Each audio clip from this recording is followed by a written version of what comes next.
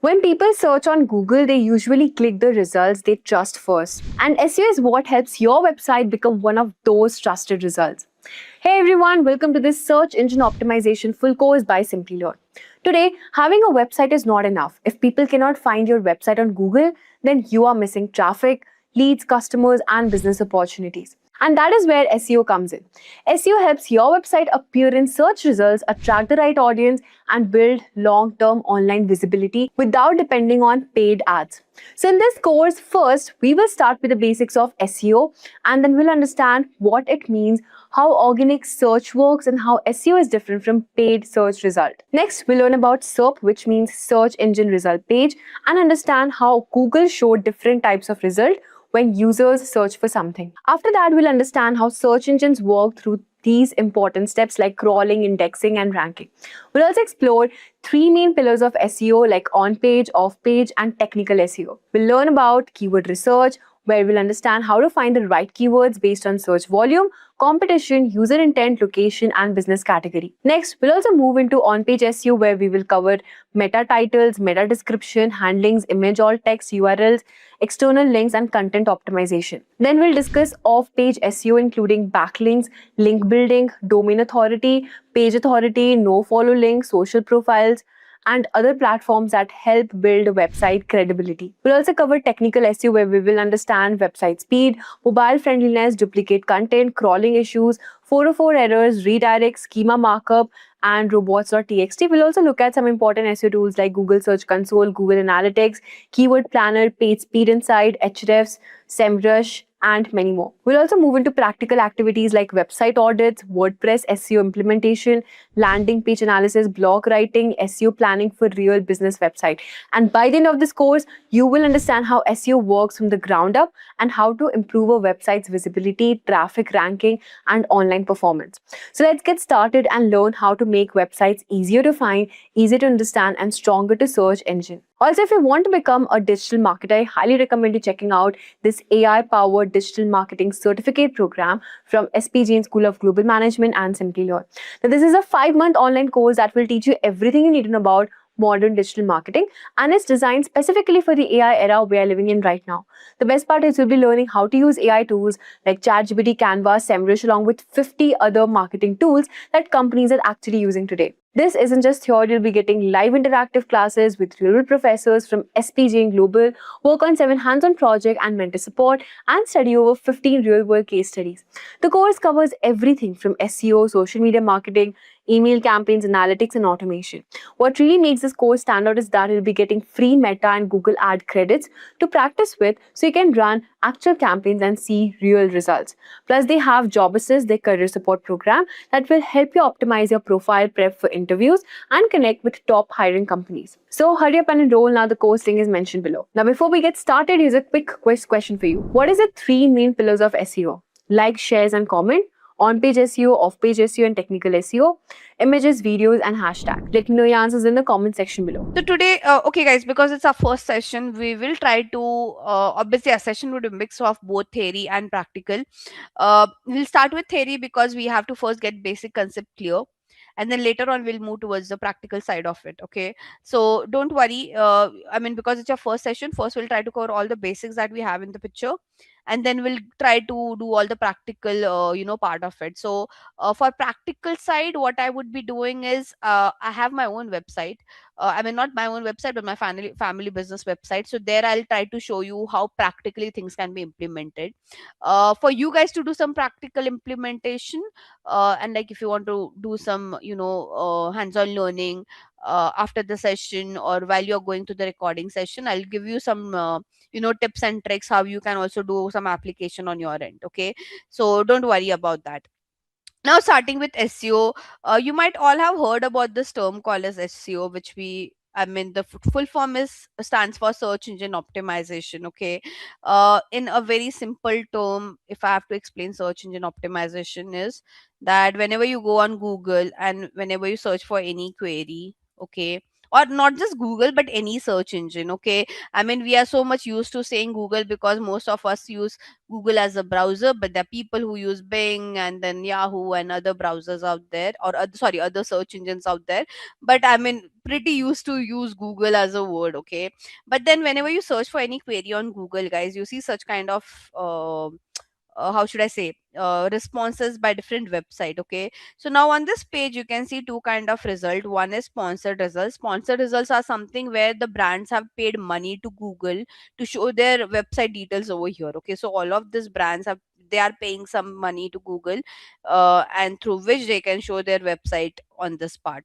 But if I hide the sponsored result, anything that you see below the sponsored result, okay, like once you hide the sponsored result, all this thing, Policy Bazaar or the HDFC Ergo, right, all this website which is which like, again, don't consider this one because again this is again part of sponsored result. But anything which is not, which doesn't, is not part of sponsored result is your SEO. Okay, so SEO is nothing but you are trying to rank your website organically, without paying money to any of the search engine. Basically, organically you're trying to rank your website higher on the search engine result page. So this page is called a search engine result page. Okay, from now onwards, guys, start memorizing all this acronym, because again, like when you will be a part of this industry, people will expect you to explain it in those specific terminologies. Okay, so I won't ask you to memorize definition and all, but the terminologies is something that you should know. So this page is called a search engine result page, and on this page, when you're trying to rank your website organically, for your brand related query, okay, that is what we call as SEO. But now again, SEO is evolving, so let me just give you an overview about this particular department. I mean, okay, so in digital marketing there are multiple departments. Okay, and usually a user, I mean, whenever a person want to get into digital marketing, there are some who would want to do all the aspects of digital marketing. Okay, would you find such kind of roles? Yes, you do find such kind of roles where you can do all the aspects of digital marketing, especially when you go to like a very senior position like a head, a VP, where there you don't have an option, you have to do everything. But most of the people who start their journey, they choose like one or two specific domain that they really like. Okay, so SEOs like, so there are multiple department, and one of the department is SEO. Apart from SEO, there's a department called as performance marketing, where all the ads that you see which have been bombarded to you is run by performance marketing team. Then there's a social media marketing team who works on all creating the content on social media, all those real stories that you watch by brands, right? And then there's an analytical team who's more into analyzing the data, into protecting the data and giving some recommendation on optimization.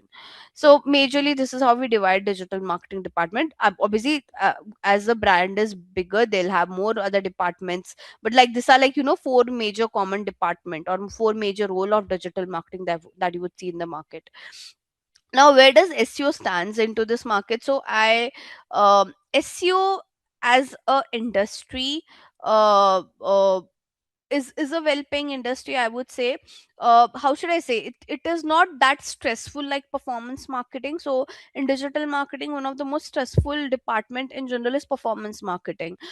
Reason being, so because we are running ads day in and day out, and the brands are spending their money twice. Look, so basically the brands are giving money to the platforms to show their ads and to rank their ads, and they're also paying money to, let's say, people like me who manage their campaign. So it's like, double the expense that the brands are paying, and they have a lot of expectation from performance marketing, because currently, if you would see, this is one of the quickest way for any business to grow. Okay, so SEO is not that stressful. Okay, because the whole reason of the whole purpose of SEO is they want to do things organically. Okay, and to do things organically, it takes time, it doesn't happen overnight, is what I would say. Okay, so SEO is a slow process compared to all the aspects of digital marketing in general.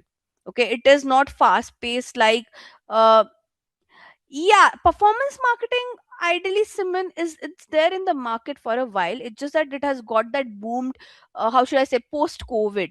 So because post COVID, physical stores were closed, all the brand had to expand online. And since there was an online expansion, the only way, I mean, again, and its startup culture is growing. People want to quickly raise money, people want to quickly grow their revenue, and the only way right now in the market to do is with help of performance marketing. There's no other way only to do it. Okay, so now again, like but the problem that, coming back to my original point, so now what's happening, guys, is brands are doing performance marketing. Okay, their huge amount of money goes into performance marketing, but in long term it is not sustainable. Okay, because I'm not sure, I mean, like there's Shark Tank in India as well, there's Shark Tank in US as well. If you like, at least for the episodes, I do watch some Shark Tank episodes of India.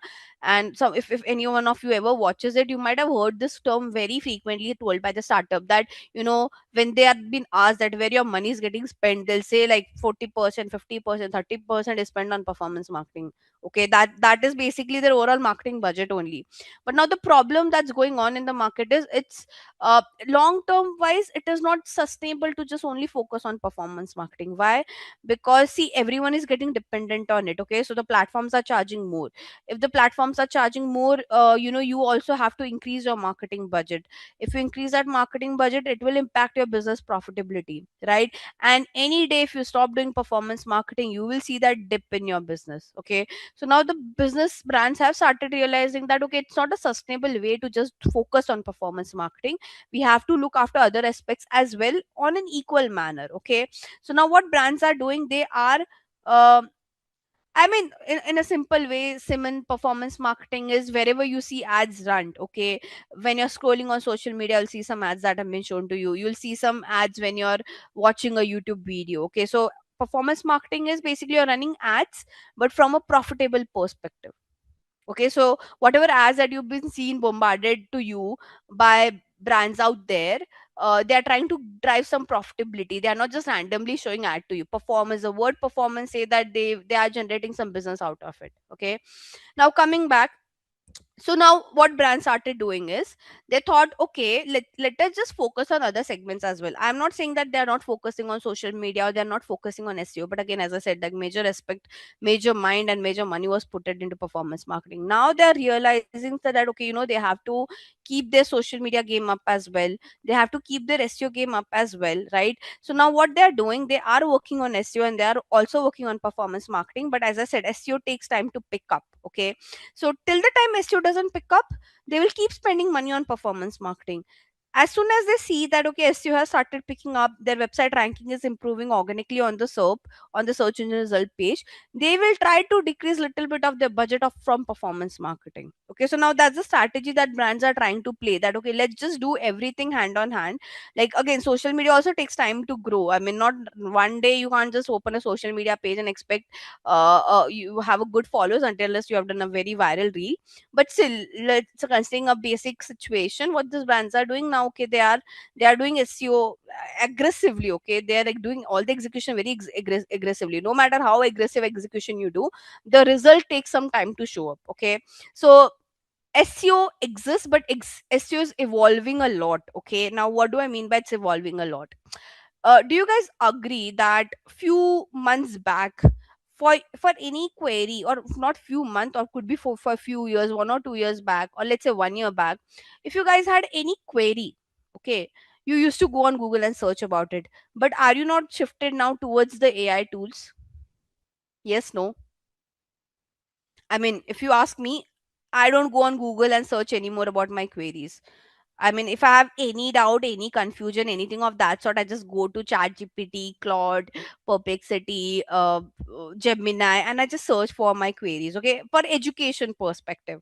But before that, we used to go on Google, right?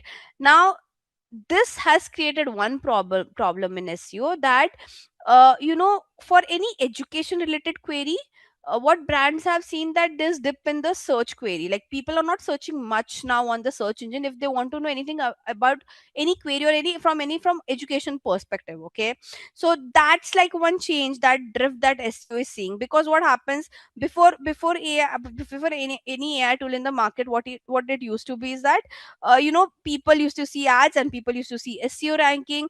Again, people, because of SEO ranking, people used to go from the website through that SEO ranking and they used to go to the site. Okay, so now that they are seeing the dip in that education related query, but still, if you want to buy something, you don't go on ChatGPT or Perplexity, right? You directly come on Google and you search for that exact product or exact category, correct? So buying queries are still same. They have not seen much fluctuation, but any query related to education or confusion, they have seen that people are searching for those queries much on the on any of the search engines. So that's one thing that has been changed from SEO perspective. Okay, apart from this, now because we see that whenever we search for any query, you have the AI mode, right? So you see some AI summary as well. So now brands are, again, by the way, all this AI tool will have their own ad section. Like ChatGPT will have their own ad section in future. Claude, Perplexity, even they will monetize their AI platforms by giving the ad section. But apart from that, now brand have to think how they can rank. Like when, let's say, if someone searches on Google that, or if someone searches on ChatGPT, top 10 skincare brand, would you not want your brand to be ranked there? Okay, so now brands have to think how they have to earlier it used to be that, okay, they have to improve the ranking on the search engine result page. Now they also have to consider how they can improve their ranking on basically the queries that people search on AI tool. Okay, it's a different ball game altogether. Apart from this, even on your YouTube, when you search for any query, you see some videos that has been ranked, right? To rank those videos as well, you have to do SEO, by the way. So SEO is not just about ranking your website. SEO is also that you are ranking your videos on YouTube channel. Okay, now SEO has also to be implemented in a way that for any AI query, you want your brand to be like, for any AI query which is related to your category, you would want your brand to be featured or somewhere your brand to be mentioned, right? So brands are working and trying to change, like, that the old, like, people have to revamp, right? I mean, AI coming into picture, brands have to revamp how they're doing their SEO as well. So this is like one major shift that would be happening in SEO, that apart from ranking their website on search engine result page, they have to concentrate on their YouTube as well. They are doing it, but they'll concentrate more over there. And then lastly, and the last but not the least, is how to make sure your brand also gets features in AI. By the way, I mean, there has been an evolution of search engines. Basically, what are search engines? Online tools where you can find some information. Okay, so in 1990 there used to be something called as Aki. Then 1994 Yahoo came into picture. There was Google, and then currently we have AI chatbots. Okay, now how does this search engine works? Okay, like basically, first basic question, guys, is that whenever we search for this query, how these websites are getting ranked, right? What is the algorithm out there? So now let's try to understand the algorithm of ranking of your search engine. Okay, so imagine, let's say I created a website today. Imagine this is my website that I've created hypothetically. Okay, Policy Bazaar. Now imagine this is my website that I just created today or like few days back. How Google or how any of the search engine would know that, okay, there's a website in the market which has been launched and they have to start ranking that particular website for any query which is related to the category. So what happens is, whenever you create a website, you have to do two things. Okay, you have to register your website under web directories. Okay, what is web directory? Basically, yeah, Vijeta, Google has Gemini now, but again, we are talking, so the AI and the search engine comes completely different. Okay, so yes, they have Gemini, but for brands, I'm saying brands have to revamp their SEO strategy. We are not talking that it's harmful, that Google business is getting affected. No, we are not talking about the platforms. We are talking about how brand have to change their strategy because AI has came into picture now. Okay, so my whole focus was with respect to how brands had, they have to revamp their strategies because of AI. Coming back, so now all these websites, whenever you create a new website, guys, you have to register themselves, you have to register that website. Now what do I mean by register? The first thing is you have to register them into web directories. Okay, so Google Search Console property is again a tool by Google, and I'll talk about this tool later on, when we will go to the stage of creating. So that these are basically two places through which all the search engines understand that, okay, there's a website. Now why you should let the search engine know about this? Because they are the one who rank your website, right? So what happens once they understand that, okay, there's a website that has been created, the first thing that comes into picture is web crawlers. Okay, so now what are web crawlers? Web crawlers, imagine those are bots, okay, or crawlers, which comes to your site and they start scanning your website. Okay, now why do they start scanning your website? Because they want to collect the information about your website. They want to collect the information about your brand. Okay, and once they collect those information, they store that database, and this is what we call as indexing. So indexing is basically they store your website information. Okay, and later on, once they do the storage process, next time when someone comes on Google and they search for any query related to your brand, there's a good possibility Google or any other search engine will show your website on that page. Okay, but only if your website is SEO friendly. Okay, so it's not the case that, okay, you create a website, Google crawlers will come, they'll crawl, they'll index, and they'll rank. No, to make sure your website is getting ranked on the search engine, you have to follow the guidelines, the common guidelines that have been created by all the search engines. Okay, so all the search engines have some common guidelines with respect to how your website should look like or how your website should appear. Okay, only when you follow this guideline your website can get ranked on the search engine result page. Okay, so what do we do in SEO is, basically in SEO we follow all the guidelines which have been given by the search engines. We try to apply those guidelines on our site, and that makes our website appear. Okay, so these guidelines are also there for website, these guidelines are also there for video, these guidelines are also there for image. For any organic ranking, basically we have to follow the guidelines that have been created by the search engines. Okay, so a basic process for search engine is you create a website. Okay, once you create the website, make sure while you're creating a website it is SEO friendly. Okay, it is not that you just create a website and then you make it SEO friendly. During the process only you start making those changes or using those guidelines that the search engines has given. Once you do that, you submit it to the web directory and create your Google Search Console property. After that, the search engines will send their crawlers and bots to crawl your website. Once they crawl your website, they will index it. Basically, they'll store that database so that, in future anyone search for any query related to your brand category, they can rank your website over there. That's the process.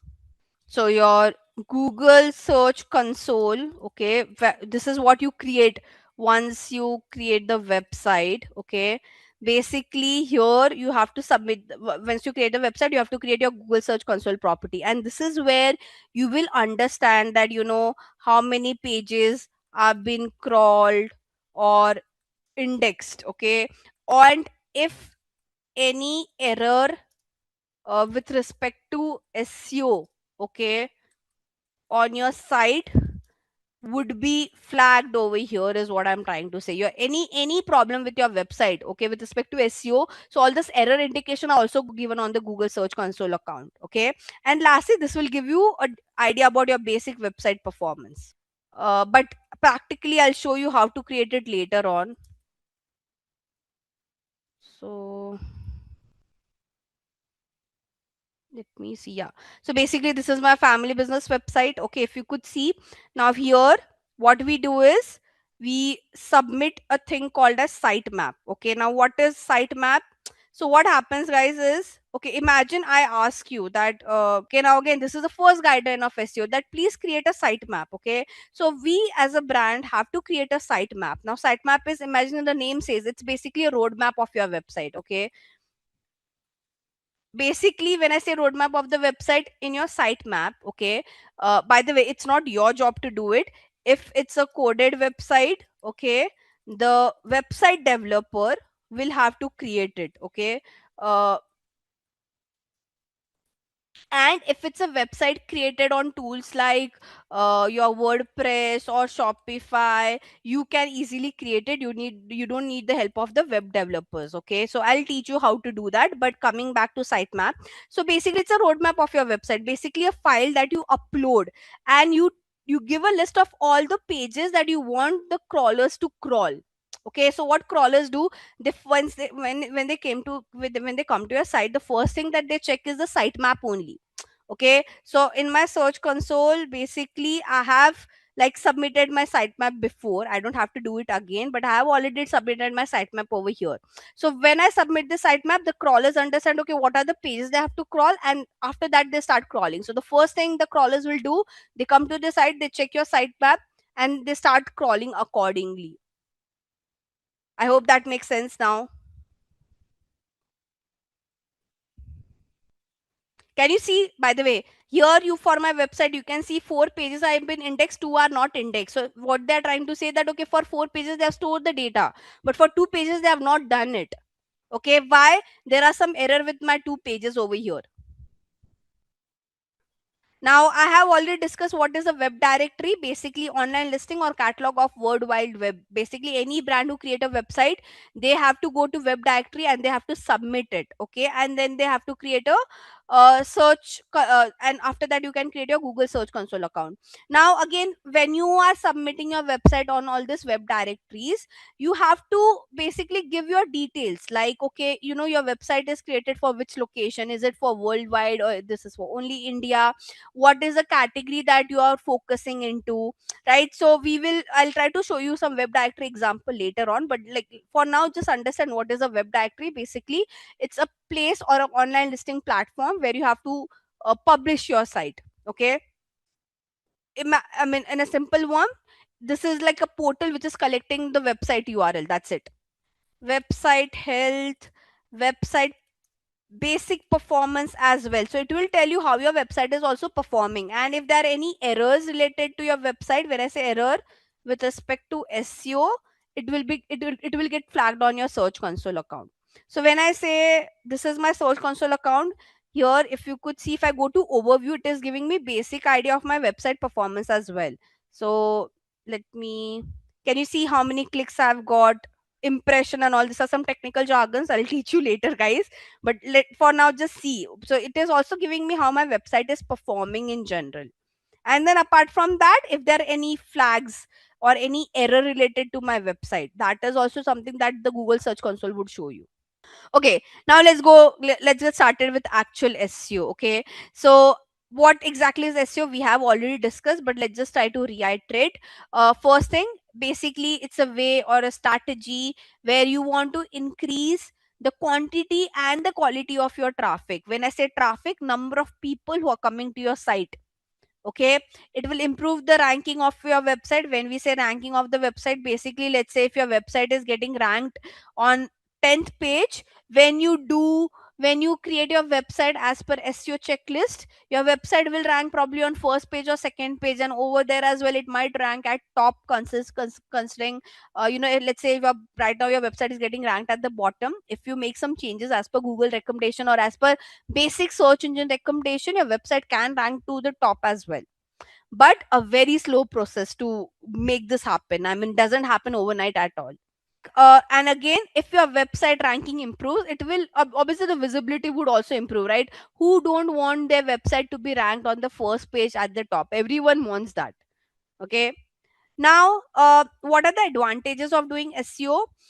Obviously, guys, if your traffic increases, it will help you to get more leads, to get more sales, right? You will get quality traffic. When we say quality, only those audience will come to your site who are actually searching for it, right? That's the best thing, right?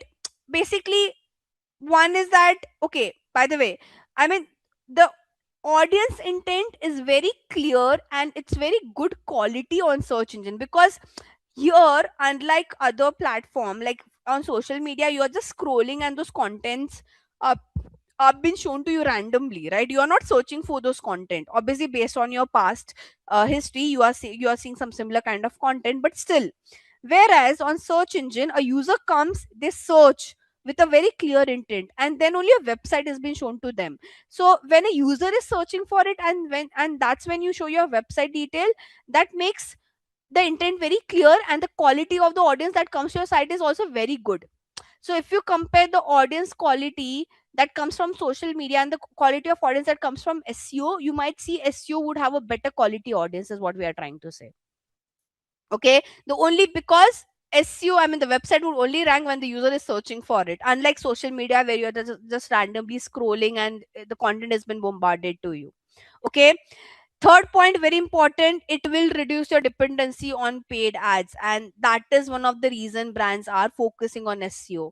It's just that it is right now it is going hands on hands.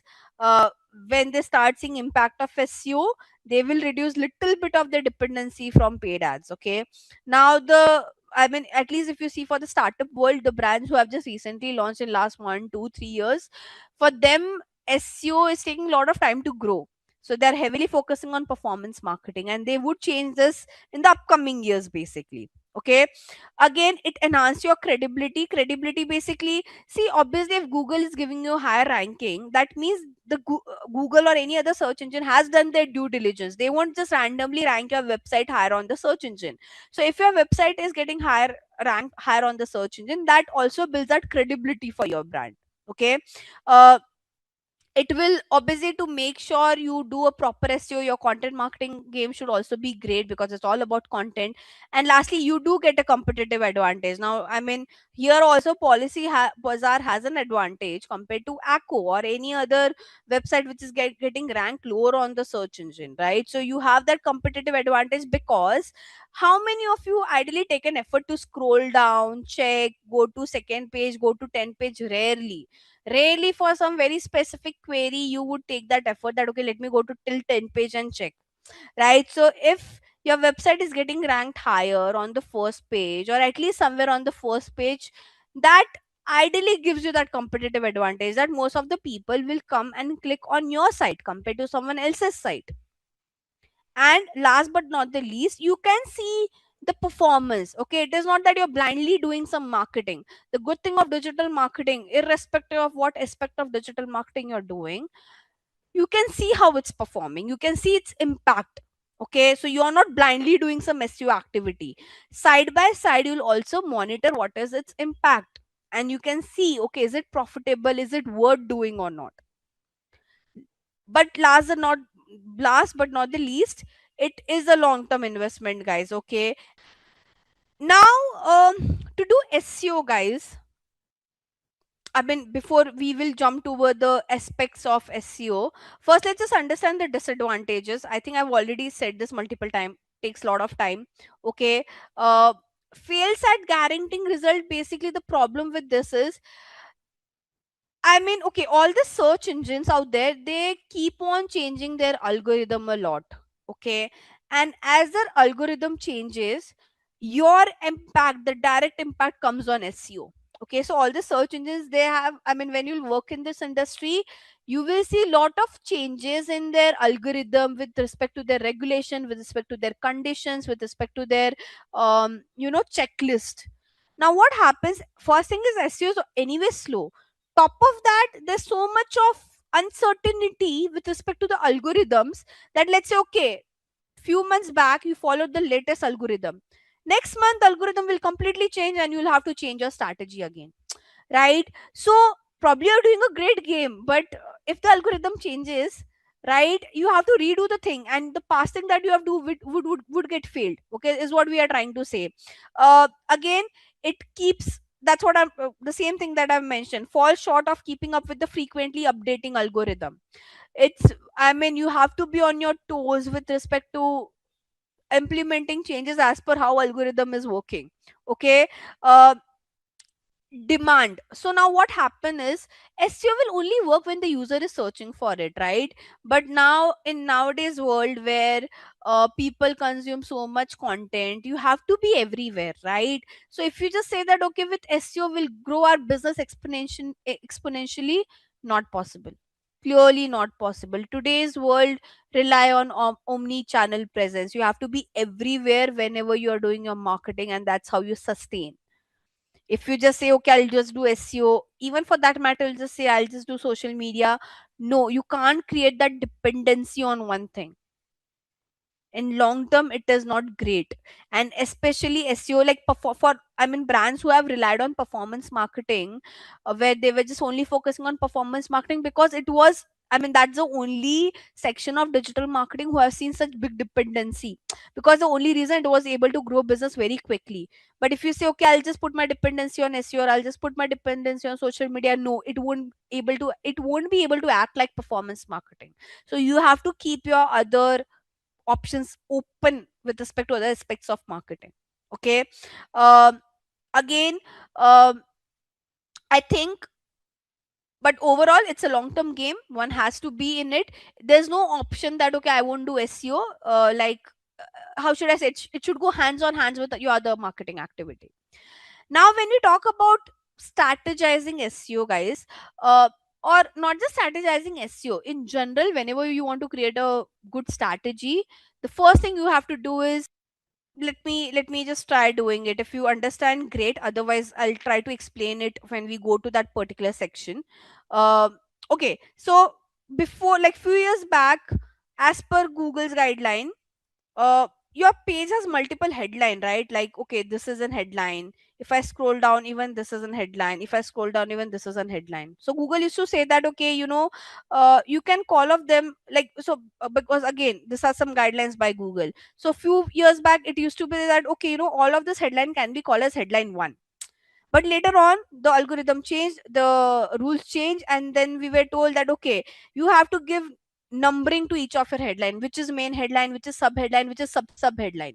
Now, coming back, so when we talk about the strategizing SEO, or not just SEO, guys, any other aspects of digital marketing, the first thing you have to do is computer analysis, because that's make you understand where, what are the things that you are not doing. Okay, what are the things that you guys are lacking as a business, right? So first thing, what you can do, you can find out who are your major competitor when it comes to SEO. So for example, let's say I'm planning to launch a health insurance company. The basic way to find is, like, I can just search on Google from different keywords related to health insurance. Like, I can go on Google, search anything related to health insurance, and I can actually see that which websites are getting ranked. So Policy Bazaar, HDFC, Tata AIG, these are my basic competitor. Now obviously with one query I won't understand this. I will have to try out permutation combination with different keywords. Okay. Also, guys, we don't do it this way. To do computer analysis, we use multiple tools in the market, which we'll discuss later. But computer analysis gives us an idea that compared to the overall industry, where do we stand. Okay. So when we do computer analysis, we find out, okay, what is their strength, what they are doing which we are not doing, and what is their weaknesses, okay, in terms of SEO and different factors of SEO. So based on that, we can create our strategy, right? um, Again, uh, last thing, you have to make sure for SEO you have to create a very good user experience. Okay, SEO, I mean, the basic thing what the search engines are asking you, guys, is that make sure the user experience is great.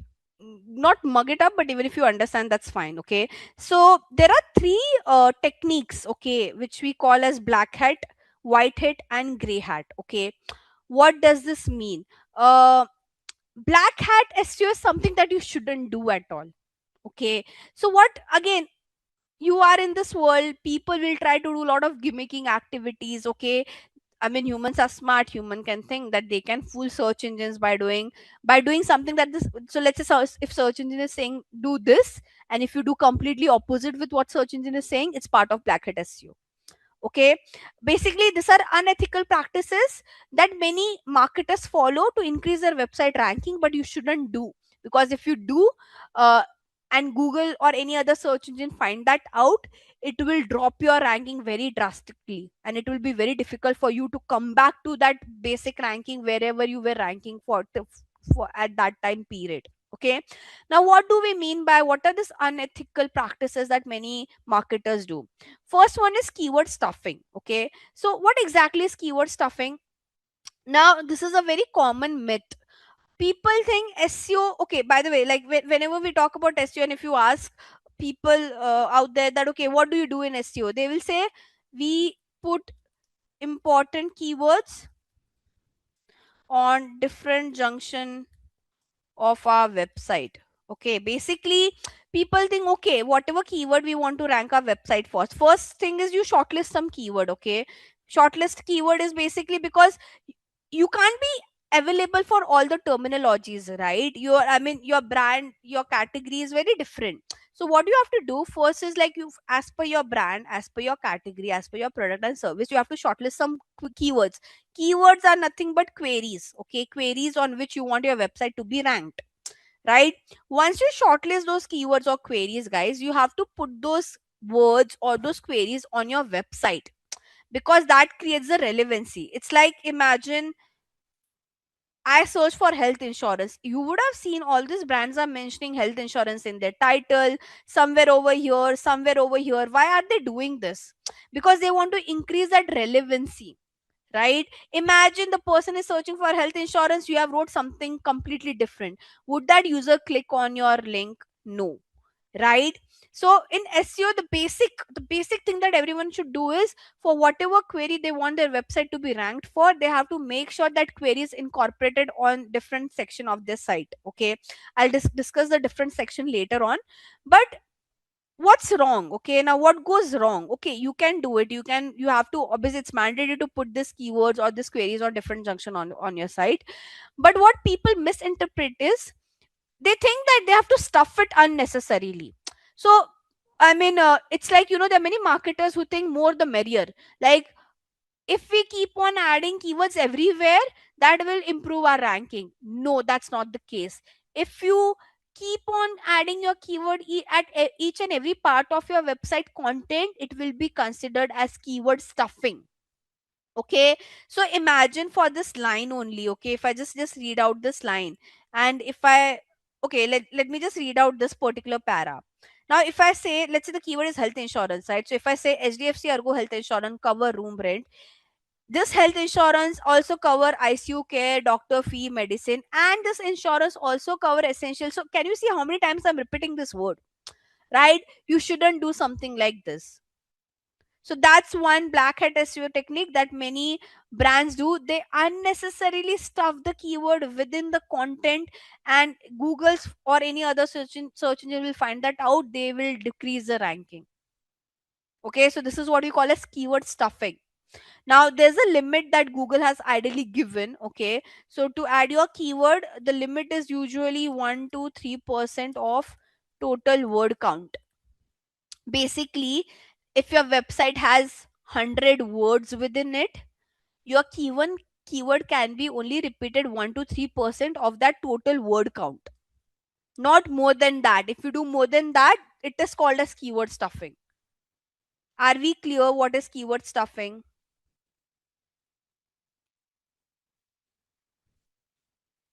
guys?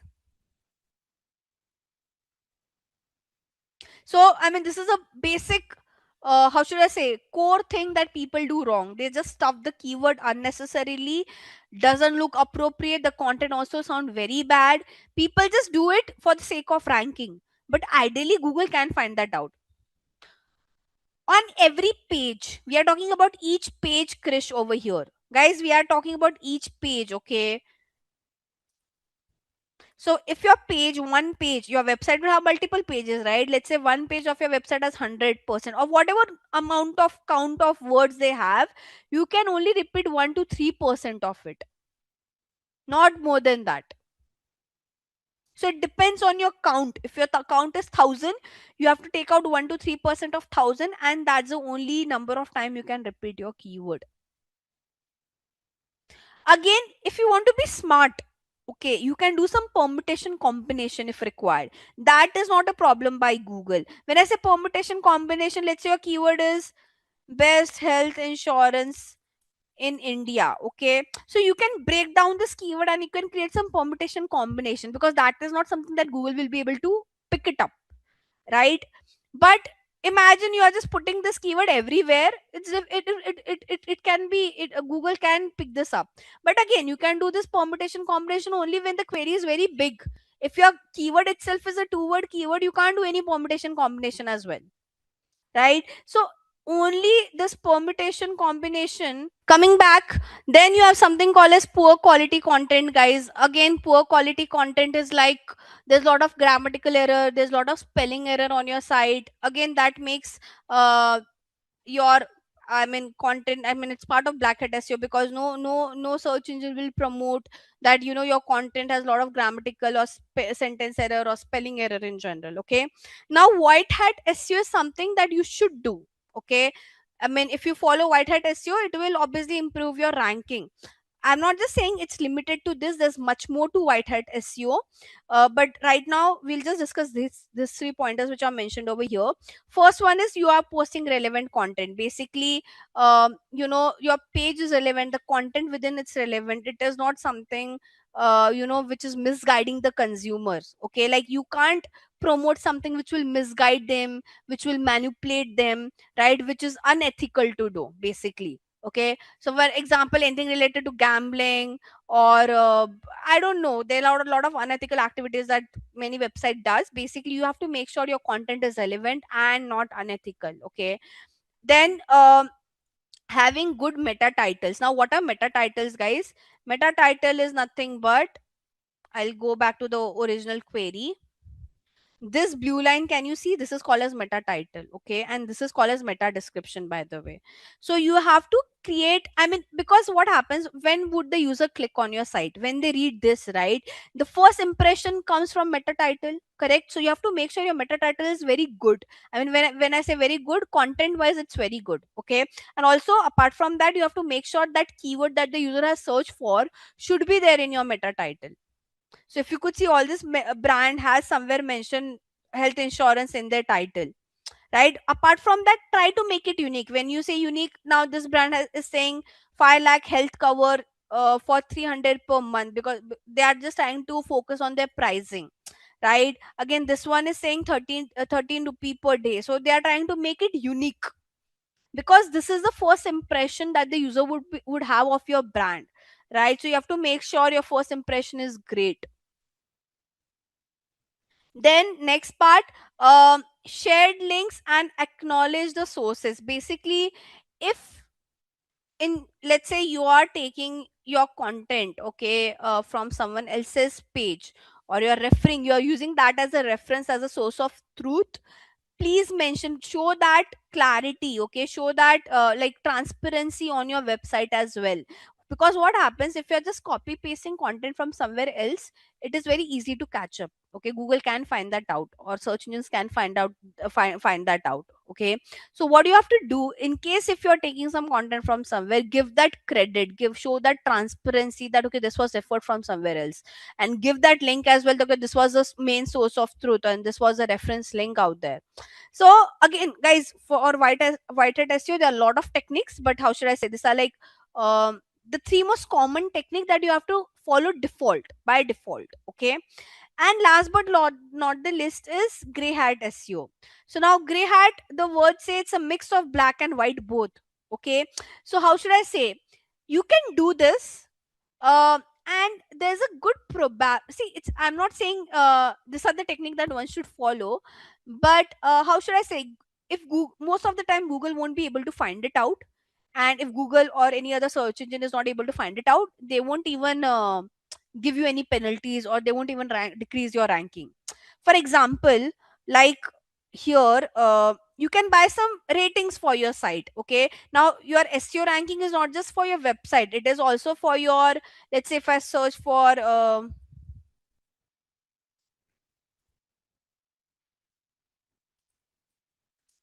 spa near me, right? So even this is SEO ranking, by the way. Okay, so you can buy such kind of reviews and ratings. Now how Google will understand that this are bot review and ratings? No, right? But as I said, like gray hat is something you can do. Ideally, it is also not a practice that one should follow, but the only thing is that people do this because the search engine can't find that out. Okay, now there are many brands who use some expired domains, who buy some links as well. Basically, they pay some money for any other brands or for any other website to show that credibility to them, but that credibility is not earned organically. They might have paid to someone. So gray hat SEO is something, it's a mix of black and white.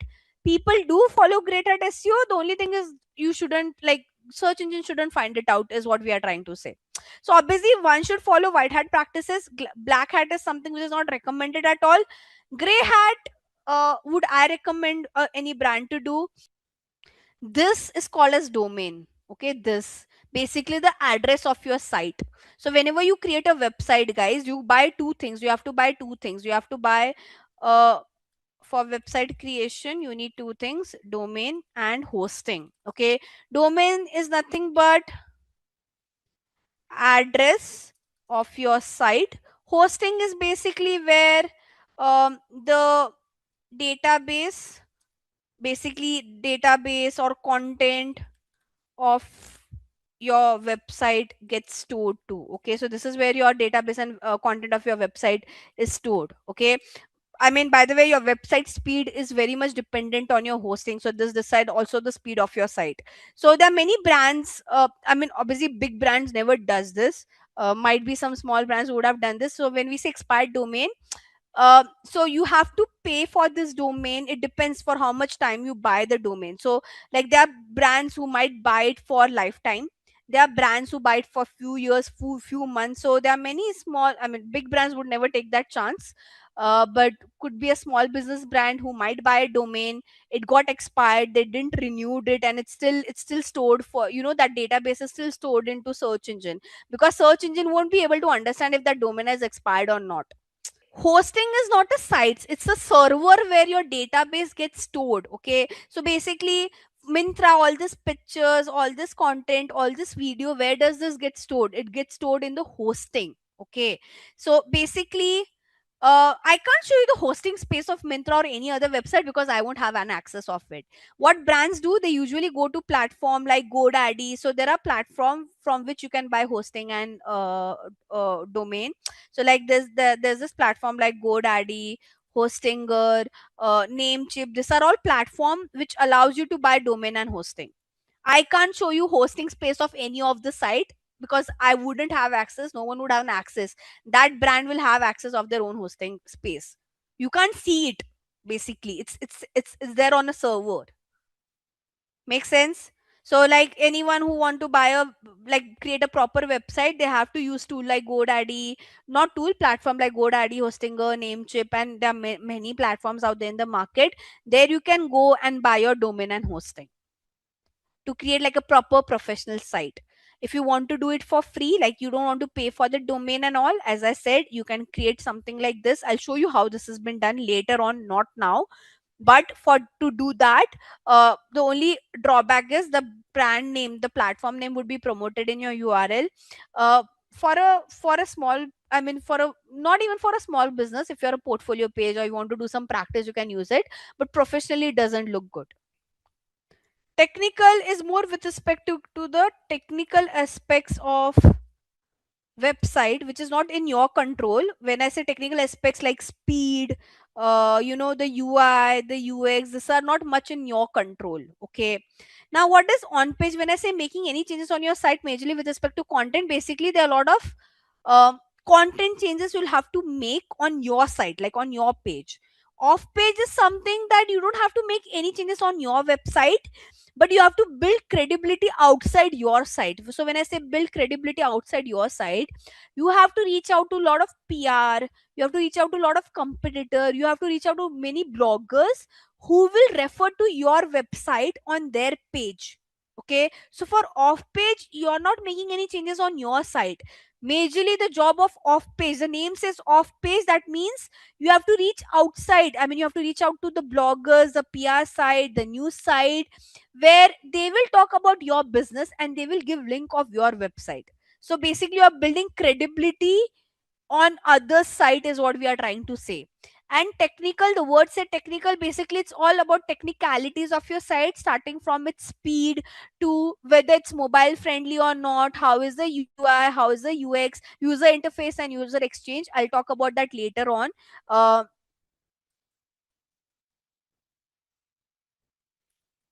and in this part, guys, you don't play a major role. This role is majorly like from execution side. Like, just okay, one very important thing in SEO, guys, You are not the only person who will do the execution. Okay, you have to take help of two team. Ideally, if you're working for a big brands, one is the content team, second one is a web development team. Okay, you can't do end to end execution for SEO until unless you are a content writer and a web developer both. Okay, if you have talent of all these three, you can, but you can only still maintain do it for a small business. If you're working for a big business, big brand, it is not possible for you to play all the three roles. And there you will have to take help of this two team to to do the execution. So imagine you are more of like a strategist, and the content and the web development team are the one who will execute it for you. So shall I get started, guys?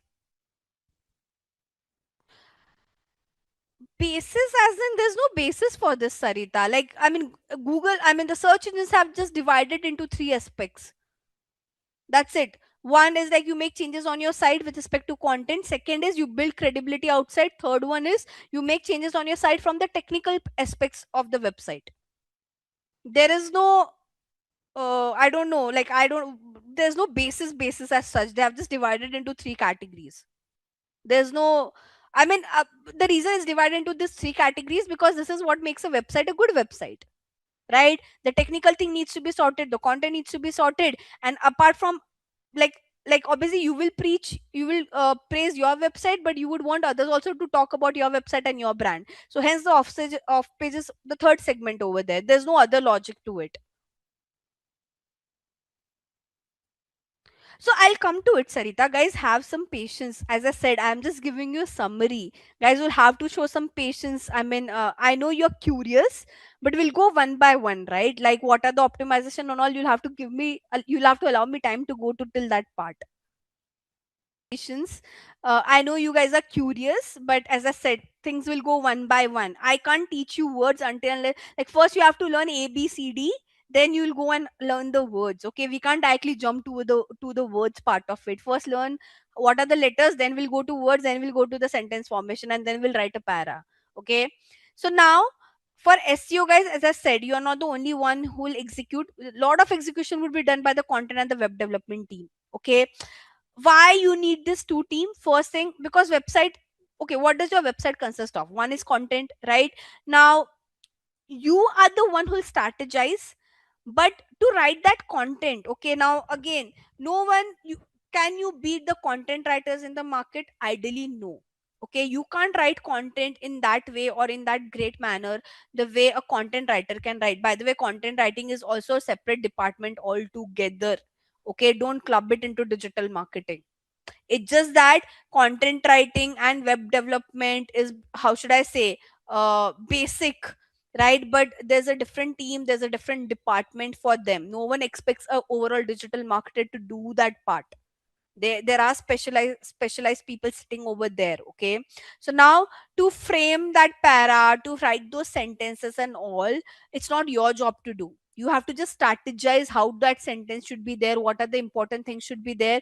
The content right will execute your strategy, or they will, like, you are the one who's giving idea, they will execute that idea for you. Same, once that content is, so like once the content writer write that content, you are not the one who can put it on the site, right? And especially if it's a coded site, so you have to take the help of the web developer to put that content on that site because you don't know coding, right? Apart from that, it's your web developer who will fix all the technical aspects of your site. You can't do that. For a beginner, no one would expect, even for a bigger brand, no one would expect the SEO person to know all of these things. Okay, this is like, so let's say I'm into this field for a while, and most of the brands I've worked with are the one who were doing SEO in the past, and they wanted to work with us as well. So let's say that client comes to me, and let's say it's one of you guys only, you are one of the brand who is doing SEO, and now they want to work with me. So um for me to give you any sort of commitment that okay, I'll improve your website so on so basis, I can't give you that commitment randomly. First I'll have to do an audit to understand where does your website stands right now, right? You know, what are the things that have already been corrected, what are the things that I will correct, and based on that, I'll quote you. Okay, so we will discuss about the auditing part. But later on, once you understand all these aspects, because if I directly jump to auditing, trust me, you won't understand anything. Because to understand an audit, first you should know the components of audits, right? So first we'll discuss all the components, and then I'll take you toward the part of auditing. Okay. But just remember this line: for an existing brand, before you give any commitment, you have to first audit it. Auditing basically will let you know what are the things they have corrected, what are the things that you need to correct, and based on that you will quote them the money or your service fee. We will speak about this in detail later on once you understand all the concepts. Okay.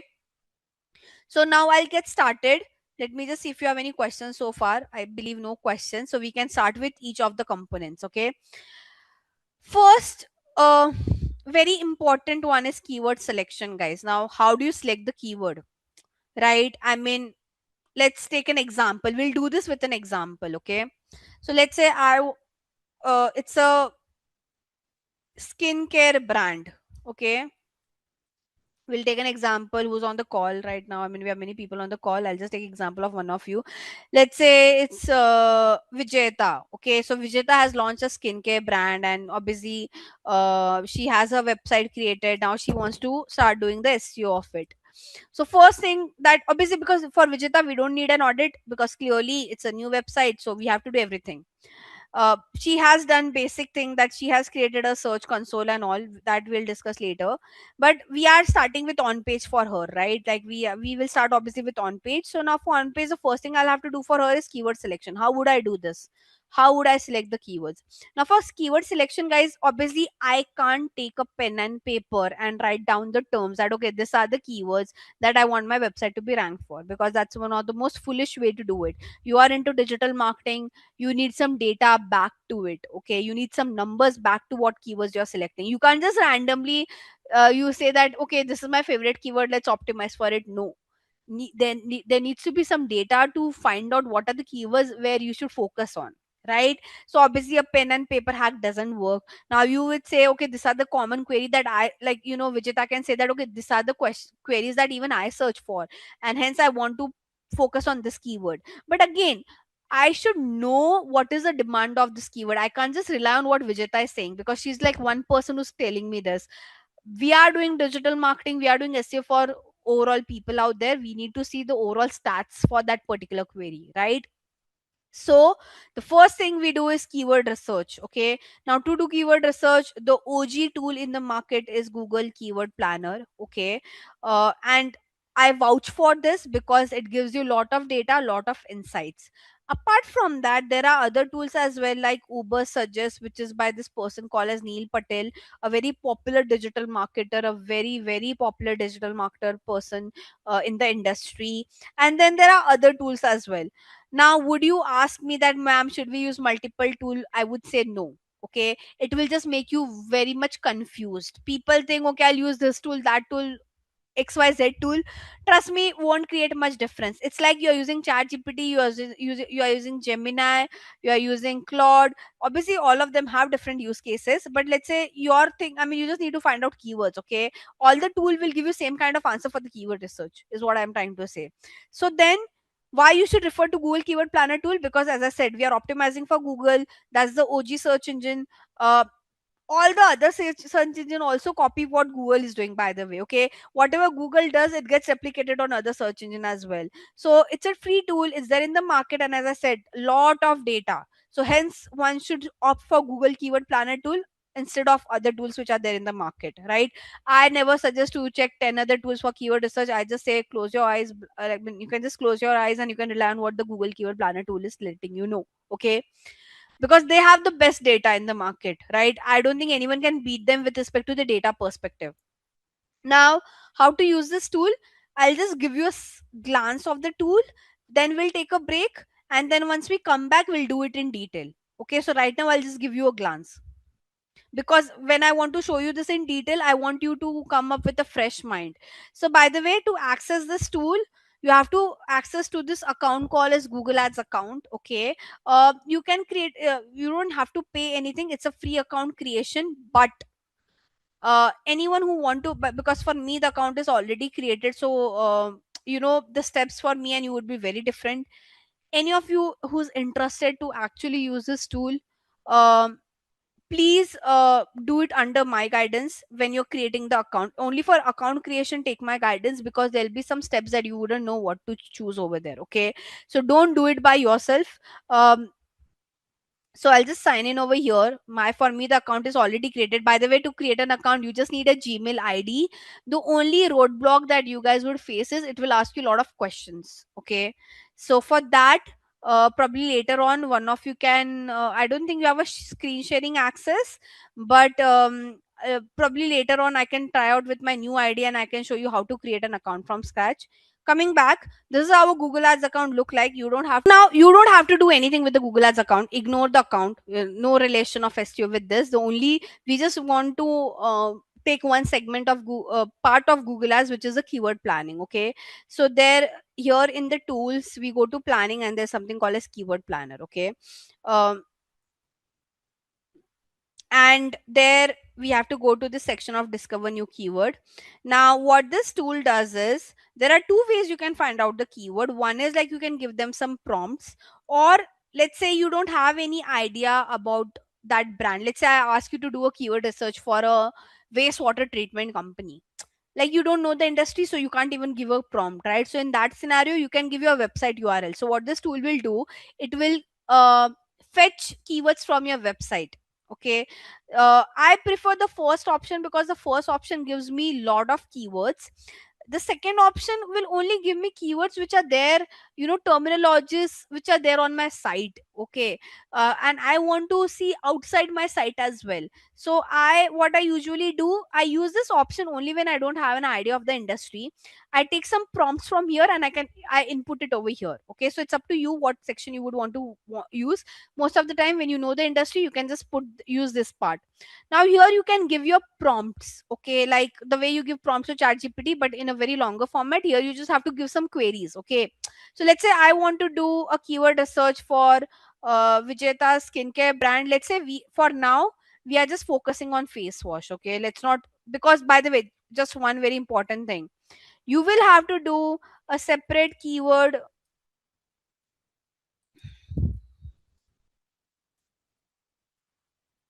for each category. Okay, or product or service, whatever your brand has. You can't just do like one time keyword research and it's done. For every category, for every product, for every service, all these bigger brands, they do a different keyword research. They just don't club everything in one. Okay, so now let's say I'm just saying that we are doing it for face wash. Okay, so my prompt here would be face wash. Let's say face wash for oily skin. I can give some alternative name, like people call cleanser as well for face wash. So I can say cleanser for oily skin. Again, I can give some other terminology. So more the merrier, guys. Ideally, we can give terminologies. It depends. Okay, now again, it depends on what kind of face wash she has. Okay, like does she has a face wash which just has salicylic acid? Depends. Like honestly, it depends on the product, and based on that, you give a prompt over here. Is what I'm trying to say. If the product is very specific, give your prompt specific only over here. Okay, so let's say her product is only for oily skin, say oily skin. If she doesn't cater to dry skin, don't write all this terminology. Just say face wash for oily skin, cleanser for oily skin. Let's say oily skin face wash with salicylic acid, whatever it is. Okay, so be specific is what I would say, based on whatever your product and whatever category you're catering to. Right now I'll just write this much. Let's say we are doing this only, she only has oily skin face wash, so I've just wrote this hypothetically. Okay, and I'll say get result. So I think we discussed till prompt thing. Now when you say get result, guys, what are the datas that you get? Okay, first thing you get is the amount of keyword they could fetch out with these two prompts. Okay, uh, then few things that you should know when you do SEO. Okay, let me just hide this. You should know the average monthly searches. Basically, average monthly searches is on an average in a month how many people are searching for these queries. Okay, so you could see a range 10K to 100K and all of that. Now, but this range is for India location. Okay, like just in India, this is how popular the keywords are. Okay, so you should know what is the average monthly searches. again, the competition as in like how difficult it is for you to rank on this keyword. High means it is difficult, low means you can easily rank your keywords. This other numbers that you could see is not applicable for SEO, so I won't discuss it for now. Okay, now how do we shortlist these keywords? First thing, your keywords are also divided into uh, further bifurcation. Okay, so when you do keyword research, guys, your keywords are divided into generic, brand, and competitor keyword. Okay, you can't do uh you can't choose competitor keyword to do your SEO. Okay, because I mean, how can you put your competitor query in your page? It is not possible. So ignore this particular part. Okay, but I'll still explain what do we mean by competitor keyword. So what does generic keyword mean? Generic keyword means generic query. Like, face wash online is a generic query. It doesn't have any brand name within it. Brand keyword, as in, let's say I'm doing a keyword research for there's this brand called as Simple. Okay, so what would be a brand keyword for simple brand? The keyword would be simple face wash online. Basically, in brand keyword, uh, the brand name should be there. And when we say computer keyword, let's say the competitor for this is Cetaphil. So if the query says Cetaphil face wash, that means it's a competitor keyword. Okay, so basically, competitor keyword means the competitor name should be there. Brand keyword means the brand for which you're doing keyword research, their name should be there. And generic keyword means that it should be generic, like there shouldn't be any brand name within it. Now, we can't choose competitor keyword because we can't use a competitor keyword on our website, so neglect this part. It is not applicable for SEO, right? But what is applicable further is, okay, now in within generic and brand as well, your keywords are further divided into two type, which we call as long tail and short tail. Okay, what do we mean by long tail keyword? If someone search for um oily skin face wash with, let's say, under 1000 INR. This is a long tail keyword. Is when I say long tail keyword, I mean the query is very specific. Short tail keyword is like just saying face wash or face wash online. It's a short tail keyword. Okay, so basically from long tail keyword you get less quantity but better quality traffic because it's specific. Whereas a short tail keyword will give you high quantity but less quality traffic. Okay,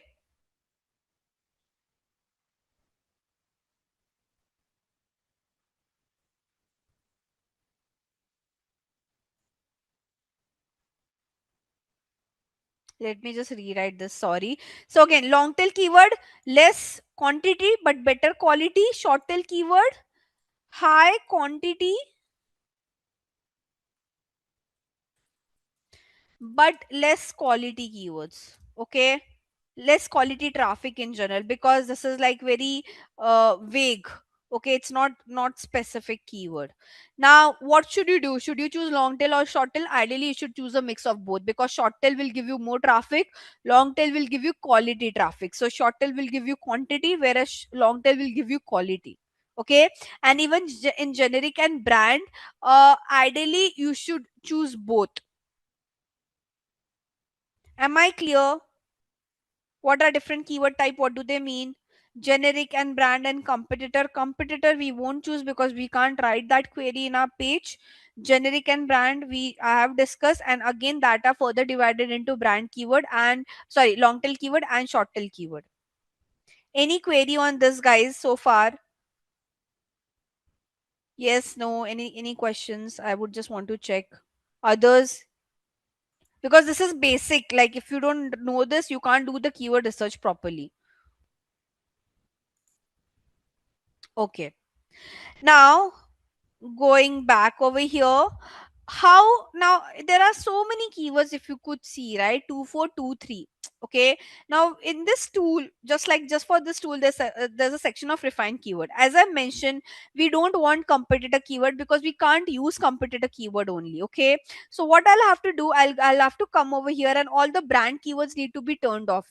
Let's say, for I mean, because we just thought it's a hypothetical new brand. Okay, so obviously it's a new brand. It won't have any brand keyword. Only whenever a new brand, a new website is launched, there are no queries for those brand keyword because no one knows about it. Okay, so all of these are competitor keyword for me, which are Cetaphil, Himalaya, Garnier, Nivea, Neutrogena added in it.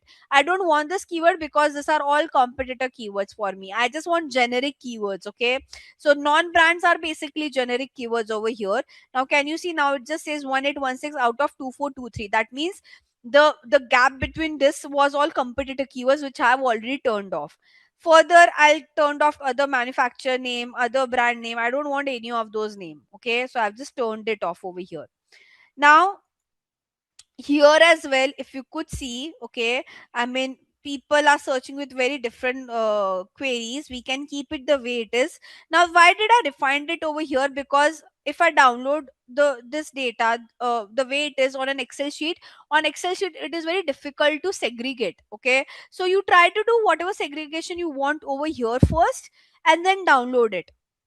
Okay, so I have done my segregation where I have just chosen generic keywords. Also, one more thing, guys. Okay, so when you share this data with your client, okay, let's say you're working for the Indian client, then you can show this data. But let's say you're working for a US based client. Okay, you can't show this number because this data is for India location. Then you have to change this to US, because the search volume in US and the search volume in India will be very different, right? This search volume differs based on city to city, state to state, country to country. Okay, so for whatever location you're focusing on, let's say your brand right now is only focusing for India or US or any country, just show them that exact data. What will happen if you show this data uh, to a US client? Okay, you are giving false expectation. Correct, you are giving wrong numbers, you're giving wrong expectation by showing this number. So you have to be very vigilant on this. Right now, let's say if you see here, for this query, best cleanser for combination skin, it's 1K to 10K.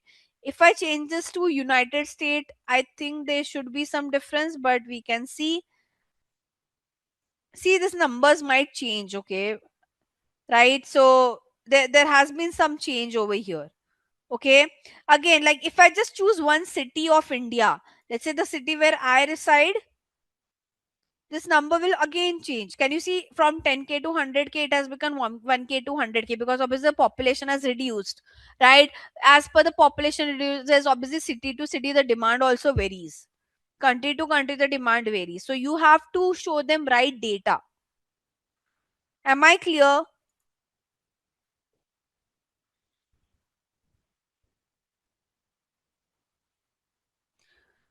Krish, I didn't understood your question. Why should we narrow it down for SEO if it's not PPC? I didn't understood your question. Can you elaborate? I really didn't get your question. Where did we narrow? What did we narrow? Like you're talking about refined keyword. We narrowed it because we just wanted generic keywords. I didn't wanted competitor keywords. No, from SEO. I mean, I can't use this keyword which has Cetaphil, Himalaya, Garnier, or anything all mentioned within it for SEO. It's not possible. How can I use someone else's brand name within my website?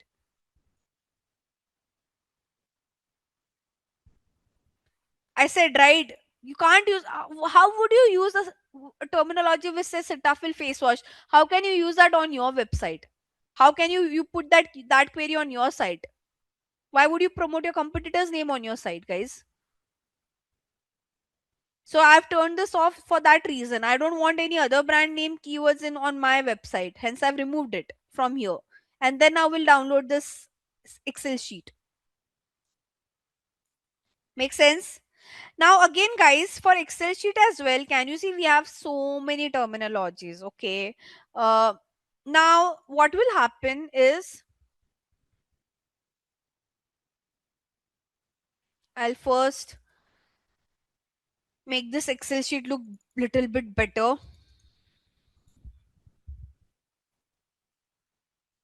the columns that I don't need, I've just removed. You guys also don't have to pay attention to them because some columns are related to PPC, like for performance marketing, so you don't have to see that. We just want to see average monthly searches and competition. Okay, so now there's so many keywords. How much? 1498. Okay, I can't use all this keyword for one page, not possible at all. Okay, so what I'll have to do first thing, and by the way, at a time I can't optimize my website to be ranked for all this keyword, not possible. I have to pick best keyword from this. First I'll try to rank, let's say, to get started with. Okay, because you're a new brand and all, to just get started with it, what you can do, let me just do it highest to lowest.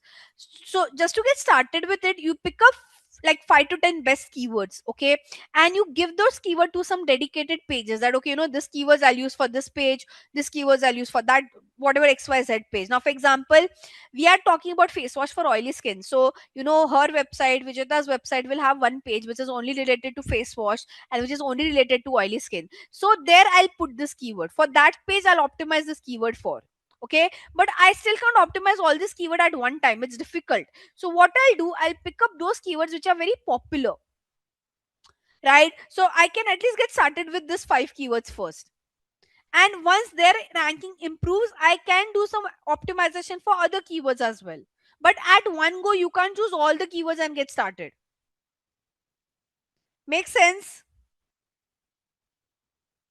Also guys, over here, when you do Google, I mean when you use this tool, there are some irrelevant keywords which will still pop up. Okay, when I say irrelevant, now let's say the brand that Vijeta has thought her face wash is, let's say, about 1000. Okay, now let's say if someone is searching for keyword which says under 1000, that keyword is not relevant for her brand, right? So what you have to do, you have to first also from this list. Okay, if you find any irrelevant keyword, please remove that.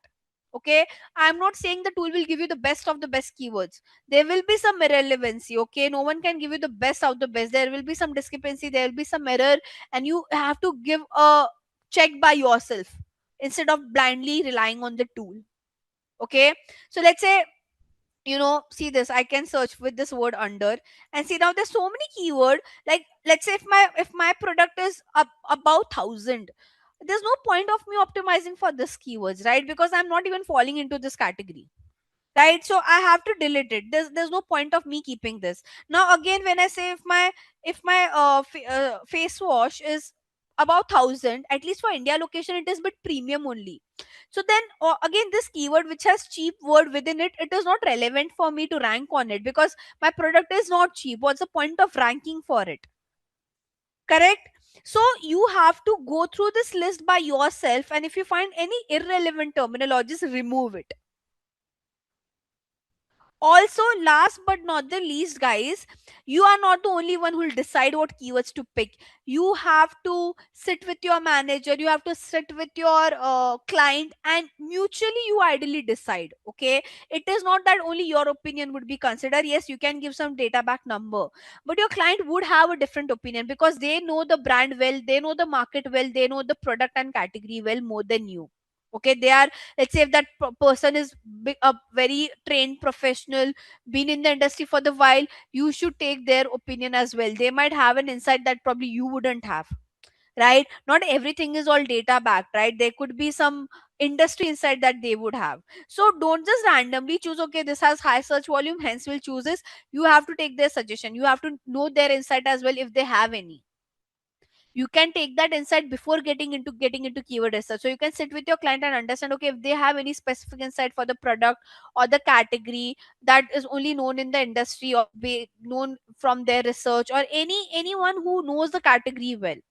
Okay, there are some things that can work that way as well. So you have to mutually decide what keywords you will be picking up, but you have to start small. Like you can't just take all the keywords and say, okay, I'll rank my website for all the keywords. Not possible. Take the most popular one, take 5 to 10 and get started. Clear?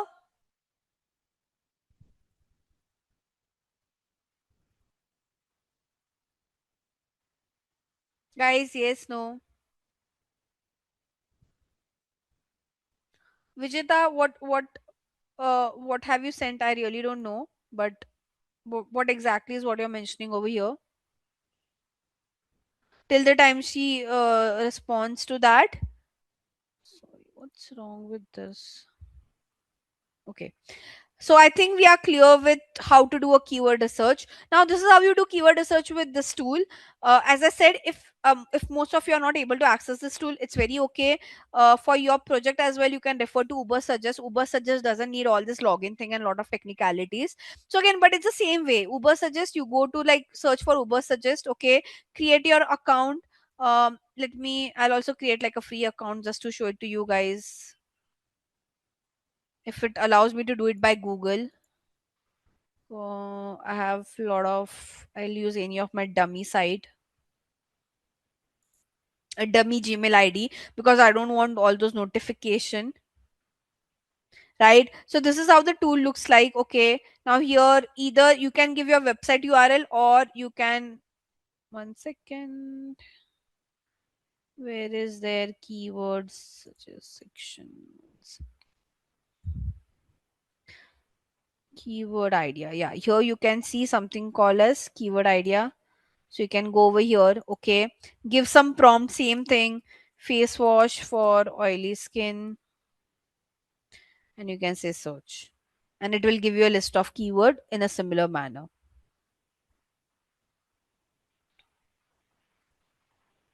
I mean, let this load.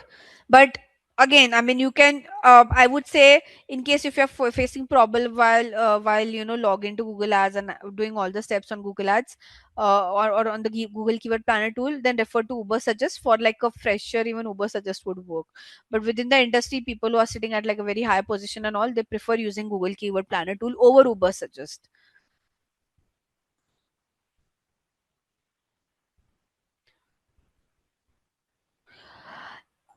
Yeah, these are long tail keyword, Vijeta, that you have added.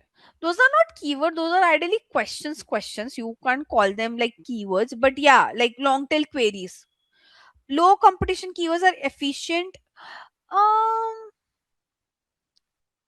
yeah, I mean, see, low competition would mean that less people are focusing on those keyword. Okay, now why less people are focusing on keyword could be that they are inefficient. Okay, like it's not that important or it is not relevant. So I won't just give an answer that okay, yes, it is inefficient. It depends. You have to see that low competition keyword as well.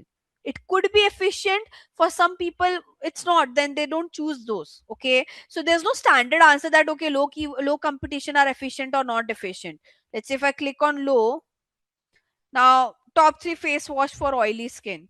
It is a proper keyword. There's no problem with the keyword. It's just that in for the location that I have selected, very less people are searching for it. But if it's relevant for you, then you choose it. See guys, what should be your what are the factors you should consider while selecting the keywords? Okay,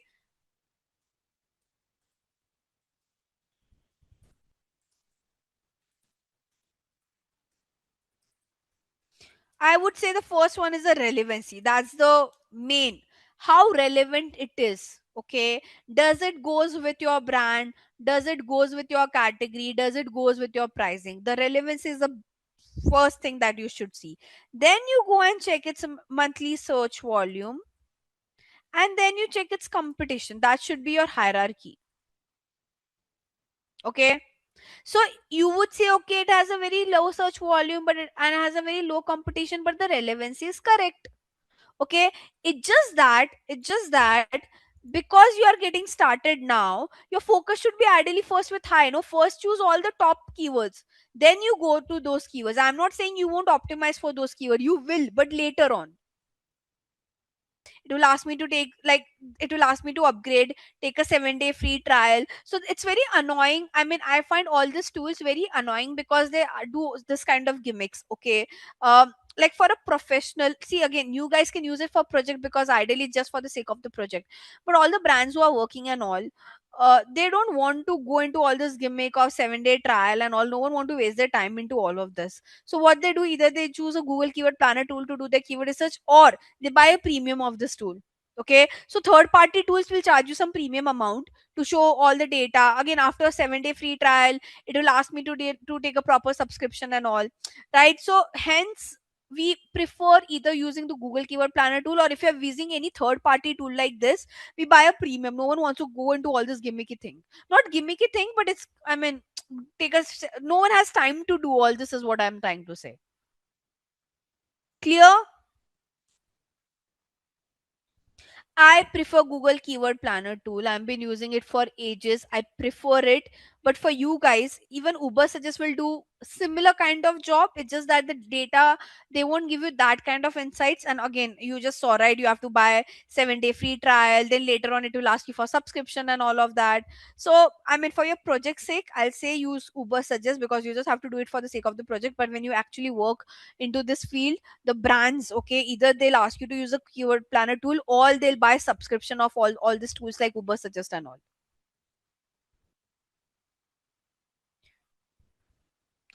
High traffic, it's not you who can suggest. The data should be something on those lines, Karthik. It's not in your control. That you can't control the keyword will have high traffic and low competition. Ideally, it's very difficult to see something, a data like that, that okay, you are seeing a very how should I say, good search volume but a low competition. You really think the world is that where there's so much search volume and people are not betting on it? Very, very, how should I say, rarely you will find such situation. Now even in this list we can see all the top, all the one which has high search volume, all are high competition. Because why would anyone lose this opportunity? No. With high search volume comes high competition. Rarely you will see that the keyword has a lot of search volume and the competition is very less.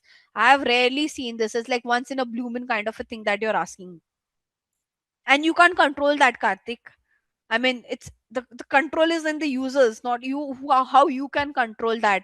That I want keyword which is high traffic but low competition. You are no one to control. And rarely you will see such kind of scenario. Once in a blue moon. See this sheet only. After 50, you are seeing some low and unknown kind. Unknown is something, by the way, for which you can't understand. Like the platform is still not able to decide what is the competition. But where are you seeing all the keywords are with high search volume has high competition only? Does that answer your question, Karthik? So once in a blue moon is what you're asking for. I mean, the situation that you have wrote. I mean, in such a competitive world, very difficult to find this. Okay, so are we clear with keyword research, guys? Would you be able to do keyword research? So today, do one, like not today, tomorrow. Today it will be too late, but tomorrow, take any random brand, choose one category, go to Uber Suggest and try to do keyword research on by yourself, and then you brainstorm and think, okay, what are the keywords that you would want to pick? But as I said, it is not only you who decide this. There are stakeholders, there are managers, there are client for with you, like you have to take their permission before doing any execution, by the way. If you are someone who has an executive position and all, you'll have to take permission of your senior people out there. Even the managers, if you even if you're at a manager in your organization, like from an agency side, you will still talk with the client out there to discuss. And then when you mutually agree, okay, these are the terms that we want to focus on, then you proceed with execution. Everyone, am I clear on how to do keyword research?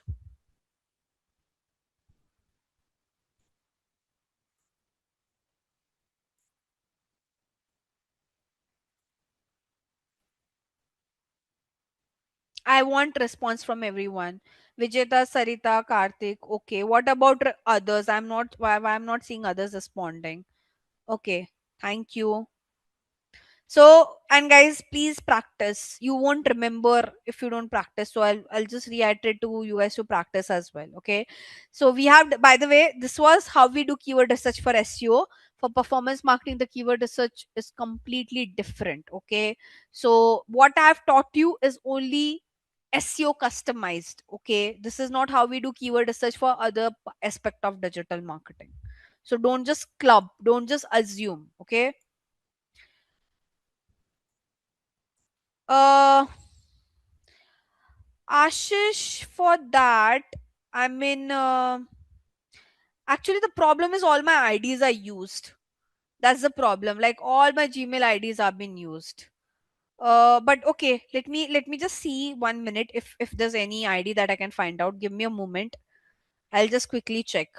because as far as I remember, last I've used all my Gmail ID, and I don't have any other ID left out now.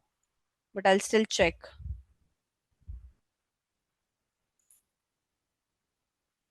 Give me a second. Okay, I found a way to show you creation from scratch.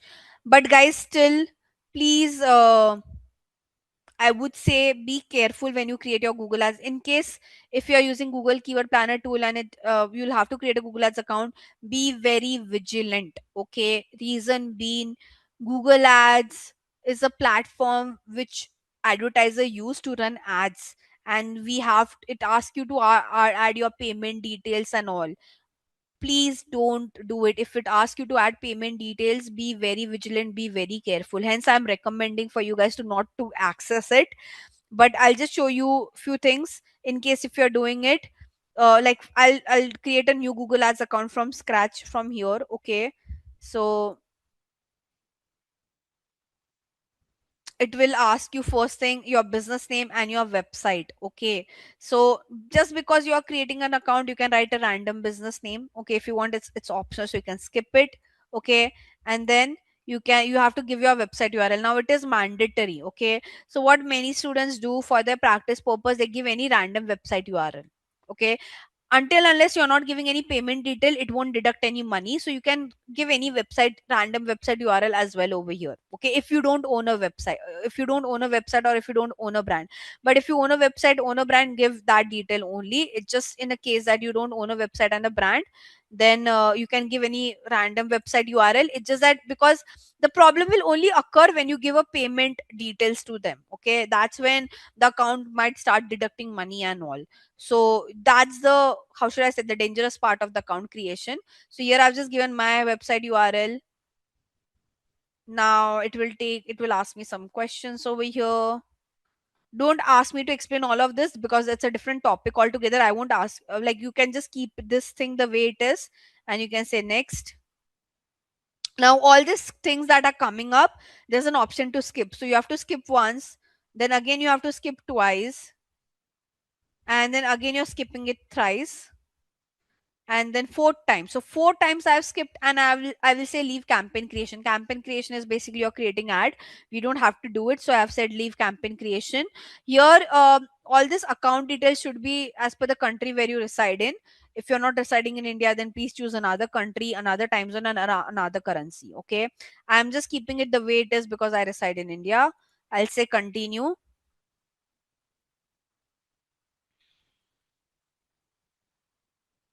Okay, never so Google Ads pushes you to run ads, and they tell you that will give you all this 20,000 for free and all. Don't fall into that gimmick. This free amount you only get when you spend certain amount. Okay, so you'll think, oh, we have got 20,000 free, we'll spend. No, they'll ask you to spend some money. Over that they'll deduct that 20,000 and something on those lines, so please never get into that. uh, Now you have to create your payment profile. Now for me it's already created, but I'll change it and I'll show you how to create it. So here, like, you have to write your organization name, your name. So my organization name is like Gayatri Impact, so I'll just write it. My name, address, you can just write some like dummy thing, not necessary you have to give like a detailed address.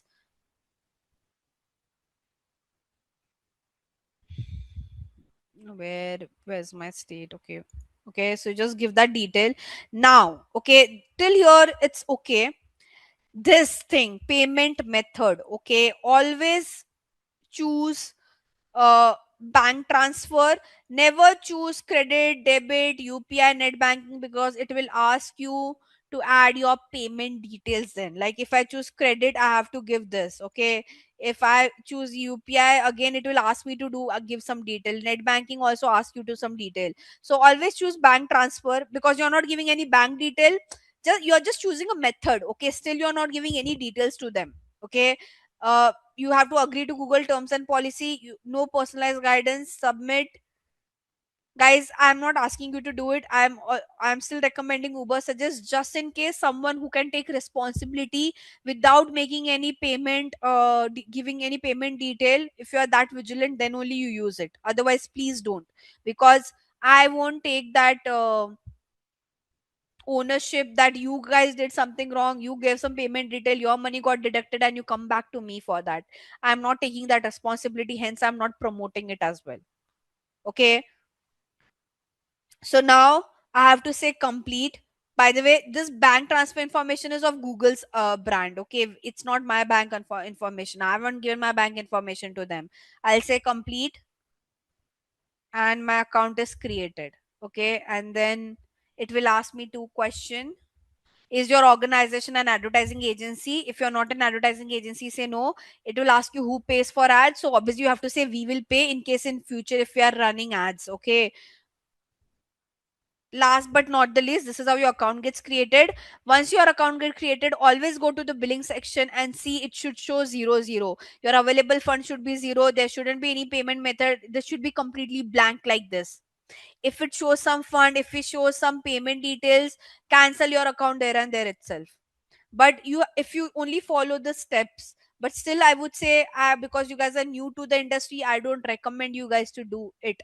Use Uber suggest, that is fine. Don't take such kind of risk, because I am not taking responsibility on your behalf in case you do some mistake with respect to payment method and all. So today we'll just discuss on page. I don't think we have time to discuss other aspects of SEO. So today we'll just be focusing on page. So let's just concentrate on this part. Okay, I'll just go put this down. Now the second part is your meta title. Okay, now you have to fix your meta title. By the way, all these things, that optimization that that I'm writing over here, needs to be done individually for each page on your site. Okay, this is not that you're doing overall for your site. This process you will have to repeat for each page. Whatever page you want to rank, for each page you have to repeat this step. You're not doing bulk optimization, you're doing this optimization for each page. Okay, could be your home, could be your about us, could be your category, but for every page you have to repeat this process. It is not bulk optimization.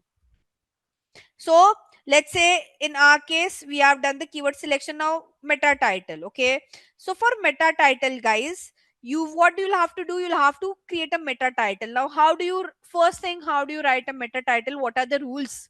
Okay, so rules to write your meta title is, first thing, incorporate the keyword selected in the meta title. Okay, the character limit should be around 60, because if you exceed more than 60, it will look something like, let me show you this. Can you see this? So like if you're exceeding the character limit, it's not a problem, but then your entire title won't be reflected and it would look like dot dot dot. Okay, so you can, the recommended is like you stand between, like, 40 to 60. Okay, and then lastly you make it unique. So now what you have to do is, you have to sit with your content team. Okay, so you have to sit with your content team, give them the keywords, and you give them this guideline that, okay, put this keyword, whatever sentence you're creating, put this keyword within it, make sure that it is under the character limit, and last but not the least, make it unique. Okay, now it's, they are the one who will brainstorm. You can help them with brainstorming. Like you can use a pipeline like this to, like, if you don't want a big sentence, you can divide that sentence by using pipeline like this. You can add some pricing detail. It is up to you how you can make it unique, because this is what the user would see before clicking. So if this is not good, if this is not attractive, there's a good chance less people will click on your link, right? Once your meta title is created, once your content team gives you the meta title, and it, again, by the way, all these things, any content you're creating, okay, whether you are not the one who's writing, you're sitting with a content writer who will write it for you, it has to go through client approval. Okay, you can't, like, see, even when you're at a higher position, it is your job to show it to the final stakeholder. Okay, because you make changes without their permission. If something goes wrong, it will fire back on you. So you have to, and especially when you are at a junior executive position, you have to speak to your manager, show it to your client. There are many stakeholders who are involved, okay? Like not everyone, not everything is in your control. Especially for a bigger brand, you have to go through a process, right? Probably for a smaller brand, there'll be only one or two people whom you want to speak to. For a bigger brand, there are people involved, okay? So the content team will give you the final sentence, okay? She will create that final sentence, whatever it is for you.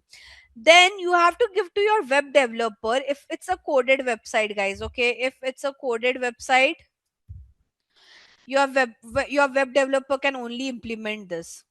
You can't implement this. They will put this sentence at the back end of their coding, okay? But if again it's made, if the website is created on WordPress, Shopify and all, you can make the changes. But again, if it's a bigger brand, they will usually take help of web, because you don't have time, right? So you will take the help of the developer only to make the changes, okay? Am I clear, guys? Yes, no? Now let me just show you few technical aspects, okay? So let me see if I can, because every website has a different backend coding, okay? By the way, whenever you want to see a website's backend coding, you can just see, right click, and you can say view page source. This is how like a backend coding looks like. It's very complicated, but see this, okay? So can you see this? This is their meta title. This, like, I'll duplicate this page. Okay, from here I can go back and can you see the exact line? Health insurance, buy medical insurance plan at the rate 10 rupee per day. They have wrote the same thing. So this is not added on, like this is added at the back end of the coding. So would you be able to make this? No. You don't know coding, you can't make it. And again, no one expects an SEO person to make it, until unless, as I said, there will be some exceptionals out there. Clear with meta title? By the way, how to write a meta title on platform like WordPress, Shopify, and all, we'll discuss later. Okay, I'll show it to you, but not today. We are just understanding the concept. Implementation part we'll show you later. Okay, let's move to the next part, which is your meta description. Okay, so now meta description. Again, what are the rules? Im- Incorporate the keywords. Very important. See, keyword incorporation is there everywhere. Okay, then character limit can go around, guys, 90 to 120. That's the max. And then again, you have to make it unique. Add your USP, add your offer, anything that can make your description sound different. Okay, so now here they have wrote, can you see, compare and buy. They have, like, now again, to make it very interesting, rather than writing in sentence, they use the stick mark point, and they are writing their USP, like cashless hospitalization. The keyword is there, USP is also there, right? Again, the same process. Give your keyword, whatever keyword you want to use for the description, give it to the content writer. They will write it for you, they will give it to you. Again, if you don't follow the character limit, it will go like this, dot dot dot. Okay, again, at the back end, if you want to see this, so to see the coding part, whatever page you're visiting, guys, you have to say right click and you have to click on view page source. If you want to see the backend coding for any website, just right click and say view page source, you'll see the backend coding. Okay, now coming back, what is image alt tag? Now, all, ideally every website will have some pictures. Okay, now what happens is, when your crawlers, okay, when your bots and crawlers come on your website to crawl your site, they can understand text, but for them it is very difficult to understand a picture. Okay, so hence, at the back end of every picture, you have to explain what does it mean, so for the, so that the crawler can understand it in a better way. Second thing, when your website loads, okay, the first thing that appears is text. So let's say your website speed is very less and your picture is not appearing. till the time your picture doesn't appear, at least the user should see the text. You might have seen that times when the picture doesn't load and it shows some sentences over there. That is nothing but which is image alt text. Image alt text, I mean alt means alternative text. Basically you're just trying to explain what this picture means. Okay, so that the crawlers and bot can understand it. And second use cases, if your website doesn't, like, it's taking some time to load, it impacts your picture. So till the time your picture doesn't load, at least the user can see the alternative text over there. Are we clear what does this mean? Guys, did you understood the importance of image alternative text? The image alternative text is nothing but you are just explaining what does the picture means. Okay, now like just to show you, this is a picture, right? So at the back end, if I say alt is equal to, they have just explained that picture. Okay, now you see, you don't have to explain every picture. Like this is like a proper picture, but there are some decorative pictures. Now what are decorative pictures? Let's say you'll have a plain banner over here. I'm just saying, like randomly, okay? Just for decorative perspective, you have kept a pink plain banner. You don't have to explain that. Okay, you only have to what you can do at the back end of that, you can say alt is equal to na or none, because it doesn't have any explanation, right? Not like for a decorative picture, you can just say none or na. But like for a proper picture like this and this, at the back end of your code, like at the back end of the picture, you have to write the alternative text. Okay, so now again, for alternative text, you can ask the content writer to give you an alternative text, pass on that alternative text to your developer, they will put it at the back end of the picture. Are we clear? Now if possible, okay, not mandatorily, but if possible, add the keyword within the alternative text if possible. I'm not saying it's mandatory, only if you think that the keyword and the picture is kind of relevant, then try within whatever the sentence that you're writing to explain the picture, write your keyword as well. If it is not possible, don't fit it unnecessarily.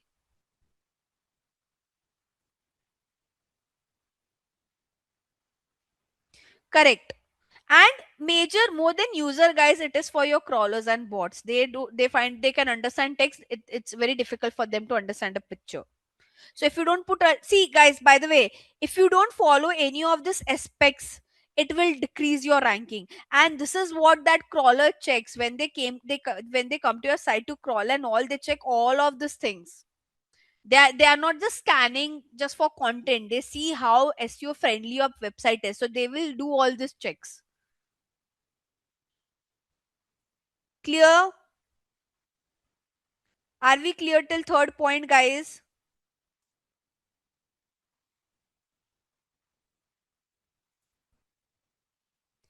Yes, no, anything? Okay. Fourth is your URL structure. Now, what is URL structure? Very simple.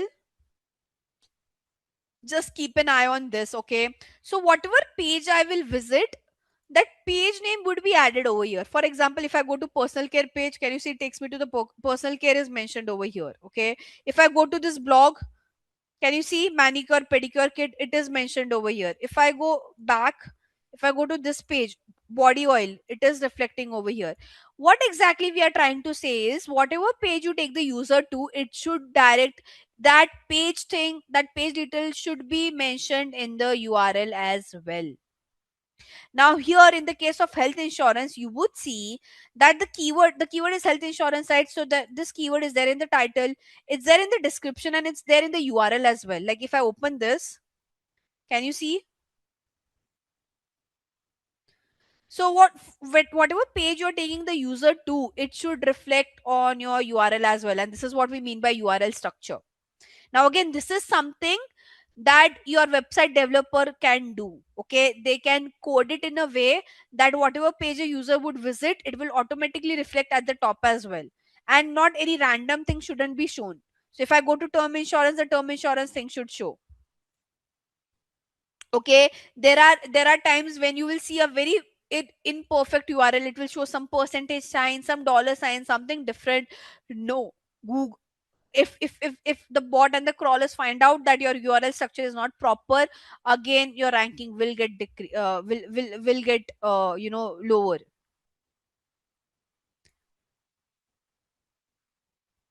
Not website address. Okay, your website address is ideally only till .com.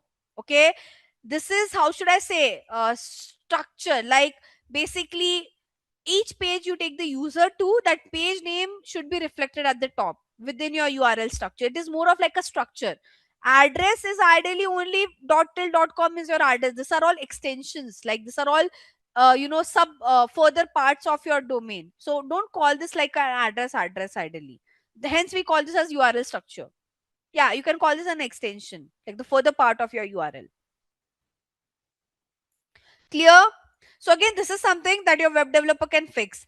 Keyword density, I think I've already spoken about this. I've already told you, like, you have to put your keywords, but only at a certain limit, which is 1 to 3% of the total word count. I've already mentioned about this. Okay, if you go beyond this, it will be considered as keyword stuffing.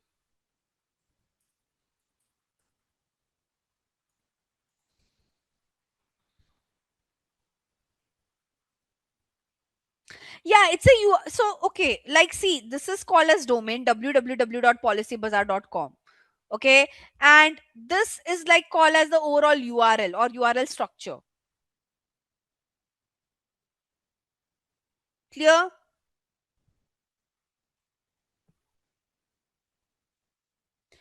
Guys, are we clear till like this pointers? Meta title, meta description, image alt tag, URL structure, keyword density.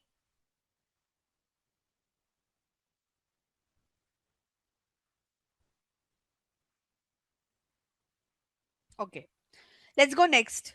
Anchor text. Now, what is anchor text? Okay, anchor text is something like, let me find out one for you guys. Mm-mm.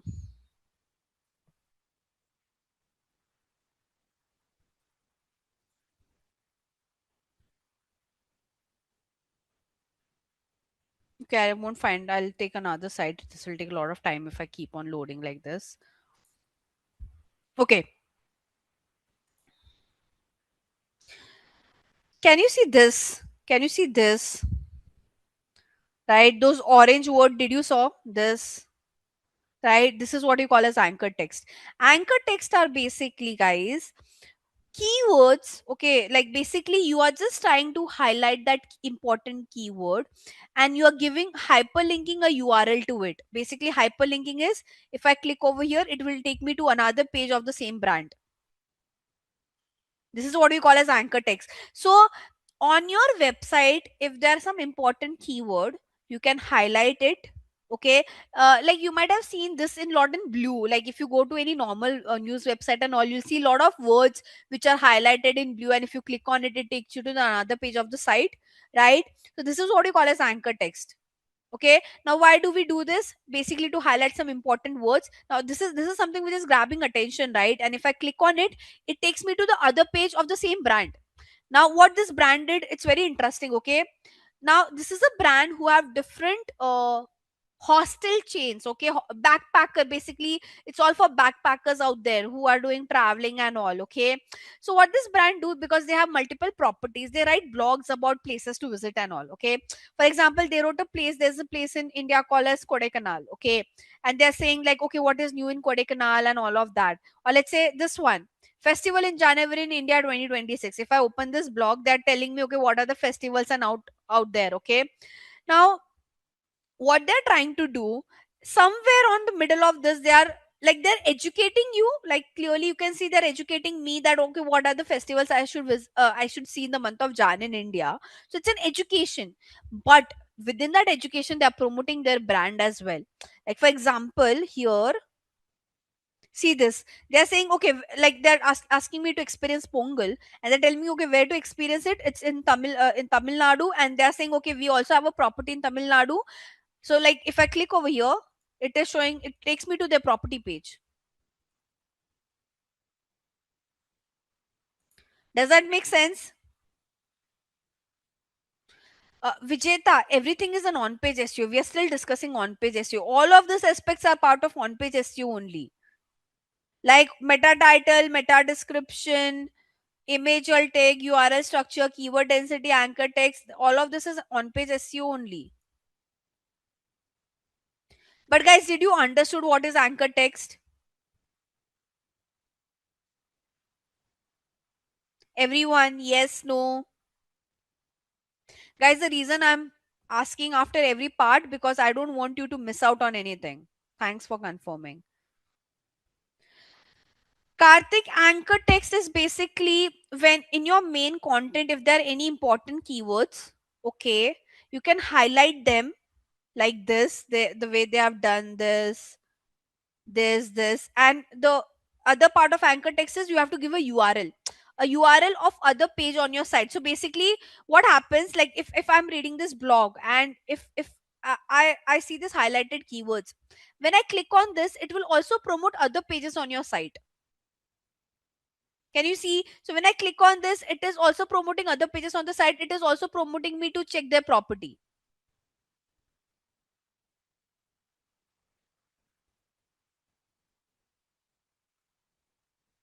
Okay. And by the way, this concept is also called as internal linking. Internal linking is basically, guys, see, if a user comes on your site, you can try to promote other pages on your site as well. So you want, because you want people to spend a lot of time on your website, obviously, right? Like why you don't want people, like it's a very obvious scenario that you want people to spend a lot of time on your site. So what we have to do is we can do some internal linking. Internal linking is this only. Okay. So internal linking is like okay, so here they have just done internal linking in a very indirect manner. You can do it in a direct manner. How? So like Nika was doing this.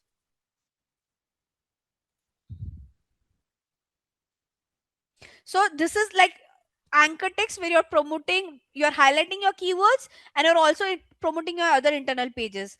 But like if you want to do a direct internal linking, what you can do, like after every your pages, okay, can you see, you may also like, and they're directly promoting their other pages over here. So like if I read this blog, I can go and check this. So it's an internal linking. They are just taking me from one page to another page so that I can spend some more time, I can get some more information, and I might purchase. Clear? And there's something called as external linking. Now what is external linking? See this. In external linking, guys, you're promoting someone else's website. Okay, so now this brand, what they did, see this.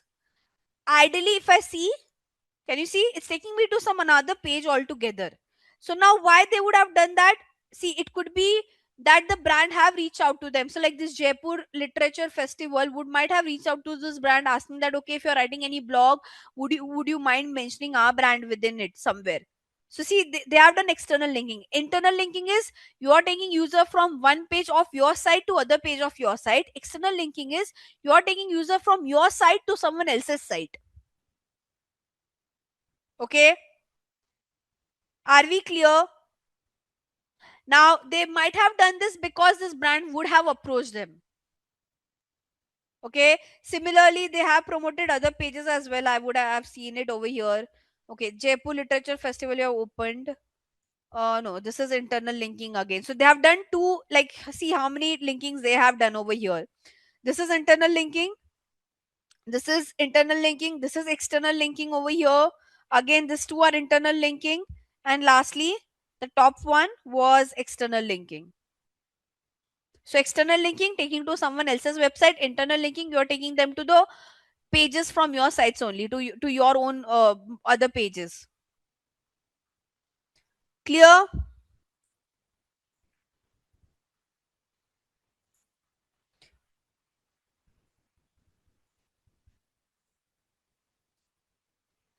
Guys, are we clear with concept of anchor text, internal linking, external linking. So I'll take the last part of on page and then I'll stop. Okay. The last part is H1 tags. Okay. Now, what are H1 tags, guys? Basically, your website, okay, will have multiple headlines. Like this is one headline, this is a sub headline, this is a sub headline. Now, again, the crawlers want to know the structure of your content. Okay, so now they can't understand. They won't understand what is main headline, what is sub headline, what is sub headline. So what the search engines have told you, that give them a tag. Let's say if it's a main headline, call them H1. If it's a sub headline, call them H2. If it's a sub headline, call it H3, so that they can understand the structure of your site. Okay. Now how let me see if their coding is okay. Their coding is different, so I won't show it. I won't be able to show it over here. I can show it to you on this page. Okay. Now see this. This is the main headline for this brand. Okay. So here at the back end of the coding, we can see H1 is equal to. And wait, I'm not sure why it's not reflecting today. H1. Yeah, wait, it's here, but it's very difficult to show it to you guys in this manner. Let me find one more option. Otherwise,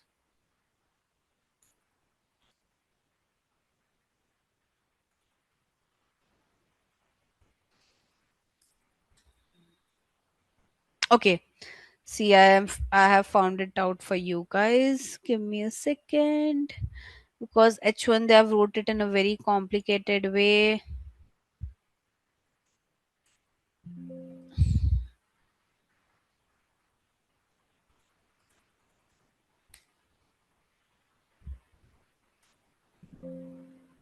Okay. Give me a second, guys. Wait. It again. There's some issue with the code. It's reflecting, but I when I search.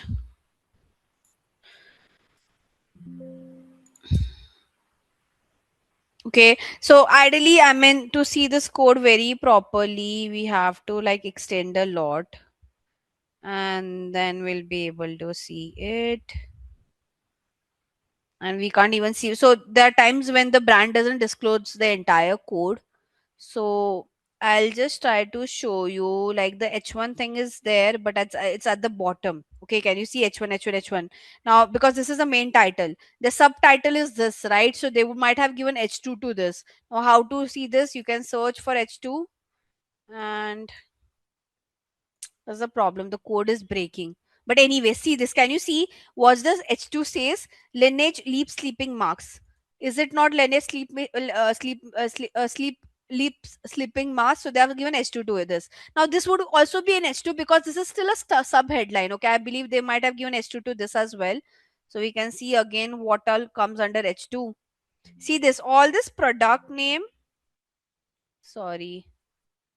Can you see? All this H2, Indie Wild, L'Oreal Paris. Because why? This is a main headline and this are a sub headline. So because it is only second part of the headline, so they have given the title for all the product name as H2, not H3. Okay. Let's see if they have any H3 given. I'm not sure. No, there's no H3 as such given to a particular title.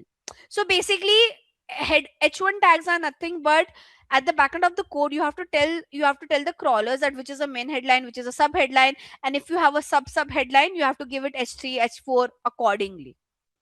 If you don't do this, again the crawlers won't understand the hierarchy of your content. Okay, so if they don't understand the hierarchy, again they'll drop your ranking. For this as well, your developer will do the execution. You can't do it. Okay, for coded website guys, for any coded website guys, you can't do any of this execution. For content, take help of content writers to execute it, to implement it. Your developer would do it. Your role is to find out the loopholes. Okay, so you are the one who will find out these loopholes and who will try to do it. I can't see the picture clearly, Dipti. And guys, very important thing, the backend coding is very different for each website. We can't read the backend coding of every other website. Okay, so if you're not able to find out, that means, see, every coding is done in a very different way. Even I don't come from that, I'm not a coder to figure out a backend coding for each website. So what you are trying to say over here, I'm not able to understand. Uh, Deepti, but the whole point is, see, if it's a coded website, some website will be able to figure out, some website you won't be able to find out the loophole. Hence we use third party tools to do the auditing for it. Yes, Dipti, but only for some website you'll be able to do it. For many website, they don't disclose you the entire coding part. Okay, not every website does that. So like, for this as well, there might be some limitation, is what I'm trying to say. Okay, if you try to say view page source as well, they might have made the structure in a very different way. So you can't, like, we are not a web developer to, and it's not our job as well, by the way. The reason I'm trying to show it to you is because you should just know some basic point that how to see the backend. But we don't do it this way. It's very time consuming. Imagine I want to do an audit and I'm doing it for each of the page in this way. It will take ages for me to do. So there are tools in the market to, for us to figure out these things, and that's where we do auditing. So when I say auditing, we take help of third party tools to find out any loopholes on the site. Okay, we don't do this manually, we don't do this kind of manual check at all. It's time consuming, it's waste of time. So there are third party tools in the market which we use to find out all these loopholes. So that tool will let me know, okay, for this website, is the meta title correct or not? Does they have a proper URL structure or not? Do they have a proper H1 tags or not? Okay, because you, uh, as an SEO person, every website coding is very different, very complicated, and there's no point spending time on it when you have tools in the market to do it for you. Clear? So hence I won't ask you guys to go and manually check like this. I was just trying to show it to you so that you can understand the concept better. But we don't do it this way. We take help of auditing tools, which I will teach tomorrow, not today. But I hope you understood the gist. Can you see it's done? So now my website says veganbytes0.wordpress.com. Okay. And this is how the free, now this is the free side of WordPress. Okay. Now, how both of these things are different. Okay. How the paid one is different than the free one. Yeah, but again, guys, it's up to you. Like, my some of my friends, see, honestly, it also based on a lot of personal experience. Some of my friends had a very good experience with GoDaddy, but I didn't had that, right? So I did my own testing, and then I got very comfortable with buying on from Namecheap. Okay, but there is Namecheap, Hostinger, GoDaddy, all of them are good, but you have to find, like, which you are more comfortable with. I have bought from GoDaddy as well in the past, but I faced some problem with the support, and then I was like, okay, next time I won't renew from here, right? So again, but I had heard different story as well. So I mean, I'm not saying that you just follow what I'm trying to say, but I mean, at the end of the day, you have to buy domain and hosting. You can buy from any of the three platforms. My personal experience has been good with Namecheap. That's the only thing. Okay, now let's just understand, guys, on, so this is the paid WordPress website, not paid WordPress website, but here I've bought proper domain and hosting, and this is a free one. Now, first thing first, guys, very important thing that you can't do in the free one is you can't use any plugins. Okay, can you see it says upgrade? Okay, like I can't use any of the plugins. Now, what is plugin? Okay, very important thing. That's like, how should I say, plugin is like heart of WordPress. uh Imagine you have a phone, okay, and you have apps. So why do you use apps on your phone? To use different functions, right? Same is the use case of plugin on WordPress. Okay, like if you don't have plugins, you can't create a good website. Okay, you can create an average page, but if you want to create a really good website, you will need plugins. Okay, so imagine plugins is like app of your phone. Okay, the function of plugin is like app. You use one app for net banking, you use one app for WhatsApp, you have one app. Like, imagine if there's no app in your phone, how would you use your phone? You'll just make a call or you'll just message, right? But there are a lot of other functionalities that you won't be able to use. See, that's the use case of plugin. Okay, so when you buy a proper domain and hosting, you get an option to use different plugins, okay, which is not available in the free one, and hence in the free one you can't create like a very solid website. Did you understood this? What is plugin? Like, just imagine plugin is like the way you have apps in your phone. Same, that's the use case of plugin on WordPress. Okay, now let me just go one by one on the plugins part because that's very important. Okay, so here on my personal website here, I have installed a lot of plugins. Okay, so if I go to the plugin sections, let this load. And guys, you don't have to go into so much detail. Okay, I'm just giving you like an idea of what WordPress is, because in future if you're working for a small business brand and all, and they have a WordPress website and they ask you only to do some changes, you should know how it looks like. Okay, so here can you see all these are all plugins that I have installed for different feature on my site. Okay, and trust me, there are many plugins in the market, each has their own role. Okay, now what are the plugins that I personally use a lot, and what are the functions that it provides on my site? So first one for SEO. Okay, so first plugin is for SEO. So for SEO I use all in one SEO and then Yoast SEO. Okay, now these two plugins help me to make my website SEO friendly. Okay, I'll show you how, but later on. Then I use one plugin called as WP Form. This helps me to create like a form. Like form is basically where one can go and fill up their details. Okay, then I use plugin like Elementor. Now this Elementor plugin will help me. Yeah, Elementor. So now see, like again on WordPress, when you create like a basic website doesn't look good. So if I want to add some how should I say, like this is more to use to design your website. Okay, when I say design your website, I'll show you like what do I mean exactly. When you'll see, you'll understand it in a better way. Then I use something called as Monster Insight. Now Monster Insight plugin is used to connect Google Analytics. Okay, then I use something called as Google Sitekit. Google Sitekit is basically a plugin which can help me connect all Google platforms to my WordPress account.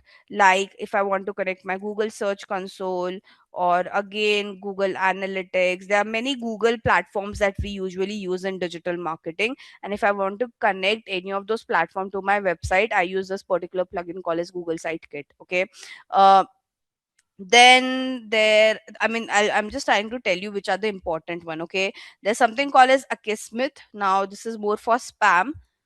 So, and I think the rest, I mean there are many plugins in the market. Okay, I'm just telling you the good one that I use most of the time, and these are like some basic plugins that I use. Okay, if I even if you use this much plugin, trust me, your website will look good. You will be able to do a lot of optimization with the help of this plugins. Okay, now the only roadblock for the free one is you can't use it. Like if you want to, then you'll have to buy. Can you see 790 per month? Now here in the free one, it's asking you to buy the plugin separately.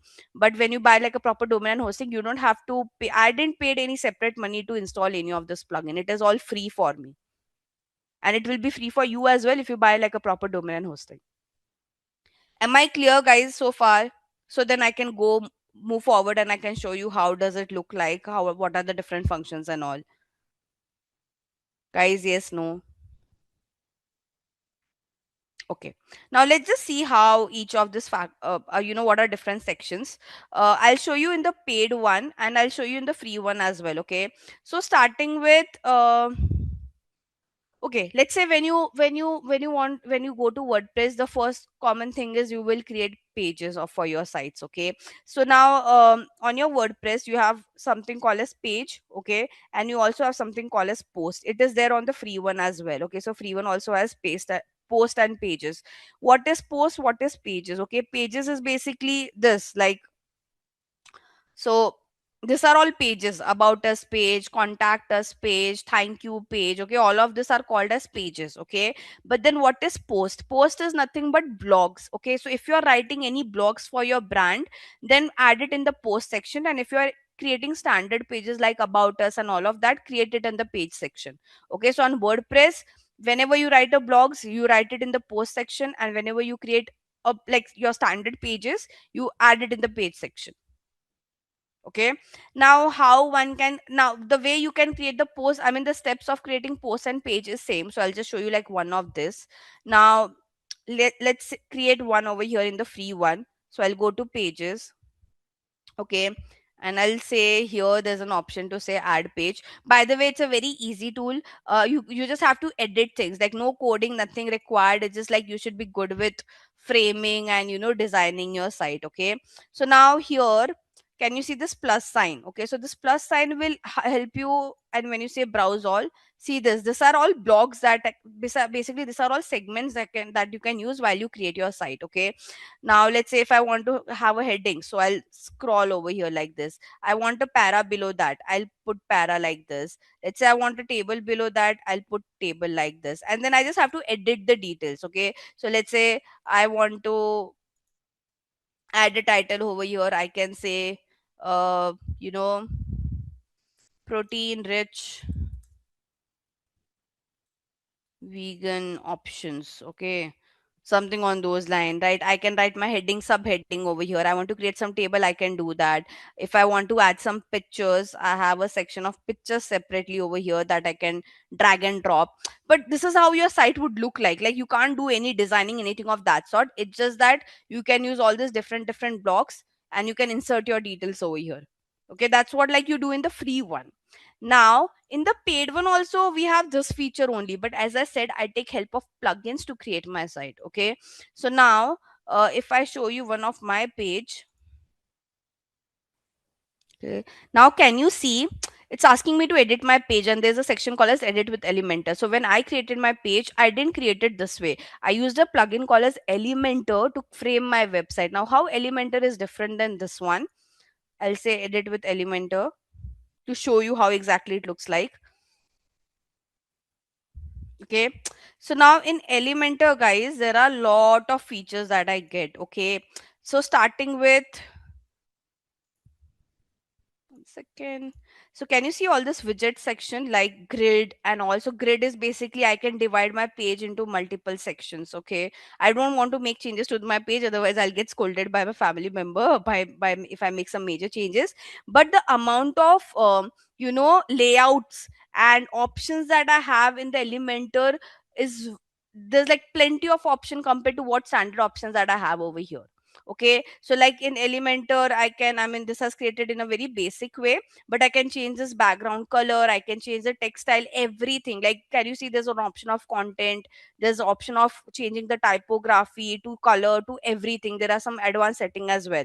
So basically you can edit it the way you want to, but here there are a lot of limited options. Okay, I'm not saying that you can't create it on this particular thing, you can, but the options that you get in Elementor, or like plugins like Elementor, and the options that you get when you are creating your website, like with the free section, the free section has very limited options. Okay, uh so hence, like again, the paid, when you buy like a proper domain and hosting, you can install such kind of plugins for free. You don't have to pay for any of this plugin, and you can create like a very good decent website, is what I'm trying to say. Now I will go back because I don't want to make any edits, I'll get scolded otherwise. So let's just like go back.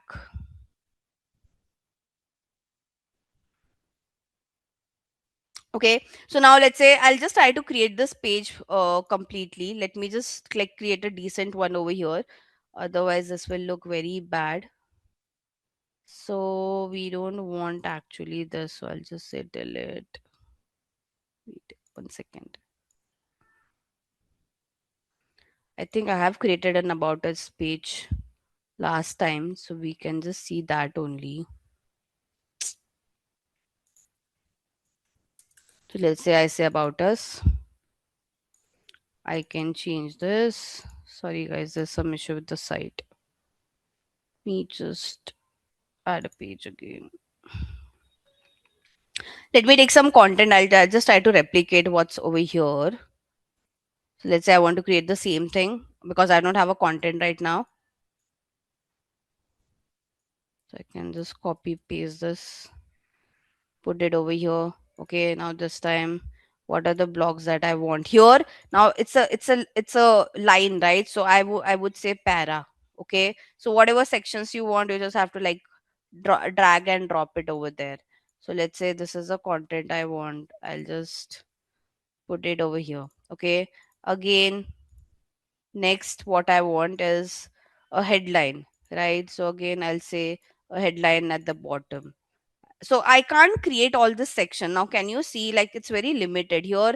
I can't put all this section that okay, this should have some color. I can, like, I'm not saying that I won't be able to make any changes, but like again, not lot of features available is what I'm trying to say. Like, if even if I like edit this, wait, let me just first put all the content that I have, and then we'll do the editing part.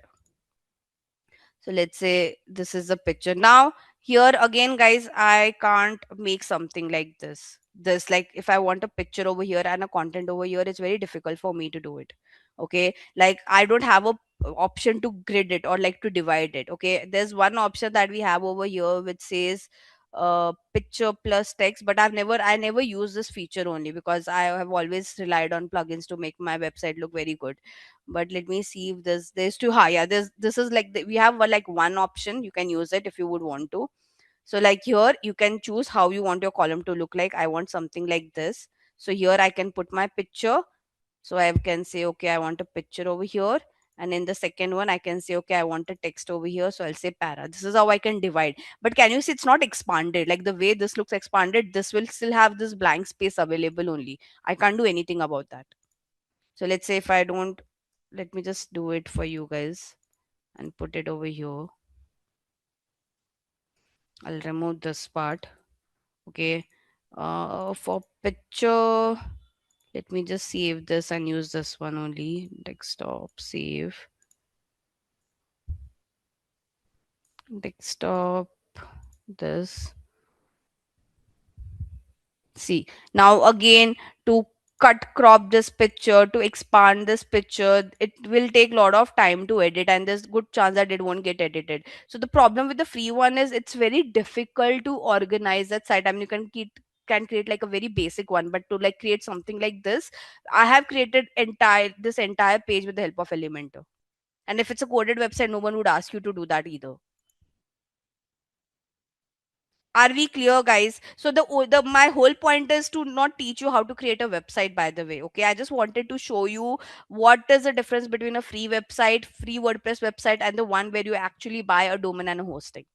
Okay, now I'll move towards the SEO part. My guys, I mean, no one would ask you to create like a website and all. Like in my 7 years of my career, no one has asked. I've not heard anyone doing that. Okay, there are web developers sitting in the market. This is the only reason you should know WordPress backend is because you should know, like, if someone asks you to make some changes with respect to SEO, or someone asks you that okay, can you just go and make some changes with respect to SEO, you should just know the basic of it, not the designing, nothing of that sort.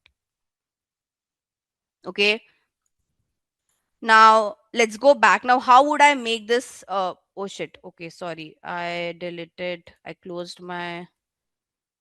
Now how do I make my website SEO friendly is what we will be discussing. Enough of website creation. Okay, so I'll take one of my page for which I can do SEO implementation, and I can show you how does it look like. Let me do this for my about us page because I don't think I've done a lot of SEO work over here.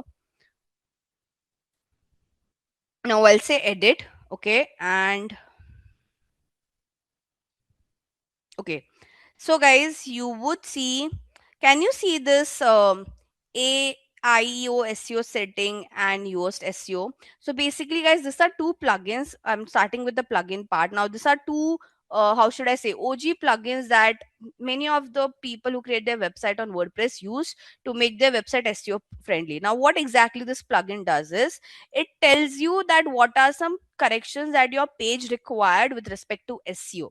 Okay, so now first thing, can you see it is showing me how my, for this about us page, how my preview would look like. Okay, so if someone on Google goes and search for Gayatri Impacts about us, okay, this is how my preview would look like on mobile, and this is how it will look on desktop. Okay, and it clearly looks that it has not been optimized, because if you see, there's no meta description, even the meta title is not that great.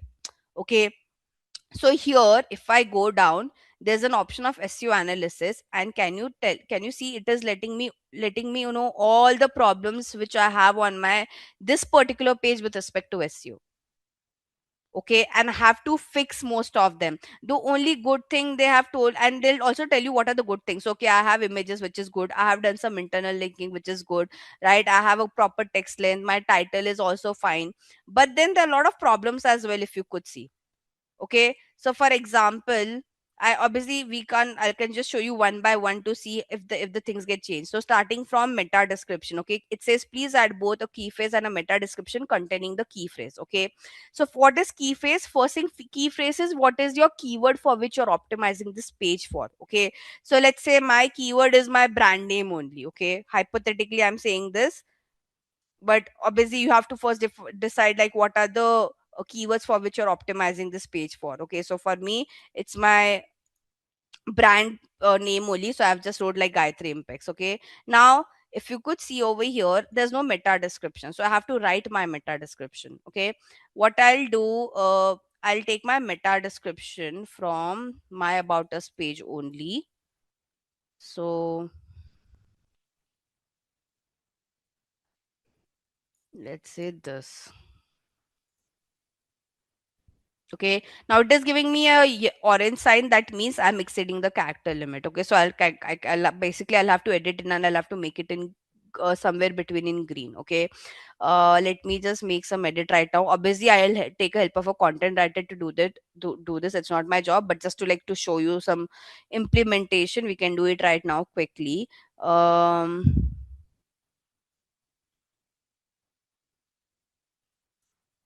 Let me see if it has been corrected. Key phrase. Okay, so now guys, it is corrected. Okay, it's just that it says that my, can you see the meta description is over 156 character? To ensure the entire description will be visible, you should reduce the length. Okay, so I still have to reduce the length. But I can change this title, I can call it something else as well. Okay, it's up to me. Now what are other problem it is telling me? um Now again, ideally, because this content whatever that I've wrote on my site is not SEO friendly. Okay, so now what it is telling me over here, that key phrase in introduction, your key phrase or its synonyms do not appear in the first para. Okay, so when I say first para, they want me to repeat it multiple times. Okay, so now it's not there, so it's asking me to embed it. Now obviously for me to do that, I'll have to change the entire content altogether, so I have to rephrase my entire content based on the recommendation.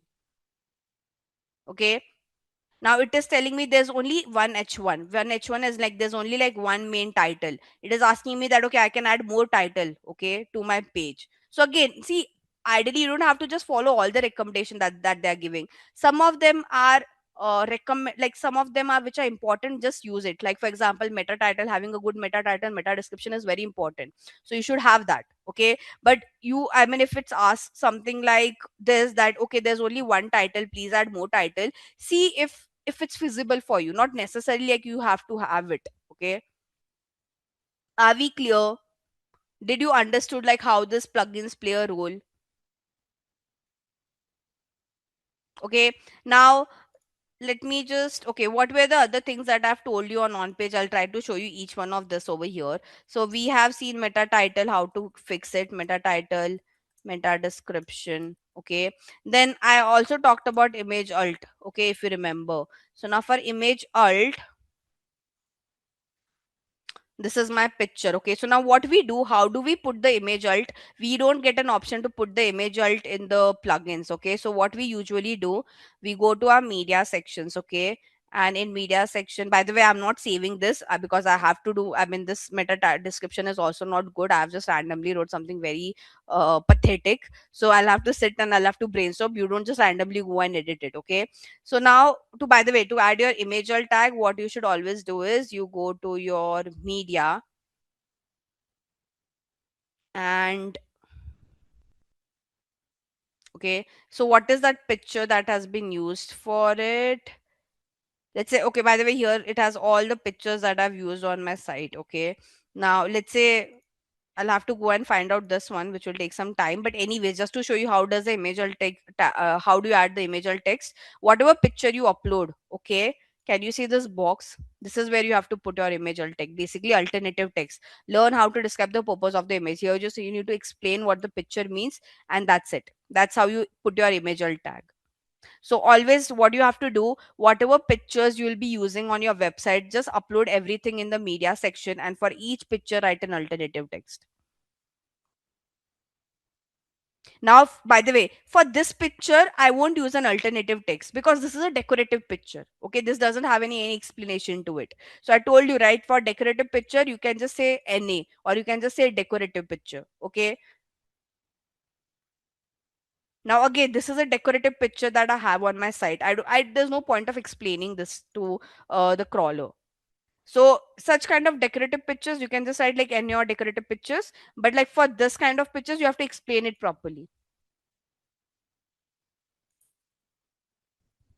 What do you want me to show again, Sarita?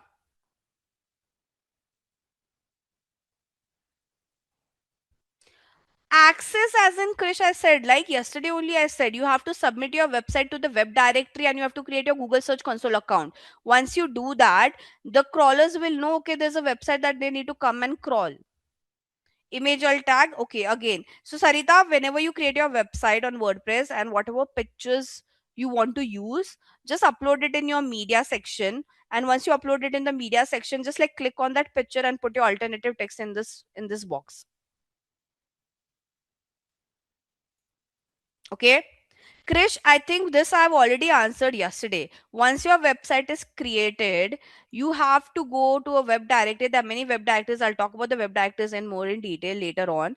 And you have to create a Google Search Console account. These two things will inform the crawlers that okay, there's a website that they need to come and crawl and then index and then they will have to rank. So there's no thing called as access. There are some rules applicable. I'll come to that. Guys, okay, let's not divert again. Let's just focus on what I'm discussing now. I will come to this as well. I'll show you how I have indexed my site as well. Okay, don't worry about that. Now, going to the next part. So I've talked about image alt tag. If you remember, I also spoke about URL structure. Right now, how do we make sure that my URL structure is proper? Can you see for my page it is showing the URL name? Like if I go to any of the page, it is reflecting over here. So what you have to do at your backend, there is a setting. So you have to go to this setting, okay? And in this setting, there's something called as permalink, okay? So here you have to always go and can you see there are multiple options? So whenever you go to this permalink setting, usually this option is kept as plain. You have to go and change it to post name. So what you are trying to say that my URL should reflect my page name or the post name at the end. So whichever page, like because I've kept this setting, if any page that you visit on my like site, it will that page name will reflect at the end. Okay. Are we clear with URL structure? What did I do?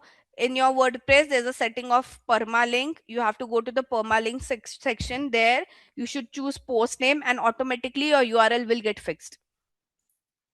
If you want to create something custom, you can do that as well. Okay. So after post name, you want to show some category name. You want to show the day on which you created the website and all. You can do that, but it looks very bad. I always prefer the post name one.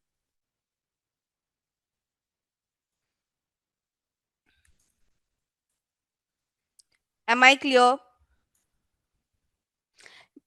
Now how do you put h1 tags to your content? Okay, so, so to make sure your titles and all have h1 tags and all, what you have to do is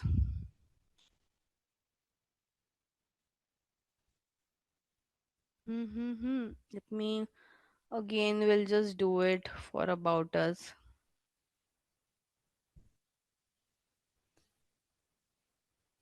I'm just pretty scared to make any changes because okay, so I'll say back to WordPress editor. Okay, now see this. Can you see when you write your content only, that time only you have to say whether it's h1, h2, h3 or not. Okay, so when I was creating my content, like I gave an h1 to this. Okay, this one is given h2 automatically. Okay, This one is again because it's starting start now. Ideally, it should be H3. It is incorrect. I have not corrected it. This should be H3. This should be my H4. This should be my H5. Okay. Like I'll just show you over here. See this. So when you write your content,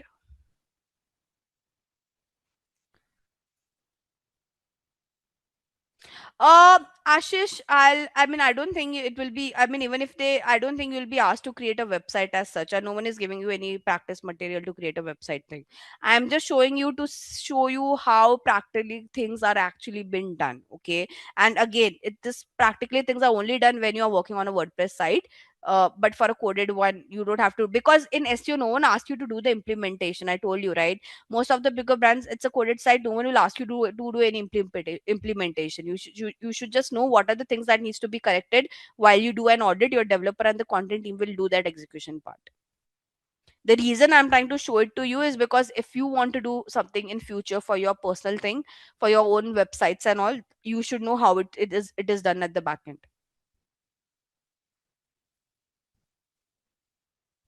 Okay. So I've shown you how H1 tags also look like. I have done, by the way, internal linking and external linking as well, so I can show that to you as well. uh Not everywhere I might have done that. I can show it to you. Wait, I'll have to see where this internal and external linking has been done. By the way, but it's very easy to do that internal linking and external linking part. So let's say I'll go for this one. I can, by the way, edit with Elementor and show it to you. So let's say you want to do your internal linking and external linking, and you want to create your anchor text, like all three of this: anchor text, internal linking, and your external linking. Let's say, this is my keyword. Okay. My keyword could be environmental compliance. Okay, let's say hypothetically I'm saying this. Can you see something called as insert or edit link? So here I can give a link of other page of my site, which is probably could be my I don't know, this page.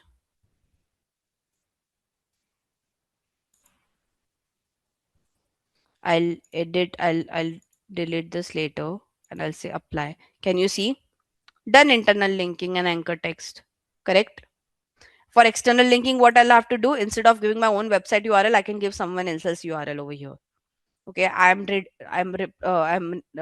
would want to remove this because I mean, again, I don't want to make any some unnecessary changes on my site. So that's how you do it. Like, you just have to select that word. There's an option to insert or edit link. If you want to do internal linking, give your site URL. If you want to do external linking, give someone else's URL. Okay, I hope I'm clear. So by the whole point is, it's very easy to edit. Okay, it's very easy. I mean, if you use this tool, all in one SEO tool, and use SEO, whenever you have a WordPress website, it is very easy to make it SEO friendly. You don't have to go into any complication, no coding, nothing of that sort required.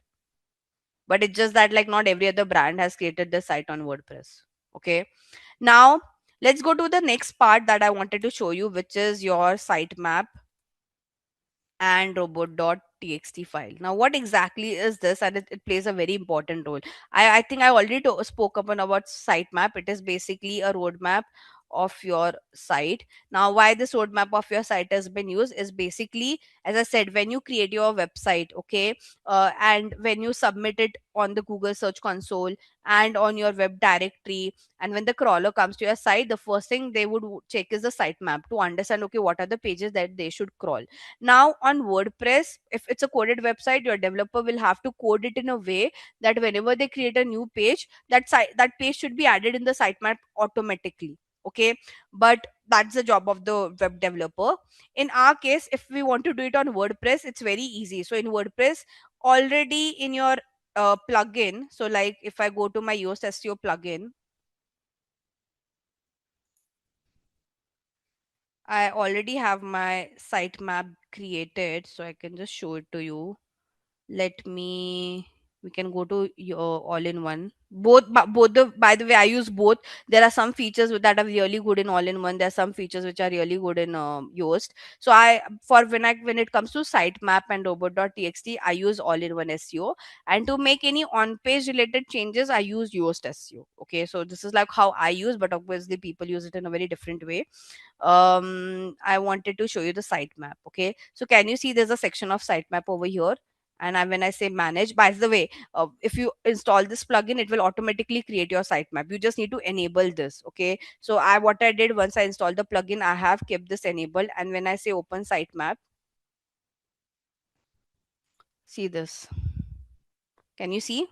So basically what this does is it creates a it will create a table like this, which will have all my URL, how changes I'm making to this page, what is the priority, when was it was last updated, and everything. So when the crawler come to my website, the first thing they check is the sitemap, so they get an idea, okay, what are the pages they should crawl. So on WordPress, you just need to install any of this plugin and you have to just turn on the sitemap thing. Automatically the sitemap gets created.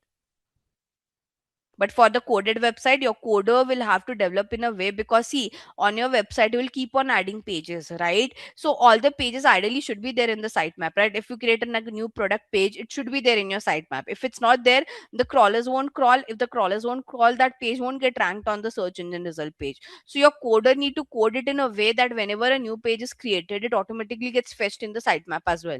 Now that's the headache of the coder. We don't have to get involved into it. Did you understood what is sitemap now? Like how does it look like and all? This is the sitemap for my website. Okay. So whenever like you okay, whenever you create your website, and for the crawlers to know that okay, there's a website that they should crawl, as I said, you create a search console property or create a web directory. Whenever you create your search console property also, guys, here you have to give your URL along with the sitemap URL. Okay. Now for sitemap creation, if it's a coded website, what is sitemap? Sitemap is basically a roadmap. Now what do I mean by roadmap? This basically, it's like, okay, my website is very small, so it's easy to crawl, but imagine if a crawler has to crawl Amazon site, it will be very confusing for the crawler to understand, okay, where to start and what are the what where to end, because there are so many pages. So the reason you create a sitemap is like it is like a guideline for the crawler to understand, okay, these are the pages that they have to crawl. Okay, these are the amount of pages that they have to go and check, crawl, index, and rank. Okay, now if it's a coded website, then your web developer needs to code it in a way that whenever any new pages is added on your site, it should be reflected automatically on the sitemap. But that's the headache of the web developer. You don't have to get into it. On WordPress, if it's a WordPress site, then you don't have to do anything. You just have to install this plugin called as all-in-one SEO.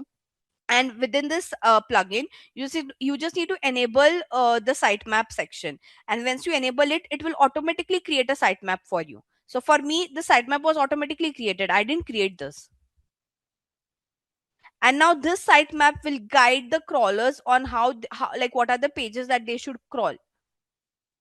The only thing, my website is a very small website, so anyone can figure it out. Okay, but for a bigger website, ideally this roadmap is required. Does that make sense now, Karthik? Did you understood?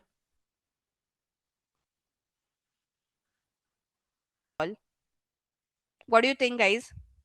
Correct. So guys, if you are an e-commerce website, you shouldn't allow your crawlers to crawl your customers personal information pages, right? Like their order page, or their payment gateway page, or their checkout page, or their cart to page, because that consists your customers personal information. Also, if it's a WordPress website, you should also shouldn't allow your crawlers to crawl your WordPress backend. Okay, this is my WordPress backend, right? I wouldn't want the crawlers to crawl my WordPress backend as well, because why they should check, because it has my personal information about my site. Okay, I just want crawlers to crawl those pages which I want to rank. Okay, I don't want to rank this backend page, so why should I allow them to crawl it anyway? Or I don't want my customers' personal information to be shared to the crawlers, hence I shouldn't allow my order confirmation page or personal information page. Apart from this, I don't want my crawlers to also crawl those pages which are under progress. So for example, you are working on some pages and it needs lot of changes, lot of revamp. Don't allow the crawlers to crawl. What will happen, let's say if the crawler crawl those under development pages, obviously they are not in good state. If they are not in good state, it will hamper your overall website ranking as well, right? So if you're working on some pages, you yourself know that it needs a lot of correction. So till the time you're working on its correction, don't allow the crawlers to crawl that. Okay, so there are three conditions where you shouldn't allow the crawlers to crawl your pages. First one is your backend. Okay, second is your customer personal info, and third one could be that some under development pages. Okay, because it will have lot of changes required. If you ask the crawler to crawl your under development pages anyway, it will give a bad ranking to it. If it gives bad ranking to it, overall it will impact your website image as well, right? So now, to pass on this information to the crawler, we use this thing called as robot.txt file. Okay, so the whole point of robot.txt file is to guide the crawlers on which pages to crawl and which one to not. Okay.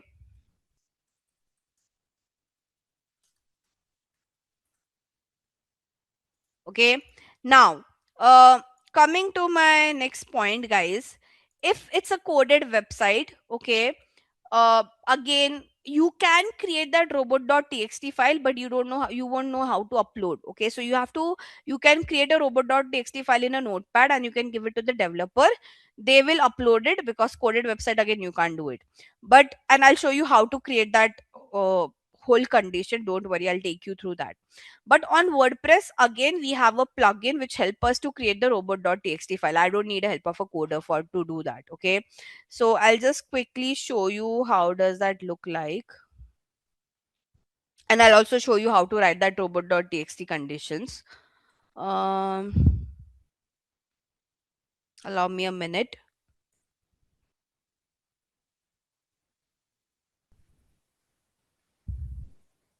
Okay, I'll show it in yoast SU then. If by the way, you can do it in any of one of this. Not necessary. You just have to do it all everything in all in one SEO. I can just quickly show it to you in my yoast SEO plugin as well. It's just that there are a lot of technical things on my website and I have to be very careful.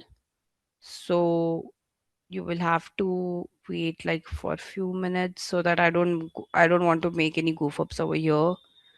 Uh-uh.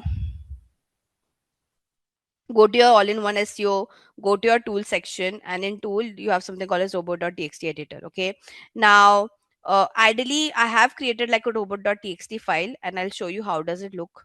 Okay, so by the way, this is created by the plugin itself, but I'll just make you understand what this conditions mean. Okay, so first thing is, here, can you see user agent, directive, and value? First, I'll enable this if I want to edit it. Okay, so first thing first, the plugin itself have by default disabled.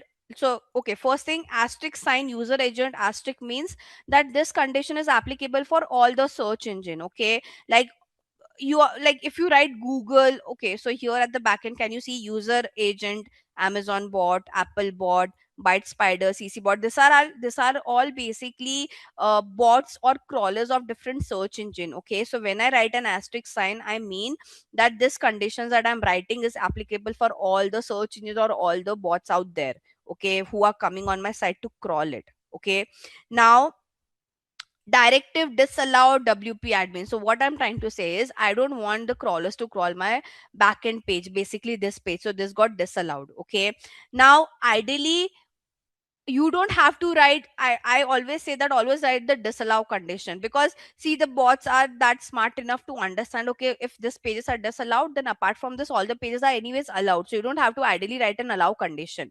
Okay, so let's say, when you want, let's say I want to add some more condition. Let's say I want more pages that I don't want the crawlers to call. I'll say add rule. Again, I'll write like an asterisk sign, if I don't want the crawlers to crawl it, I'll say disallow. Now let's say I don't want the crawlers to crawl my this page, okay, this GPL page. So I just have to take this part and put it over here, okay, and I have to say save.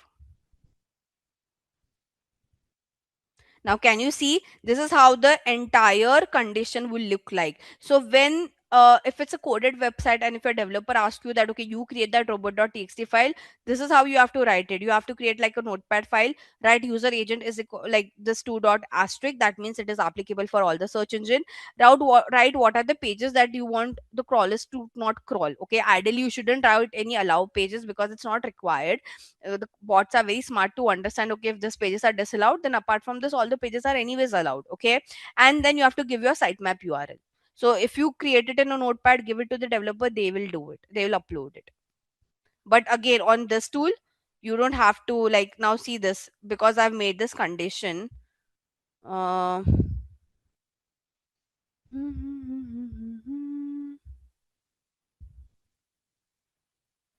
Sorry. Yeah. And now I can, by the way, I can delete it if I don't want to keep the condition. This too I can't edit because this is like the default setting and which is correct. Are you clear with robot.txt file, guys? Its importance, how it's created on WordPress. If it's a coded website, then just create this conditions in your notepad. Okay, just like create something like this in your notepad.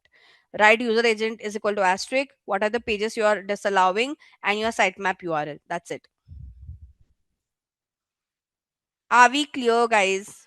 The importance of robot.txt and how it works. So this now, when the crawlers come to your site, first they check your sitemap, then they also check your robot.txt file to see that have you given any condition of which pages they should crawl and which they shouldn't crawl.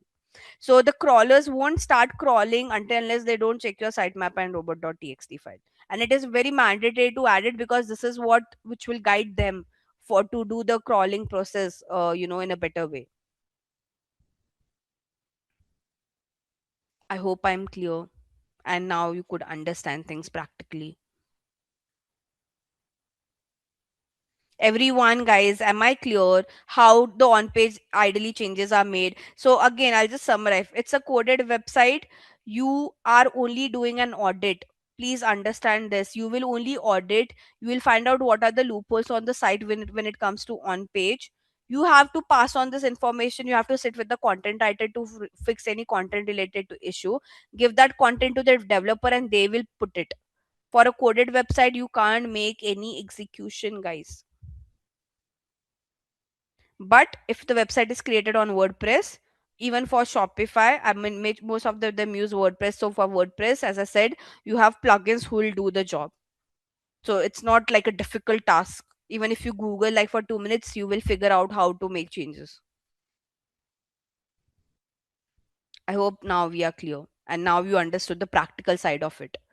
So for a WordPress website, we use plugin to analyze, okay, how each page is optimized. Okay, but for a coded website, I have to do an audit. Okay, I'll speak about audit later on, but we have a lot of tools that help us to audit a website and understand, okay, what are the things that needs to be corrected, what are the things that need to be fixed, and what are the things that we should untouch, like we shouldn't touch basically.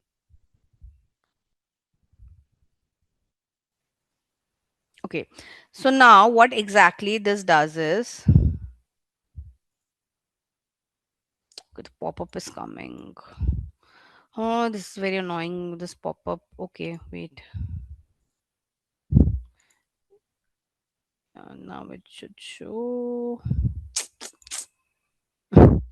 Guys, 1 second. There's some. Let me just open it in my Microsoft Clarity account only. There you will see it in a. I mean, you can directly go to Microsoft Clarity.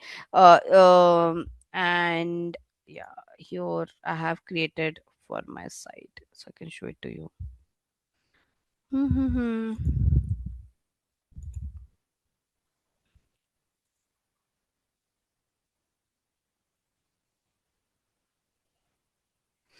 Let me take another page. Let's say it's my waters page. Because this one is getting this pop-up. So Okay, there are no much clicks only to this site. Way weird. Let me take another page then. I mean, this website is pretty new, so it doesn't have a lot of data to show. But let me do some jugaad to see if there's any. Okay, we are not getting a lot of clicks. That's a problem.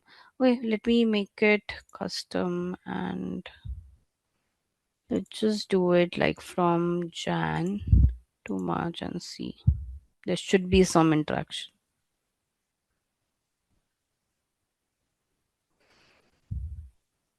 Okay, so I mean, there's some issue right now, guys. Otherwise, I would have shown it to you. The problem is this pop-up that's coming up. But ideally, okay, wait. So basically, this kind of records that where exactly the user comes on your site. Can you see these dots and all? So it actually tell you wherever you see these dots coming up, that means that's the place where the user is spending time or they're clicking. Okay, so it records once the user comes on your site, which is the section where they're spending some time on, which are the sections that they're not going to, or which are the what are the pages that they're just bouncing back to. So whenever you want to understand that, okay, what part of my website is doing well, is it like a banner, or is it like some particular headline, or is it some particular stat, this Microsoft Clarity will let you know about it. So there are some there's like basically whenever you create a Microsoft Clarity account, there's a one code that the Microsoft Clarity asks you to put it on your site. And once you put that code on your site, it automatically records basically how people are spending time on your page, or like where exactly they're spending time on your page. So this help us to improve our site. So like if I understood that, okay, there's like people are not scrolling down, they are just seeing that like the first banner and they're not scrolling down, so that means my banner needs some changes. Or if I see, okay, people are not clicking on some of the sections of my site, then I can revamp it. Okay, did you understood this? Again, this is not yeah, it works for coded website as well. So for coded website also, you can set up a Microsoft Clarity account. If it's a WordPress website, then you'll have to install a plugin. But if it's a coded website, what will happen is basically this account, this Microsoft Clarity will give you a code. Okay, so you have to give that code to your developer and ask them to put that code on the back end of the coding, and that's how you can create an account. On WordPress, it's very easy. The plugin automatically puts the code on my site, so I don't have to do anything of that sort. But for a coded website, when this particular platform will give you a code, you need to give that code to your web developer, and then your Microsoft account gets created. So see this, like it records how people are interacting on my site, where they are clicking, where are they scrolling, where are they spending attention, everything gets recorded. See, can you see this whole user interaction? So I can understand, okay, where exactly they are scrolling, where is their attention time span going on. So now this shows, this basically this color gradient shows that, okay, they're spending a lot of time on this particular case study section, and as they scroll down, their attention is getting dropped out. So to understand your website performance with respect to, not a cookie, it's a code that the platform gives. Okay, cookie is something different. Every platform, like for example, there's Microsoft Clarity for the platform, this particular platform, to track what user does once they came on your site. And when I say track, it is tracking with respect to where they are clicking, where they are scrolling, and where they are paying their attention. Okay, it is not just to see what pages you are visiting. This platform, this particular tool will track end to end everything.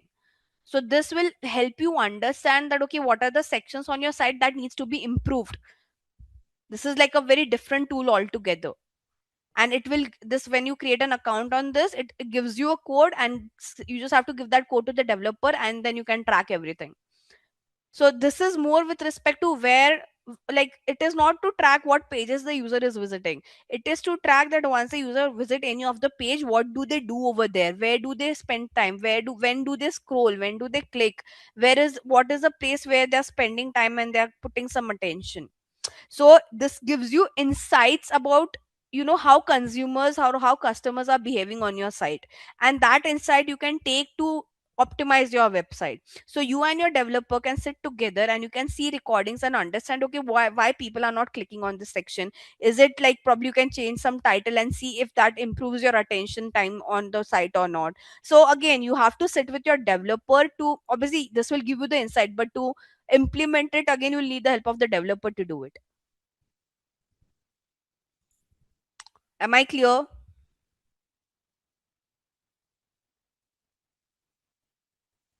Yes, no, anything? Was this interesting, guys?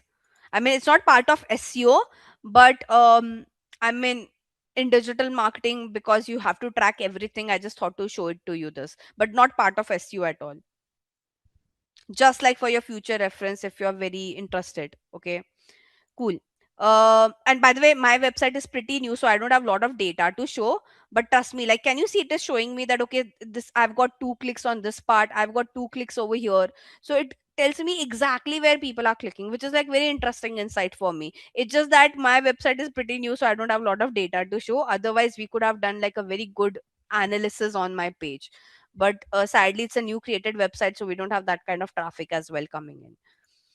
Okay. Anyway, so we have discussed this enough. We have discussed enough about on page. Now let's move towards the off page. Okay. So I have shown you practically how on page looks like. Everything has been discussed. Now we'll discuss the off page part of it. Okay. Off page is all about backlinking.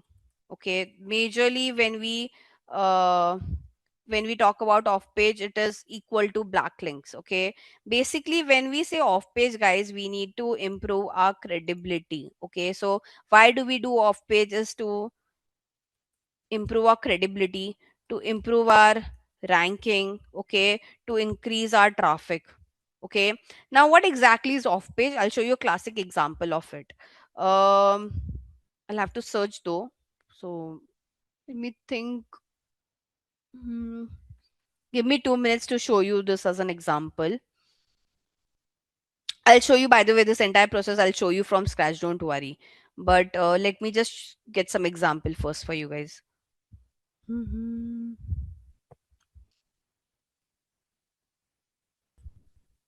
Okay, now see this. Okay, so there is this website called as tailorbrands.com, and they wrote a blog which says 41 great small business idea to start in 2026. Now what they have done, they have wrote like a blog on this, right? Correct. And somewhere in the middle of the blog, because they are asking what skills you can learn and all. Okay, here, where was Simply Learn? There was somewhere Simply Learn. Wait, let me just do Control F. For software consultant, can you see they have wrote Simply Learn, and they have wrote what course someone can take for this. And when I click over here, so like, let's say I'm someone who's reading this blog, and now this is what we call as backlink. So this particular brand, tailorbrands.com, has given backlink to Simply Learn. Backlinking means you get your brand name featured on someone else's site. And when I say featured, not just your name, but there should be a way a user can come to your site from there. So if I click, like, if I click over here, it directly takes me to the software development course. This is exactly what we call as backlinking. Come to it. I'll come to it, Krish. Have some patience. First, understand. Did you understood what do I mean by backlinking? So you have to reach out to many websites out there who can mention your brand. When I say just mention your brand, not just write your name, but give your brand link. So from there, a user can come to your site. Okay. So basically, if you get, okay, if you give link to other website, we call that as external linking. Okay, but if you get a link from other website, we call it as backlinking. Okay, so if you are giving a link to someone else's website, that is what we call as external linking. But if you are getting a link from someone else's site, that is what we call as backlinking. Now, for backlinking, guys, first thing, why do we do backlinking? I've already told you the reason. First, we want to build a credibility. When I say credibility, see, one is that you are vouching your brand. Okay, but let's say if someone else vouch for your brand, that creates a credibility in front of the customers who are watching that content, and also the search engines who are crawling those pages. Okay, so if a search engine sees that okay, your brand is mentioned on so many sites, that creates a credibility, right? So it creates a credibility, it also creates your in front of search engine and the consumer. Then obviously it helps you with your ranking, and I'll tell you how. And lastly, obviously it will give you traffic, like some people who are reading on someone else's site, if they come to know about your brand, you will get traffic from there as well. Okay, now ideally the factor here should be, first should be ranking ideally, then credibility, and then traffic. That's the priority. So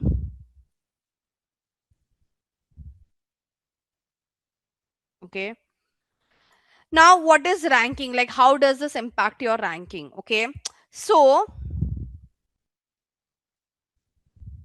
for a website, okay, for every website gets a DA and a PA score. Okay, every website will get a DAPA score. DAPA is basically domain authority and page authority. Okay, now what exactly is this? This is basically a score given by a tool called as Moz. Okay, so this is a tool which has created this score called as domain authority and page authority.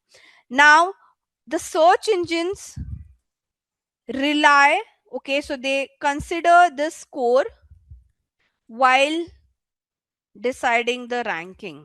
Okay, so first thing, very important for your ranking, is there's something called as a DAPA score, which is we call as domain authority, page authority. It is not created by any search engine, it is created by a tool called as Moz, and all the search engine kind of rely on this DAPA score to decide your ranking on the search engine result page. Okay, uh, now this score is for from 0 to 100. Okay, DA score is for overall website,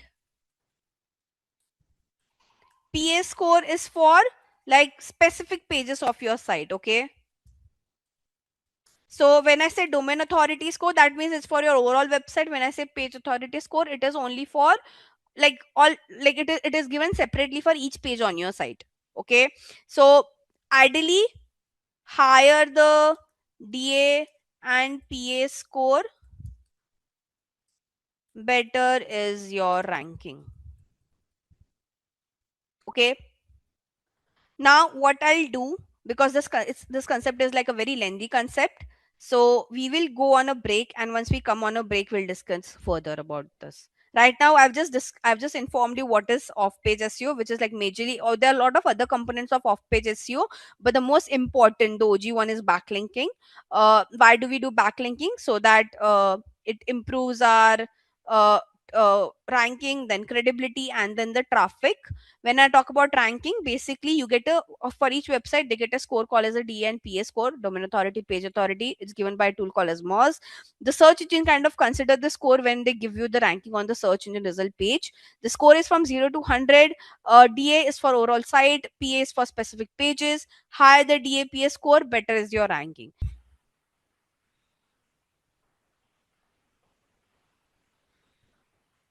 Okay, so Simplilearn has a very good domain authority score. If you would see 73, like, so anything above 50 is ideally good. Okay, but now what makes what would help you to increase this DAPA score? Okay, first thing is unique content. Okay, and the second one is get backlinks from those sites who have a good DA and PA score. Okay. By the way, for a new website, note the DA and PA score will be less only. Okay. Older the website and uh, with good backlinks, the DA and PA score is usually high. Okay, so now first thing, where do we check the score? We check the score on tool called as Moz. Okay, now what makes your DAPA score high? First thing is your unique content. Second is if you take backlink from those sites who themselves have a good DAPA score, that automatically also pass that effect on your site as well. So it is like, okay, imagine, I, let's just take an example. I'm someone, hypothetically I'm saying, okay, don't take my word seriously. Let's say I'm someone who's very well known in the industry, and if I recommend Karthik or Baswar or Parijat for any job recommendations, right? That person who's taking the interview will take their they'll take them very seriously, because if some industry expert is recommending this people that okay, you can hire them, that basically that credibility, my credibility also gets passed on to Karthik or Parijat or someone else out over here. So it's the same concept, okay? If you take backlink from those websites who themselves have a good DAPA score, their credibility also gets passed on to your site. Okay, so the only two ways to increase your DAPA score is to write good, like, I mean, your content should be unique, it shouldn't be something that's like very repetitive and all. And secondly, get a backlink from those sites who themselves have a good DAPA score. Now, as I said, if it's a new website, your DAPA score will be poor only. So older the website, better is the DAPA score. And let's say if you're a new website, the only way to improve your DAPA score is generate as much backlink as possible. Okay, but there's some condition to that as well, I'll come to it. But did you understood what is DAPA score, what affects your DAPA score? So hence we have to do this backlink process. uh Recommendation, not, you won't say recommendation, Manoj. Backlink is like someone is just mentioning your brand name on their site. Okay, would you call that as a recommendation? Sometime yes, sometime no. Okay, like it depends on how they have framed it. Not everyone will frame it in a way that okay, we are recommending to go and check it from here, right? It depends on how the person who's giving you backlink, it depends on how they have framed their content. Okay, but coming back, did you understood this entire process? Now we'll see it practically. Okay, now first thing first, guys. So I clearly mentioned that okay, I want to increase my website's DAPA score, so I have to write a unique content, obviously that we would do. But I have to now get backlink from those sites who have a good DAPA score. Okay, so obviously if I get more backlink, okay, my off-page SEO will improve, my DAPA score will also improve, and that will automatically improve my website ranking. Okay, so the whole sync over here is, the whole correlation over here is, uh, more backlinks, okay, is equal to higher DA and PA score, is equal to better ranking. Okay, that's the process basically. Now, how, like, whom, like, to do this backlinking thing, how should we, like, whom should we reach out, how should we reach out is a question. Okay, so what's the process for that? Now, first thing is, obviously, you can go on Google and search with some terminologies, and you can see that who from your industry can give you a backlink. But that's like a very old school way to do it. Okay, I always say to do your research, or like to find out websites who can give backlink to you. It's better to do a competitor analysis. Okay, and to do this competitor analysis, we use this tool called as Href. Okay, so in Href there's something called as backlink checker, and there you can go and see, okay, you can put your competitors URL over there, and it will give you data that okay, which all sites are giving backlink to your competitors. Okay, now if those websites are giving backlink to my competitor, don't you think they can give backlink to me as well? So the best way to do to find out those website who can give backlink to you is by with the help of this tool called as Href backlink checker. Okay, now I will go over here and try to perform this. I've already opened this, it's already opened over here. Okay, so now let's say I wouldn't do this for Simplilearn. I don't want to do it for Simplilearn, because let's just not see our other brands out there. Let's just take on another brand. Okay, so let's say I want to do this for let's say my website only. Okay, let's just say it, I want to do it for my company. My company is all about environmental solutions. Okay, like, I mean, not my company, family company. Now, what I'll do, there's like very one popular brand in the market called as Thermax, which is very known for like they are like a very big competitor in the market. Okay, so now what I'll do, I'll try to check that. Okay, by the way, not every brand work gives so much effort into SEO and all, so we'll have to see if how much backlink they have generated. So I'll see, okay, what they have actually done so far.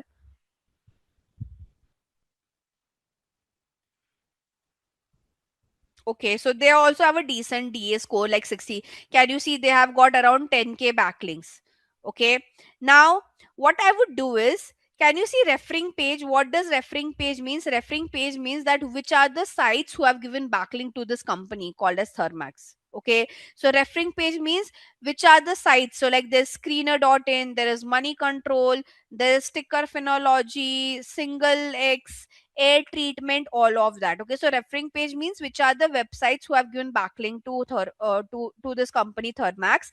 Anchor and target URL is basically what is the keyword to which they have highlighted, they have like added the URL, and where exactly they are taking the traffic to.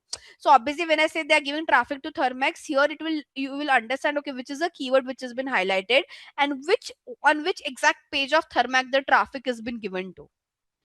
Okay, so now I'll just open this one. I'll just open the money control one. Money control, obviously they have just talked about the share price about this particular company, so it's okay if I can ignore this. I can take this one. Okay, so we can open this site over here to see.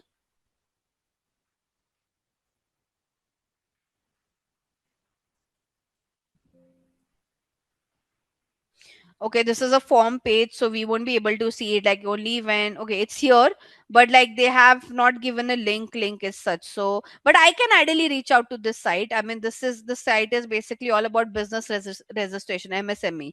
Okay, we can see more over here. So in this, there's this website called as gts-translation.com. Okay, so I can check, I can open this and see, have they act, so I'm just trying to cross check, have they actually discussed about this brand or not. Okay,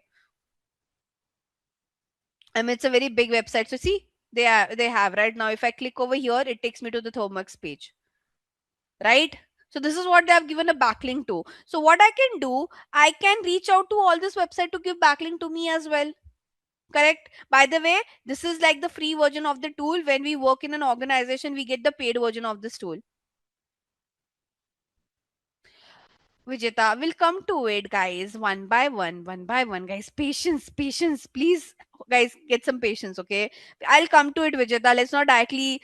Oh, the problem is, you guys are directly going to the end conclusion. Let's go step by step, okay? So now, uh, coming back to this tool right now I'm using the free version, but in organization we use a paid version, because in the free version, it, can you see, it is not giving me all the referring link. Okay, it have just given me like some top one. They have got 10K backlinks, I can see only few of them over here in the free tool. So ideally when we work in an organization, we take a paid subscription of it. Okay, now I have, let's say I have got this brand names. Okay, so what I'll do, I will write down their name. So let's say I will write now name of screener. Okay, what else we had, money control. So I'm just writing out the name of company to whom I can reach out to give backlinks to me. Okay, I can write name of this airtreatment.com. Okay, let's say so on and so forth. Now i I have jot down the names of those organization, but still I shouldn't reach out to them. Why? Because there are some condition when it comes to taking backlink as well. Okay, what are the conditions that you should follow while taking the backlink is very important.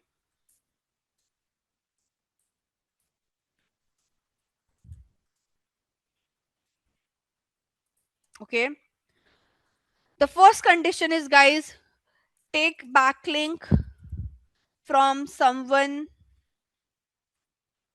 within the industry, or it could be a PR site, or it could be a news site, or it could be some blogger. Okay, now imagine my company is an environment solution company, and Nika gives backlink to me. It doesn't have any importance. Nika is a beauty company, my is an environmental solution company. It doesn't have any link. So if I take backlink from Nika, it will have zero, like it won't create any impact. And ideally it might also decrease my ranking because I am taking backlink. Why would Nika give backlink to me? Doesn't make any sense. Even if you're taking backlink, so if you're taking backlink from anyone who's not from your industry, right, if like not directly from your industry, that impact, it doesn't have any importance. Okay, so let's say, but yes, you can take backlink from news sites or PR sites or some bloggers who are known in your industry. Make sense? Yes, no.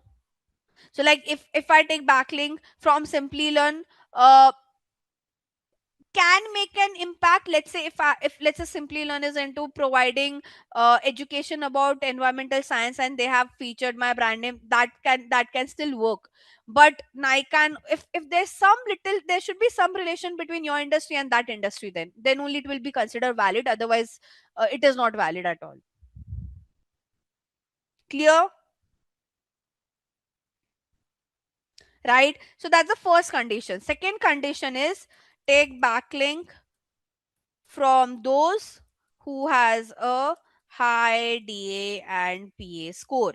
So all this name that I have wrote, I can take backlink from them. Why? Air treatment is all about environment. Okay, money control is basically a news site which features all the businesses out there. Even Screener is something on those line. Okay, Screener is more with respect to stock analysis and all. I shouldn't take backlink from Screener until unless my, if because my company is not listed company, so ideally Screener doesn't make sense to me.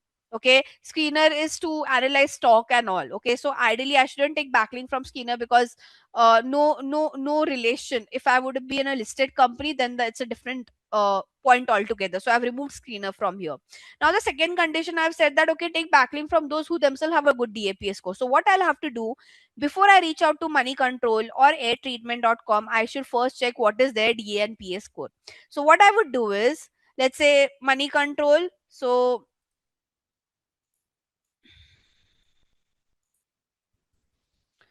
I'll open the tool Moz again. Okay, and I will check if they have a good DAPA score or not.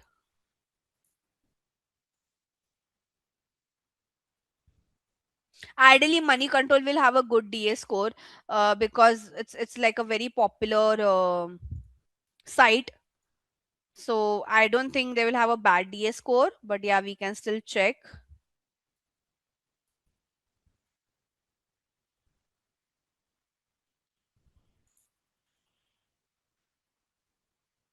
So look at their DA score, guys. It's amazing. So if I get backlink from money control, it will really impact my DAPA score. It will improve my credibility and it also improve my traffic because they get a lot of traffic. Makes sense? So that's the second condition. After this, please do a last due diligence on, like, it's the last thing you should check is like some basic hygiene, like, quality of content that they post. Okay, quality and quantity both.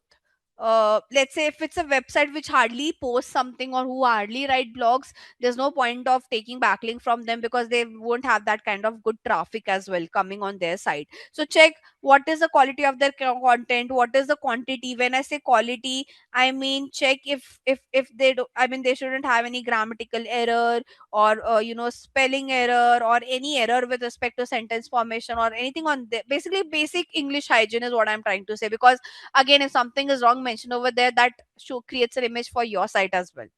If you do all this check, then you reach out to those websites. So now, if let's say for money control, all these things are getting ticked off, then I will reach out to them. Now, to reach out to them, obviously, how do we reach out to this organization? One is like I might know someone from my network who's working over there and I can get the details from there. I mean, in the industry, that's what we do with networking. We get a lot of details. But let's say if that's not the case, you can Google and you can find out basic email ID and contact of this particular company. You can call them and you can ask them that can you connect us to the business development team or the marketing team.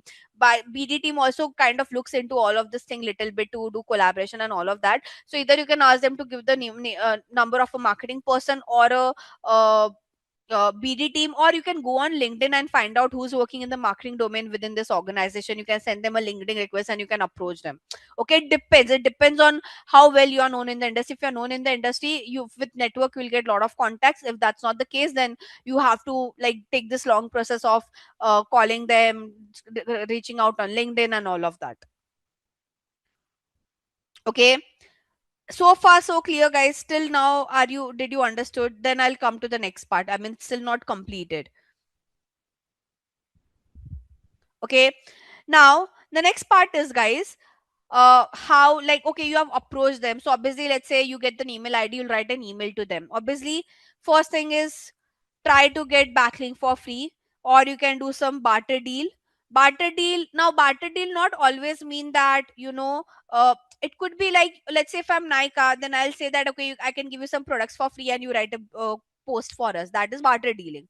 Barter deal can also be that you give backlink to me, and in future even I would give backlink to you if you have like a good correlation with that particular industry. So if that industry, or like that PR site or news site, you guys have good correlation, and in future you can also give backlink to them, then you can do that. That is also barter dealing. So barter deal not always mean that you have to give some free product or service. Okay, barter deal also means that you give backlink to us, and in future even we will try to do something on those lines. In after doing this also, if you desperately want money control to feature you, somewhere in your any of their blog, let's say I want money control to feature me when they write a article on top environmental organization, something on those lines, and I am nowhere close to be listed on in the name of those company, then I'll probably would want to, I would do some paid thing. Okay, but very important thing, if you are doing via paid, okay, please make sure the website which is giving backlink shouldn't mention sponsored or promotion anywhere, wherever your brand name is mentioned. Okay, so because SEO is all about organic, okay, paid things shouldn't be done. This is like, how should I say, a jugaad that people try to do. Okay, now let's say there are many brands. I told you, right, if you're doing paid thing, ideally the search engine shouldn't come to know about this. So obviously, let's say they, the search engine, if you are not, what should I say, obviously let's say the brand has not wrote sponsored or promotion over there, that means obviously the search engine won't be able to find that out. But the second thing which can create a doubt in front of search engine is like, if in less time you have got lot of backlinks, that does create a sense of doubt. Okay, let's say you're a new site, a new market altogether, how can you get so many backlinks? Let's say in 1 month you have got 1 lakh backlink or 20K backlink. It's pretty doubtworthy that it is not organic. Okay, so you shouldn't make it obvious is what I'm trying to say. Even if you are doing with paid, it shouldn't look obvious like it. I mean, if someone sees that it's a 1 month old company, how they can get such big back so many backlinks? Like for Simply Learn, it's a very old organization, it's very easy. I mean, if I see it, I can clearly understand that, okay, they have generated this backlink over the time. Money Control is a very old site, but you are like hardly 1 year old brand. How can you get so many backlink in such short duration? That is a question that anyone would have, and that create a sense of doubt in general. So don't make it obvious if you're doing it this way. Still do it slowly. Even if you have an option to pay money like anything, please don't do that. Look, make it look natural in case if you're doing it this way. Am I clear? I mean, there are startups who have a lot of money, they try doing it, but they make it look very natural. It doesn't look obvious is what I'm trying to say. Okay, now how much you'll have to pay and all, it depends from like it depends on how popular that particular site is. Like for Money Control and all, I might have to pay more. But if it's a small blogger who write a lot of thing about environment, probably I won't have to pay him much. So it depends how popular, from which popular site you're getting your backlinks from, in case if pay is involved into it. Okay, now the last part on this, which is very important. Okay, so what happens is, and this is like very very important thing, I'll try to show it to you if I can. Okay. Okay, so I'll try to show you the back end of the picture as well. So now when we do backlinking, okay, um, you have done everything right, but okay, the person who's giving backlink to you, the website which is giving backlink to you, anywhere on that particular section, if they mention rel is equal to no follow, the whole process that you have done for backlink will get vanished. So what exactly is rel is equal to no follow? Basically, the person who's giving backlink to you, they can write at the back end of the code, and what they're trying to say when they say rel is equal to no follow, they mean they are trying to tell the search engine that the credibility that this website has shouldn't be passed to this website to which they are giving link to. Okay, so basically when we say credibility, basically, like, let's say money control has a good DAPA score, but they have wrote rel is equal to no follow. The credibility that money control has, or the authority that money control has, we won't get passed to my page. Okay, so it is what is exactly money control is trying to say is that, I'm not endorsing this content as such. Okay, so ideally, uh, if the bot sees something rel is equal to no follow, they would think that, okay, probably this is like a sponsored content or a paid partnership, or it could be spammy or something on those lines, and the authority won't get passed on. Okay, so you always have to make sure the one who is giving backlink to you, they don't mention something like this in their backend, like rel is equal to no follow. So this is one thing that people can't, like, if there are many people who don't know about this, they do everything good but they completely forget about this. They take a lot of backlink and they see, okay, why my DAPA score is not improving. One of the core reason is the website was given backlink to you, they might have mentioned it as rel is equal to no follow. So you have to speak to them, the one who's giving backlink to you. You have to make sure when you write an email, when you have that collaboration, you write it on that email that don't give us rel is equal to no follow and all. People don't look into this nitty gritty. Later on they realize that, oh, this was the reason why my DAPA score is not improving, right? So when you are speaking to those, when you are doing all that collaboration, and when you're writing all your condition and everything, please make sure this is one of a very important. Like, people, what they do, they write condition, okay, that, okay, when you're writing content for my brand, write content in this way. They write about their content, they give them, okay, which link they should refer to. So like, let's say I'm reaching out to money control, I'll tell them that, okay, in case if possible, try to write my content in this way. If And for link, this is the URL that you should add. People will give all this kind of detail, but they'll forget mentioning this. Okay, so in your email only, when you're doing that contract, or when you're signing any MOU or any collaboration kind of a thing, please make sure this is one of the condition that you write. Otherwise the whole process that you have done will vanish. It won't create any impact on your DAPA score then. Are we clear?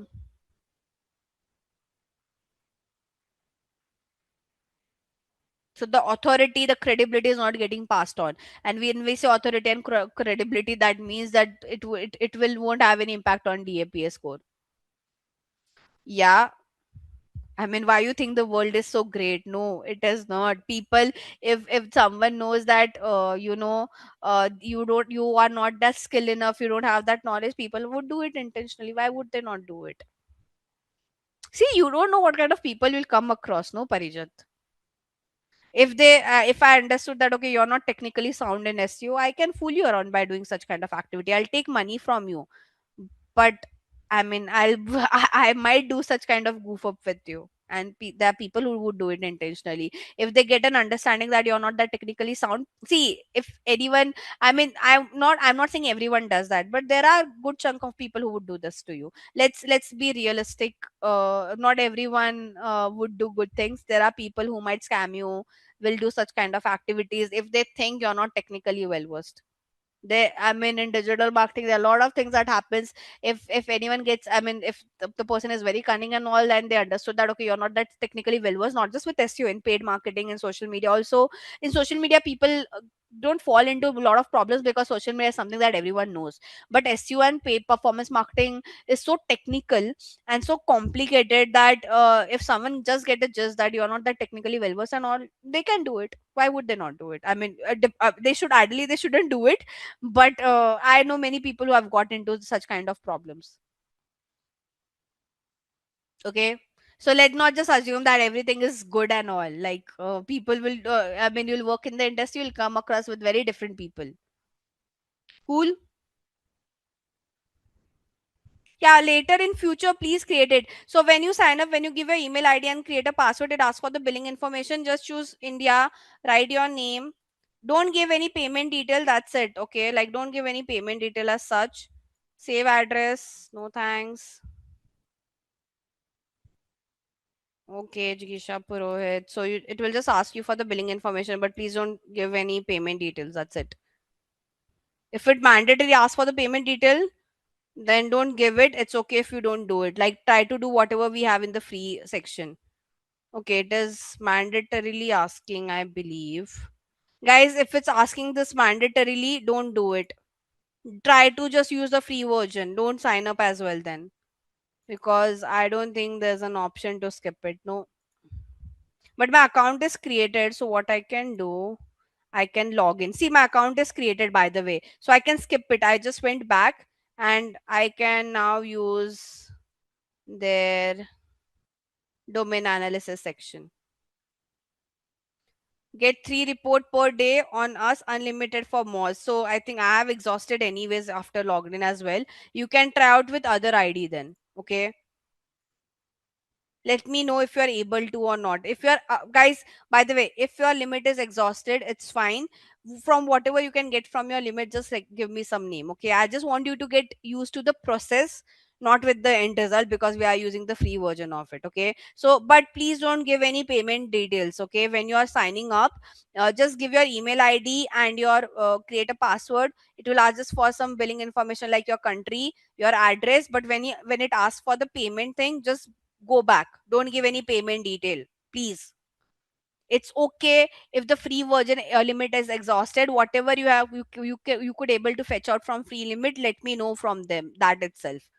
Don't make any payment. I'm saying this very loudly and clearly. Or don't give any payment details to the platform. We are just doing this for the practice purpose. No need to do it by giving payment methods and all. Whatever information you can get from the free version, just tell me that. Cover the remaining part for of page SEO. Okay, then we will be starting with technical SEO. We will be discussing some platforms like SEMrush, SimilarWeb, Google Page Speed, Insight, uh, Schema, markup tool. Then we would also discuss Google Analytics, Google Trends. Search Console is something I've already taught you guys, so I won't discuss that in detail. Then, sorry, I'm just trying to think. Uh, Optimizer. So I think, yeah, optimizer, I believe is how you say. So yeah, I mean, we'll be discussing this, and if time suffice, we'll be also discuss some other concepts as well. But yeah, for now, I'm just sticking to this. Let's see if we have time, I'll add more few aspects to it. Starting with the off page remaining part. So I think for off page, I have taking links from some websites or from your competitor or from news sites and all of that. There are there are other off page activity also that one can do. But again, I mean, it doesn't have that kind of importance, the importance that you get when you take a backlink from a website. Okay, so now what are other ways you can do this off page? But as I said, it won't have that great importance. So there are many people, what they do, they go to Reddit or Quora or any question and answer platform to build their off page. You can do it with the help of your social media as well. Okay, now what do I mean by this? Now there are many brands what they do. I'm not saying that this is what this brand is doing, but so on Quora and Reddit, whenever people have asked any question, it's a Q&A platform, right? So what many brands do, either they ask their employee or someone, like they hire someone to who can answer to those questions, and when they answer to that question, they can also write down their brand name. So if the question is, let's say if you're working for a protein powder brand and they want to improve their off page SEO a little bit, okay, this won't have like great importance because it is, I mean, Google can clearly understand that, it's there on a social platform. People can do a lot of scam things on social platforms, so it won't have that kind of validity. But still there, you can at least do some off page SEO from social platform as well, or some Q&A platform as well. So you can answer there and you can give link about your brand and anything on those lines. So there are brands who do this as well. Now on social media platform as well, it is always recommended that when you create your Facebook page or Instagram page, you give like a proper information over there. So for example, I'll do stop sharing because I'll have to open my Instagram now to show that. uh Let me just log into my Instagram quickly.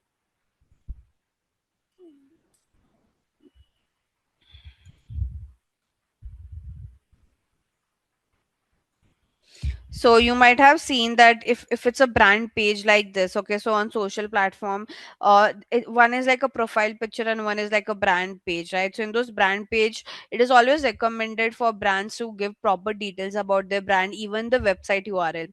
Because ideally, again, if someone comes from here to the site, it is off page only. It's just that Google and search engines know that is coming from the social platform. But it is always recommended that whenever you create your company profile page on Instagram or Facebook or LinkedIn or Twitter, anywhere you create it, please write like a proper in-depth about us detail, including your website URL. Right. So this is also some additional thing that one can do when it comes to off-page part. Apart from getting, backlinks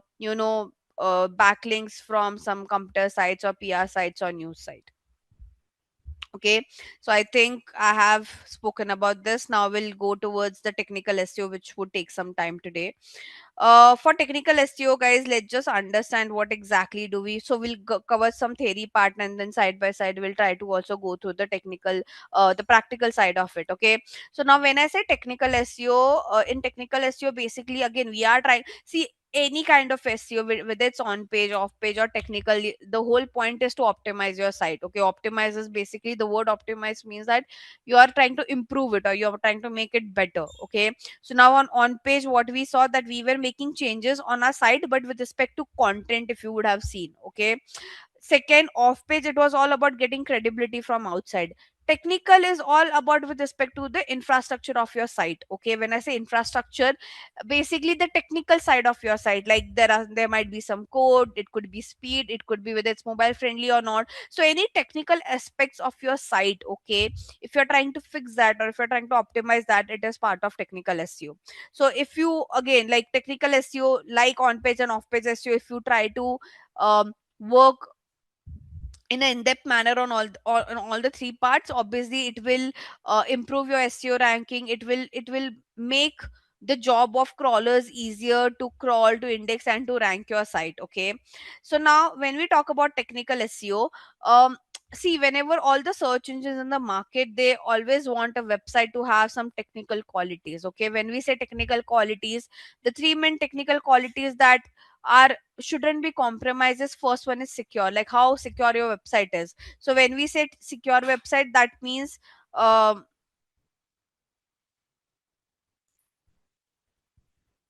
so okay, you might have always observed that, right? So HTTPS, do you know HTTPS? So basically, whenever you go and open any site, it has this S word within it, which we call as secured. Okay, so again, whenever we buy any brand, okay, if you're buying like a proper domain and hosting, you have to buy the security as well. Okay, you might have seen that there are some site who just have HTTP and doesn't have S within it. That means their website is not secured, and you get that error that this website is not secure. Do you still want to go to that site? So ideally your website should have it basically, when we say security mean that it should be https website, okay, where you are buying that security. You can do this whenever I mean, how to do that? So whenever you buy a domain and hosting, you have to take one package of making your website secured as well, okay. If you don't do that, then your website will only say http, and that will, the problem that it would create is whenever someone goes to your site, uh, first they'll get an indication that it's not a secure site. Do you still want to visit it? So that impacts your brand image. And again, if a crawler, if a search engine crawler is trying to go to your site and they see such kind of indication, obviously it's a red flag for them, and they will drop your ranking because the site is not secured. So the first thing is security. That's what I mean by security. Then responsive is more with respect to how easy it is to navigate your site, okay, navigation perspective. And lastly, shorter loading time. That means your website should load very quickly, okay. So these are like three basic of technical SEO thing that should be there. Now again, it is not your job to do this. Your developer is the one who will fix all of this, okay. So when they are creating the website, I mean, with all the developers that I've worked with so far, they are that technically sound that they know that the website should be secured. So when they buy they are, by the way, they are the one who will buy the domain and hosting, so they will also buy the security section over there. They also know that the website should be smooth to navigate and it should load quickly. So I don't think any developer should be taught on these three aspects. They already know about it. But in case when you are working, and again, if you're working with any top brand, I've never seen them not having any of this three feature. But let's just say if you work with any brand and you see that, okay, the website is taking a lot of time to load, or it's not secured, ideally you should go and flag it to your developer and they'll fix it, okay. Now, how do you understand the website is loading fast or the website is loading slow?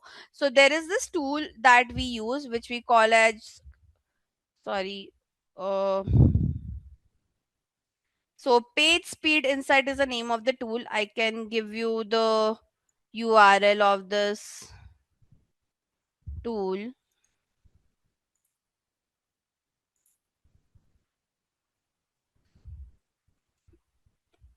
So this tool is usually used, so whenever, because otherwise how would I understand if the website is working properly or not, okay.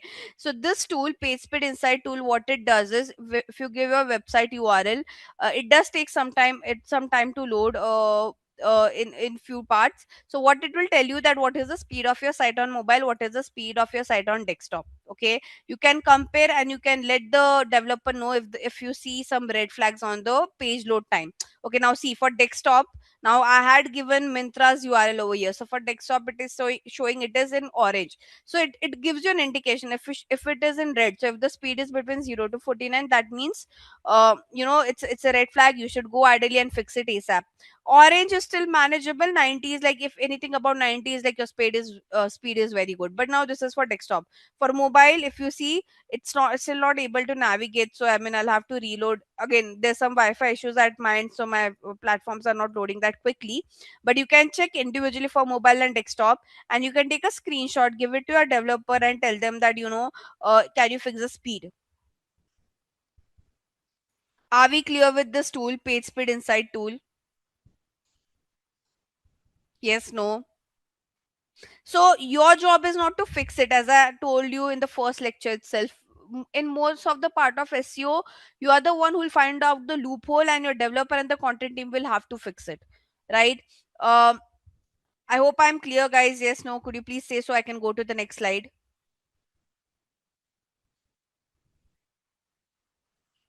Guys, am I audible? Okay, thank you. Thanks, Krish. Now, what is the whole point? What is the significance of doing a technical SEO? So, okay, when you uh, when you do technical SEO, you're trying to ensure that your website is technically optimized, obviously, and it is kind of up to date. Okay, when I say up to date, with respect to all the algorithms that search engines are trying to get into pictures. Okay, because what happened, because the algorithms keeps on changing, you have to be up to date. And when we say the algorithm keeps on changing, uh, the search engine will come, it is not only with respect to technical SEO. They might come across, they might come, they would, introduce some algorithm changes with on page and off page as well. So ideally, whether you are doing on page, off page, or technical, you have to make sure it is updated as per the recent algorithm that's there, that the search engine has, tried to circulate it. Okay, so the whole point of doing this on because the thing is, you might think that it's a one time task, but trust me, it is not a one time task. You would think that, okay, my keyword has started ranking, my job is done. No, the algorithm changes, and if it asks you to update the way you were doing your on page, off page, or technical, you'll have to update it. If you don't keep your SEO updated as per the algorithm, again the ranking would drop. Okay, so whether it's technical or on page or off page, if it is not optimized as per the recent algorithm, your it will for sure impact your ranking. Okay, now how would you do that? So obviously you can open the website on your laptop, and you can also open that particular website on your phone, and you can do side by side check. Or you can also, so here, okay, basically this is giving you a version that this is how your website looks on desktop, this is how it looks on your phone. Okay, so you can go right click, say inspect, and when you say inspect, you can see both the version on like how your website would look on both the devices. Now if you see that, okay, there's a lot of problem with how the website is looking on mobile, feel free to inform your developer about this. Okay, now again, it is not your job to make changes. You are again doing an audit. You are trying to do an audit and trying to see that, okay, how does the website looks on desktop and how does it looks on mobile. And is so when we say, let's say, this banner, okay, for that matter, right now it's looking pretty fine, but imagine this banner is getting cut out in mobile, so you'll have to ask your developer to fix it, right? Probably some of the pictures are not showing in proper sync, so you might have to ask a developer to fix it. So you have to, it's your job to check both the version and let your developer know if in any changes you need. So mobile friendliness. Now duplicate content, very important. So what do we mean by duplicate content? Okay, see, it doesn't happen with the small brands, but bigger brands, okay, who have lot of product, who write lot of blog, who write lot of content. Okay, there's a good chance they, like, let's say, there's a blogger like Neil Patel, who's like very popular and who write lot of blogs. Okay, and on lot of topics, not just marketing but sales and 10 other things. Now mistakenly, I won't say that everyone, people will purposely create a duplicate content, but let's say he has already wrote a blog on how to make your website SEO friendly. Okay, now he create a blog something on the similar line, that means you are creating a duplicate content now, and if the search engine finds that out, again it will decrease your ranking, because why are you putting the same kind of content on your site, right? Now this duplicate content thing doesn't happen with a small brand, but yeah, for a bigger brand they have to be cautious on those lines, because they are launching a lot of product, they are launching a lot of blogs, so they might tend to do this mistake. Okay, sitemap, I think I've already spoken about what exactly is sitemap, so I don't have to reiterate. It's basically a roadmap of your site which you have to upload on your website, because that gives a guidance on crawlers on how to crawl your site and what are the pages they should crawl. Coming next is your schema markup. Okay, now what exactly is schema markup? Let's try to understand this. So your schema markup looks like, so like apart from your title and description, there is like review, rating, time, all of that. Yes, guys, can you see this? Even like if you search for any products and all, like if I search for tote bag, can you see this name, rating, and all of that? So if you're giving any extra information apart from your title and description, that is part of your schema markup. Okay, so we say schema markup is nothing but additional information on the overview of your website apart from your title and description. Okay, now to create the schema markup, there are some tools which can help you to do that. Okay, you can't just like do it randomly. So okay, let me just first, I'll come to schema markup again, guys. Don't worry, I'll come back to this point again, because the next part is schema markup, but I just need to discuss one more point, which is citation. Now what is citation? Basically,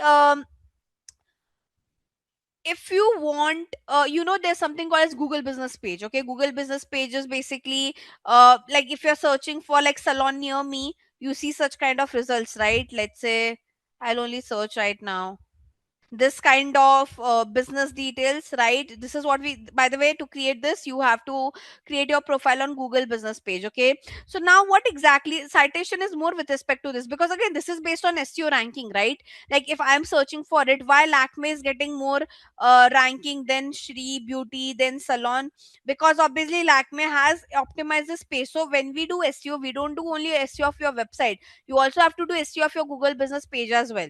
The same rules are applicable, like write a proper title, add all this detail like rating, ask people to write lot of review. I'll talk about local SEO later on, but citation is related to this. So now when I talk about citation, it is more with respect to the again the internet is trying to get reference of a company, usually by seeing details like their employee name, the company's phone number and address, and the company name in general. So if you want your local business to be ranked locally, okay, like something like this. So when I search for salon near me, all this Shri Beauty Salon, Salon Apple, and all of this, if you want rank, if you want to rank similar on this line, you have to do citation. When I say citation, basically when you're creating a Google business page, please give like proper detail, and it should have your company's phone number, address, name, and all of this. So what happens, if you put all this detail, um your ranking would improve, because the local searches would be with respect to near me and all of that. Okay,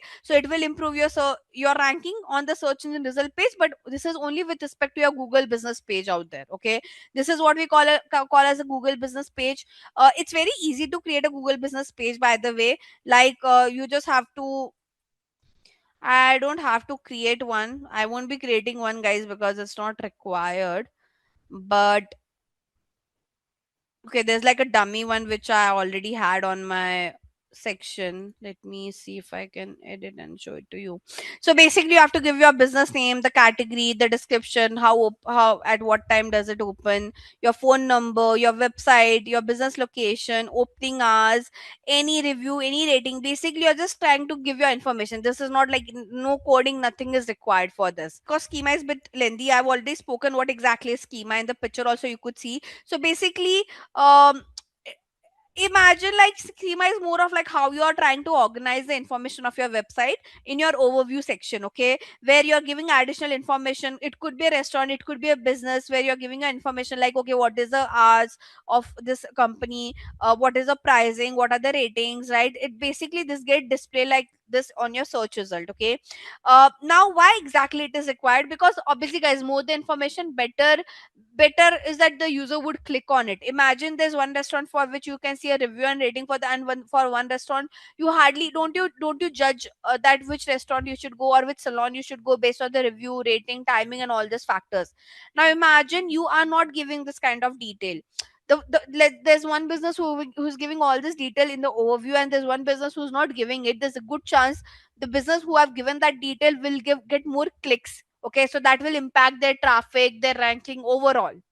Okay, so uh and by the way, when you give this kind of detail, again this data also help the search engine crawler to understand your website in a better way. Okay, and because if they see, okay, they have so much ratings, so much reviews, that gives up, that builds again the credibility and improves your ranking, right? So you shouldn't all if you are a business like this for which rating, reviews, and all these things impact a lot, please make sure it is updated, because that will impact your ranking, because the crawlers will see that as well. Okay, now how one can create this schema. Okay, so to do this, there's like a specific code that one needs to put on this site. Okay, so there's a code that you have to create. You can give it to your developer and they can place it, which we call as a schema markup code. Okay, or you can call it as a structured data markup code. Now how one can create this particular code, so there is this tool called as structured data markup helper. Okay, I'll show you how to. Now I want to do this for a website, so I'll say website. Okay, and I have to give my website URL over here. So let's say I want to do it for my site only. It doesn't need a rating and all, but yeah, okay, let me just do it for the sake of it. Now, what kind of schema you want to create? Okay, so it's asking you what kind of schema you would want to put. Like, okay, do you want to give some product description, or is it like for like basically it's firstly asking you what kind of website you are. Okay, so for me, my website is more about product.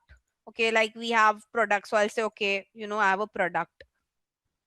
Yeah, so can you see my page is been loaded? Okay, so now let's say I want to write my product name over here. Okay, so I just have to select it. Now here, do I have it? This one. Okay, so I've selected it. Now I want to tag this for what? Okay, what exactly it is? So I can add them into, I don't have a review. The problem is my website doesn't need schema, but I can just give it, tag it to the name part. Can you see?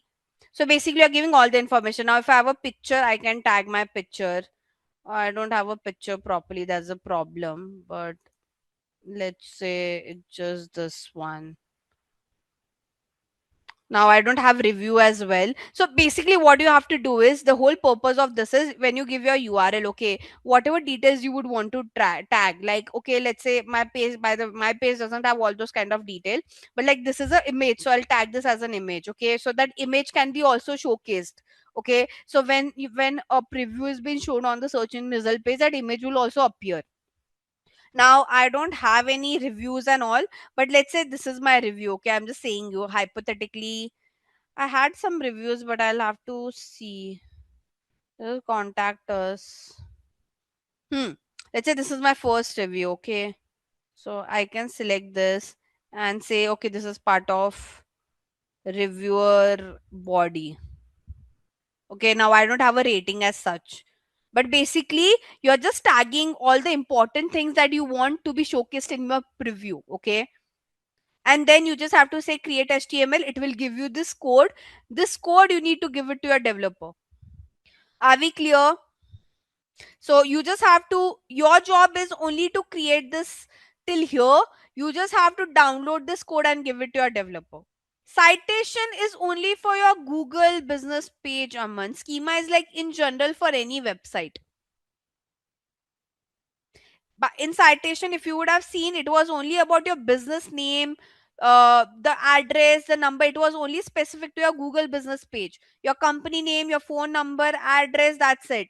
This schema markup is basically for any kind of website, and again, schema has lot of information. It does not only respect, like, this is only for your Google business page, the citation part, but this one is for any kind of website in general, who can show their review, rating, picture, price, product name, and 10 other things. Guys, okay, just one thing, we have a lot of things to cover, so please pay attention properly, because I mean, I also have limited time period, so when I try to repeat the content again, it again takes some sort of time as well, right? So would just request you guys to like have a proper attention when I'm explaining things. I'll take another URL now. I mean, I don't want to take the same one. Let me take this.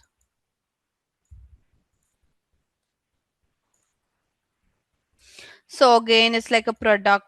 No, this, yeah, I mean, this page I'll part as would be a part. You just have first to select what kind of website is what you have selected, and then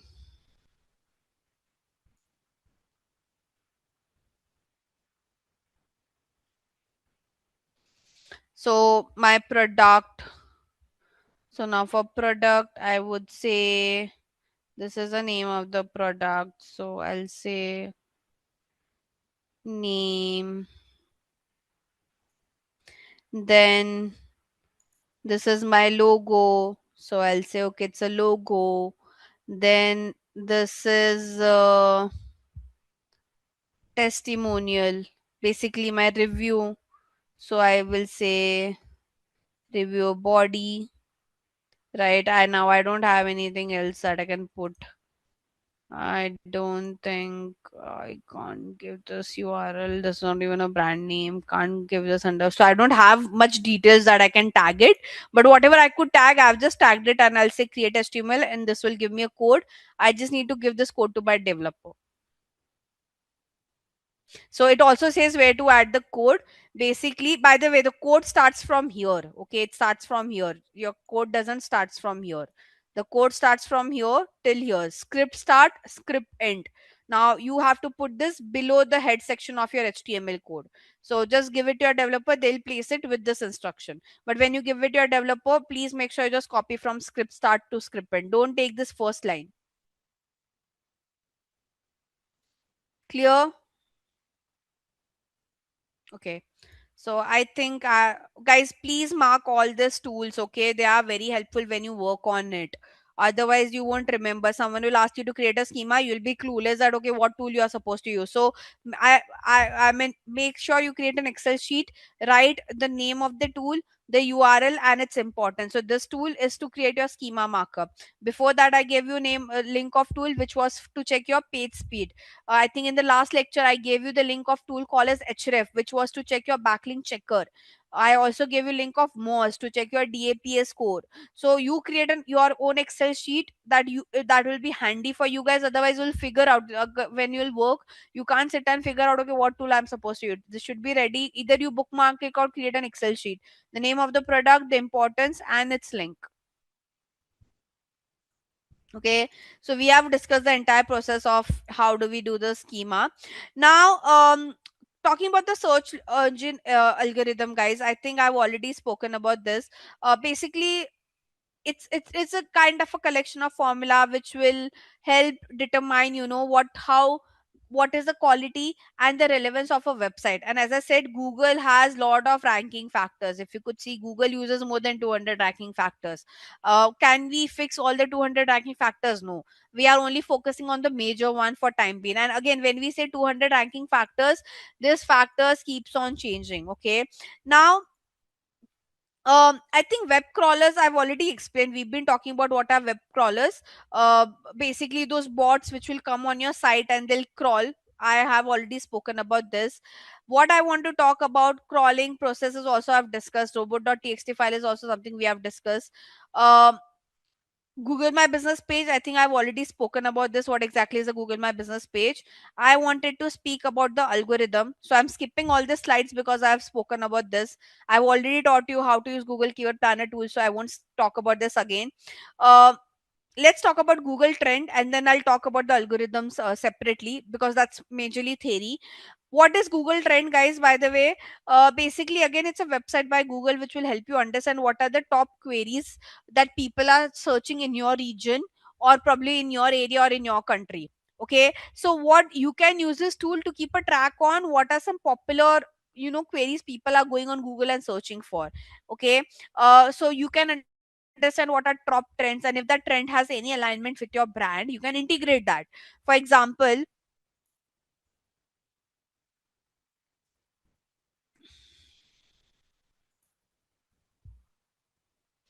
now here, so you can search for your category. Okay, basically you can search for your category name and it will tell you okay, for your category what are the trending topics or phrases people are searching for. Or in general, if you want to know any trending thing, then you can search for trending now. Okay, so I don't know what people are searching for, god knows. Okay, very weird searches. Sonam Wangchuk, okay, I can understand. I thought people would be searching a lot for LPG cylinder because of the crisis. Karan, this guy singer concert. Okay, 10th result. So this is what this is trying to show you is like what in general is trending. Okay, obviously you can choose this like you just want to know about past 4 hours or whatever it is. If you want to choose any other country as such, but here you can search for some terms related to your category. Let's say for me, for the business, I'll say wastewater, and I would want to see okay, how what are people searching for when I talk about this terminology. Okay, so you can understand okay what are the popular trends or searches going on Google in general. It is more with respect to keep yourself updated to the trend, and if that trend has any relationship with your brand, you can try to integrate it by probably writing a blog or creating a video or creating a new article about it. Okay, I'll give you a link of this as well. Again, I've taught you how to use Google Trend, I've taught you how to use page speed insight. I've also, now I'll talk about Google Analytics and Google Search Console. Google Search Console, guys, I've already taught you. Like whenever you create a website, you have to create your Google Search Console account. How do you create a Google Search Console account? I mean, I can't do the process again because my website is already created. But like, whenever whenever you'll go to Google Search Console for the very first time, it will ask you to add a property. So here you have to give your domain URL. Basically, you have to give your website URL to this, okay? And then it will help you to connect your website to the Search Console. So now Search Console, I think I've already spoken you about the importance of Search Console, but let me just give a refresher again.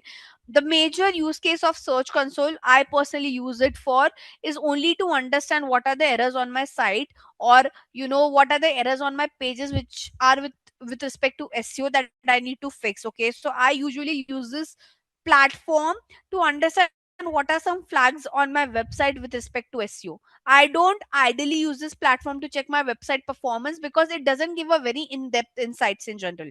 Okay, so the only use case that I use when it comes to Search Console is, first, obviously, to submit. If I'm creating a new page, okay, let's say I've created a new page on my site, here I can inspect it. Inspection is basically you're trying to see whether it's indexed or not indexed. Okay, so one is to submit my website or any new pages that I'm creating, and two is to see if there are any flags or if there are any error with respect to my website.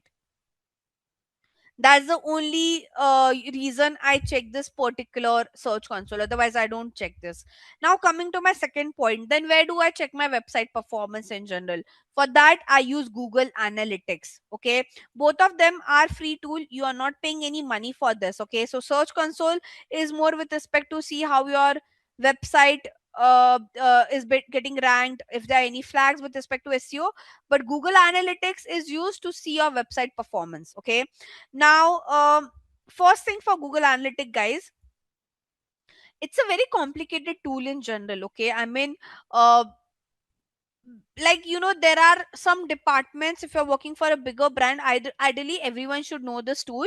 If not in depth, then an overview is something that one should be familiar of with. Okay, whether you're working in SEO or whether you're working in performance marketing or any other department in general. But um okay, so to learn this tool, there are two way. One is that you create your own website. Okay, but the problem is, once you create your own website as well, you know that it will take a lot of time for that website traffic to grow. And Google Analytics is more with respect to, Krish, guys, please. Okay, I am not sure if you guys are revising your basics or not. Krish, we discussed this right in the last lecture. Sitemap is something that your developer needs to create. On Search Console, you are just submitting your sitemap. Sitemap is something you'll have to create. If you remember, on WordPress, I used a plugin for which the sitemap was automatically created. And if it's a coded website, then your developer need to create the sitemap where automatically whenever a new page is added, that page is updated in the sitemap.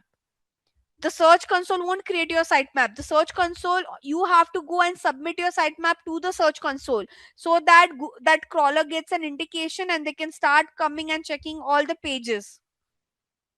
Guys, I would always request, please refer to your past recording. If I mean, something, we discussed this particular part, Krish, on Sunday so thoroughly, and you're coming back to the basic. That's a problem. Okay, so now Google Analytics, guys. So there are two ways, as I said. One is like you should have your own website, but the problem with learning Google Analytics on your own website is, if you don't have good amount of traffic, you won't be able to do any data analysis, because Google Analytics is all about data analysis. Okay, so then what's the second way to do it? Let's say you say, okay, ma'am, we don't have a website, but still we want to learn Google Analytics, then how should we go ahead with it? So what Google has done, and please hear this very clearly. Okay, so there's something called as Google Analytics demo account. Now, what is Google Analytics demo account? For folks like you, who don't have a website but who still want to learn Google Analytics, so what did was, Google has their own website called as Google Merchandise Store. Okay, by the way, this is a website owned by Google where Google sell their merchandise.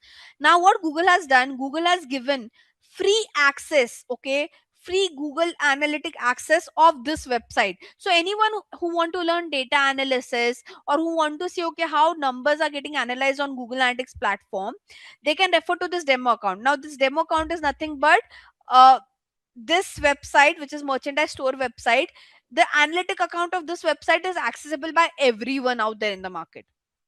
And Google has only done this is so that people can learn how to analyze the numbers. Am I clear what is a Google Analytics demo account? So for you guys who don't have a website but still want to learn GA, that's the only way you can learn it. Guys, am I clear what is Google Analytics? Google Analytics is a platform to analyze your website in a very in-depth manner. For you guys, you will be referring to a demo account is because you don't own a website. If you don't own a website, you can't have a G account. Even let's say you own a website and you create a G account, it will take a lot of time to gather that data. Okay, and till the time the data is getting gathered, you can't do any analysis. So for you to learn that analysis, you can go to the demo account. Now the demo account will have the performance of this website. Now if you click over there, it takes you to them to the demo account. By the way, anyone can access the demo account. You don't even have to create your own account. So now this Google Analytics account is of Google merchandise store website. Okay, the only reason Google has given this free access of this demo account is anyone can learn how to understand the tool. Okay, so this is how the Google Analytics account look like. But trust me guys, I can't give you an in-depth idea of the tool because I'll take 4 to 6 hours, which we don't have. You will have a separate session to learn this tool in depth when you'll, if like if you're doing the overall DM part, and you'll have like probably towards the end you might have a topic of web analytics. Okay, so there, that's where you learn this tool in much more detailed manner. But I'll still give you an overview of this tool. Okay, so this tool basically gives you a very in-depth insight of your website. When I say in-depth insight, so this tool has like a lot of features. I'll only talk about the analysis features.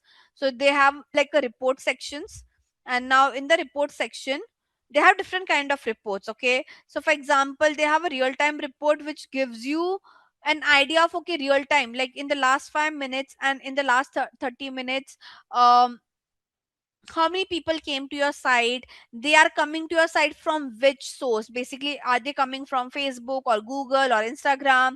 What are the pages that they are visiting, what kind of interaction they have done, they are coming from which location. So like this real time report is majorly checked when you want to see like a real time performance of your website. Apart from that, they have other reports as well. So they have something called as an acquisition report. Again, not going in detail because it's very complicated to understand this tool, but I'm just giving you an overview. Okay, so this acquisition reports gives you an idea about what channels are driving traffic on your site and how each channel is performing. When I say channel, like basically social, search, affiliate, influencer, wherever you're doing your marketing. Okay, this is basically, this report will tell you, okay, people are coming to your website from what source. Like, is it Google, Bing, Facebook, Instagram, YouTube, whatever platform it is, and how each of those platforms are performing, like from which platform you're getting more revenue, etc, etc, etc. Then you have something called as an engagement report, which gives you an idea about performance of each of your pages. Okay, so like your website might have 10,000 pages and you want to see performance of each of those pages. You go to this engagement report and analyze that. Okay, um again, this will have a lot of pages. I've just like, because the row per page filter was only 10, but like it will have lot of data about how each page is performing. There's something called as a monetization report, which gives you an idea about, let's say, so now this is only for e-commerce brand. So if you're an e-commerce brand like Myntra and Amazon and all, and you have so many products and you want to see overall how each product is performing, like which product is getting sold out more, which product is not getting sold out, you can do that analysis in the e-commerce purchase report.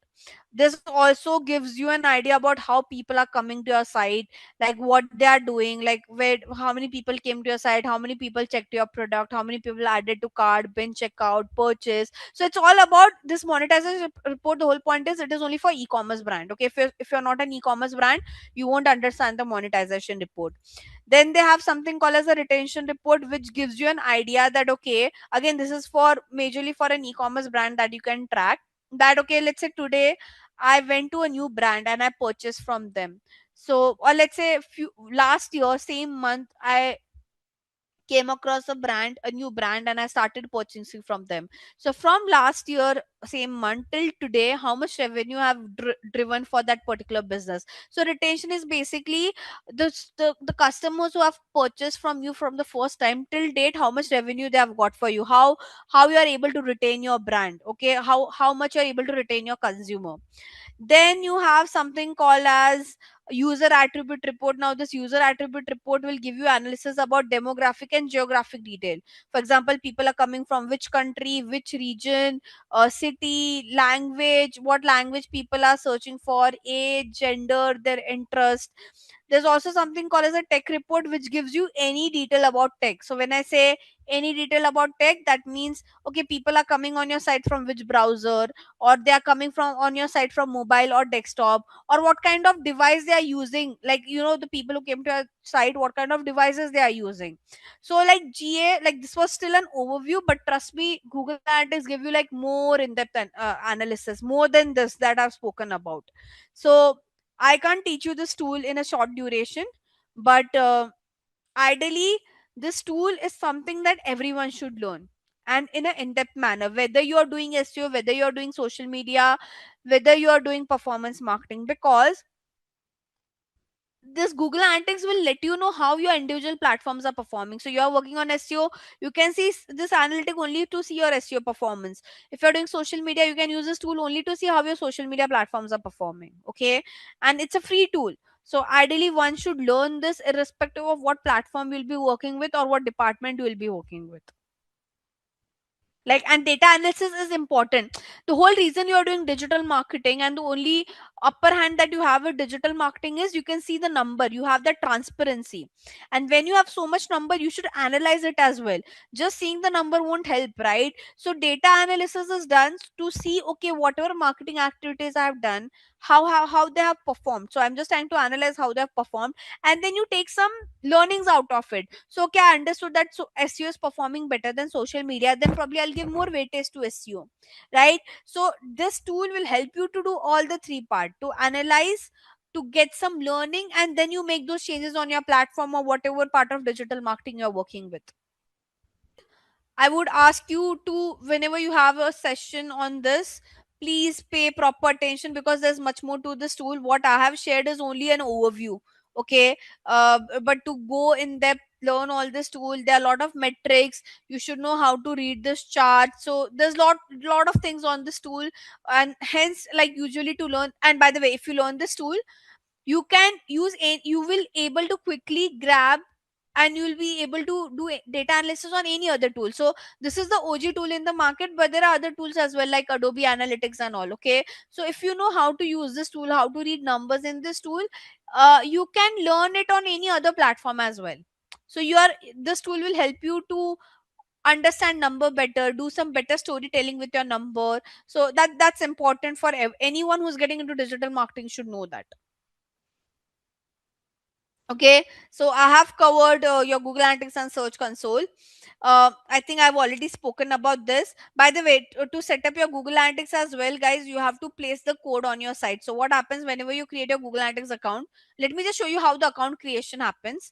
So let's say I'm creating a Google account from scratch. So here I'll say account. Okay, I have a lot of Google Analytics account created, but I'll create one more for you guys. So first you have to write your business name over here. Okay. So right now I'm just writing something, some random name. Um, okay. Here you are just trying to let Google know that basically you're trying to tell Google that what all data you want Google to track. So I'm just checking all of that. I'll say next. Now property name should also be your brand name. Now, what is the difference between an account name and a property name, guys? Let's say you are a very big organization who has multiple brand within it, like your brand, like Reliance Brand Limited. So Reliance Brand Limited will choose account name as Reliance Brand Limited, but at property name, they'll choose that individual brand name. Let's say this is for Hamleys, and I'll write Hamleys. If it's for gas, I'll write gas. So if you're a brand who has multiple sub brands within them, then you write a different account name and a property name. But you are just like one brand, then the same name should be added in your account name and the property name. Okay, your reporting type zone, for whatever location your website is there, like your website is only for India, then like just choose India.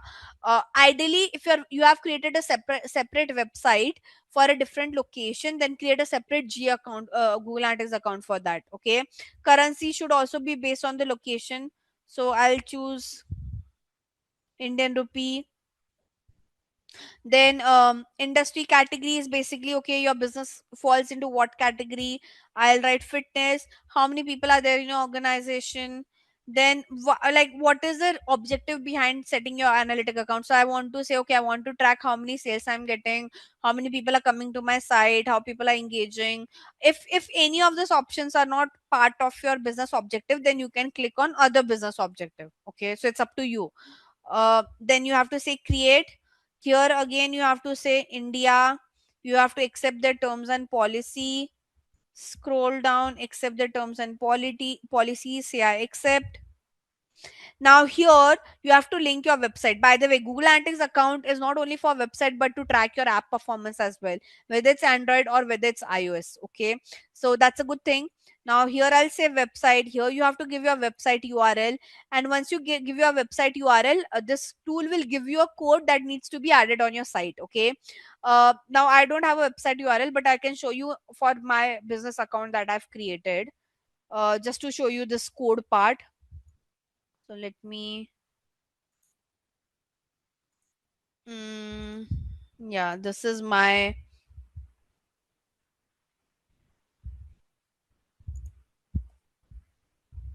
So here, like just to show you the code part, I'm trying to take you through that. So my website was already given over here. Give me a second. There's so many accounts created as a dummy site that it's difficult to navigate. Hmm. So here, like once you give your website URL, basically it gives you a code. Now to find that code, there's something called as view tag instruction. You go there, and this is the code. If it's a coded website, give this code to your developer and ask them to put it on all the pages of the site. So again, they have given you instruction over here that copy and paste it in the code of every page of your site, because you want to track every page, right? And after the head start, okay, so give this code along with this particular instruction and your developer would do the job. If it's a WordPress website, then there's an extension that we use which we call as monster insight. Okay, so if it's a WordPress website and you want to set up Google Analytics, you need to use a plugin called as monster insight or Google Site Kit. Okay, and if it's a coded website, so they have given you both the option. If it's a WordPress website, put like you just need to use a plugin, and in that plugin you have to give this particular code. They have given you all the instruction how to do that. Okay, but if it's a coded website, you have to give this code. Even if the website, like whether it's Shopify and all, even on Shopify, on Wix, you can set up Google Analytics without putting the code. You just have to like take this tag, and there's a section on Shopify and Wix as well, you can put this. But for a coded one, you will need the second option. About it now, security issues, guys. Okay, now this thing, ideally you can't fix it. Okay, it is your developer can ideally do these things for you. Starting with something called as 404 error. You might have seen this error, right? There are times when you go to a site and it says the page is not found. 404 error, you might have seen it. Okay, so whenever a website shows a 404 error, okay, like basically we all know what is a 404 error. Have you ever seen a 404 error page, guys? It looks something like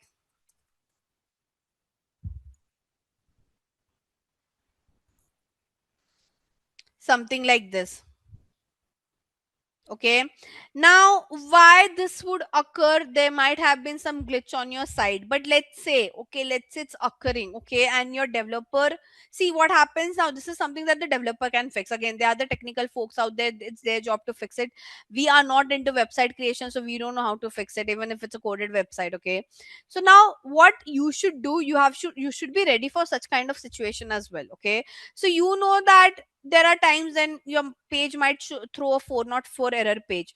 So even if it's throwing a 404 error page, you should make sure that the page is well created. Even if it's a 404 error page, guys, there are few things that you can keep a check on. Okay, so first thing, you know that this situation can occur anytime. Like, you can't be sure that, okay, my for my brand a 404 error page would never show.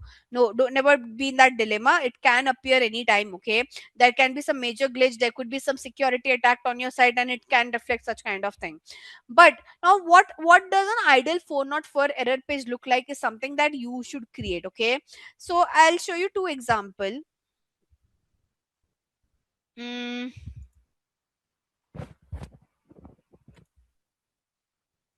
part of the technical SEO is your algorithms. Okay, now ideally, no, I mean, no one would ask you, because algorithms is all theory basis. Okay, like you can't go and check, like there's no practical thing you can do. It's like, just like a, how should I say, how do you get new updates on your phone? Okay, your phone does get updated very frequently, right?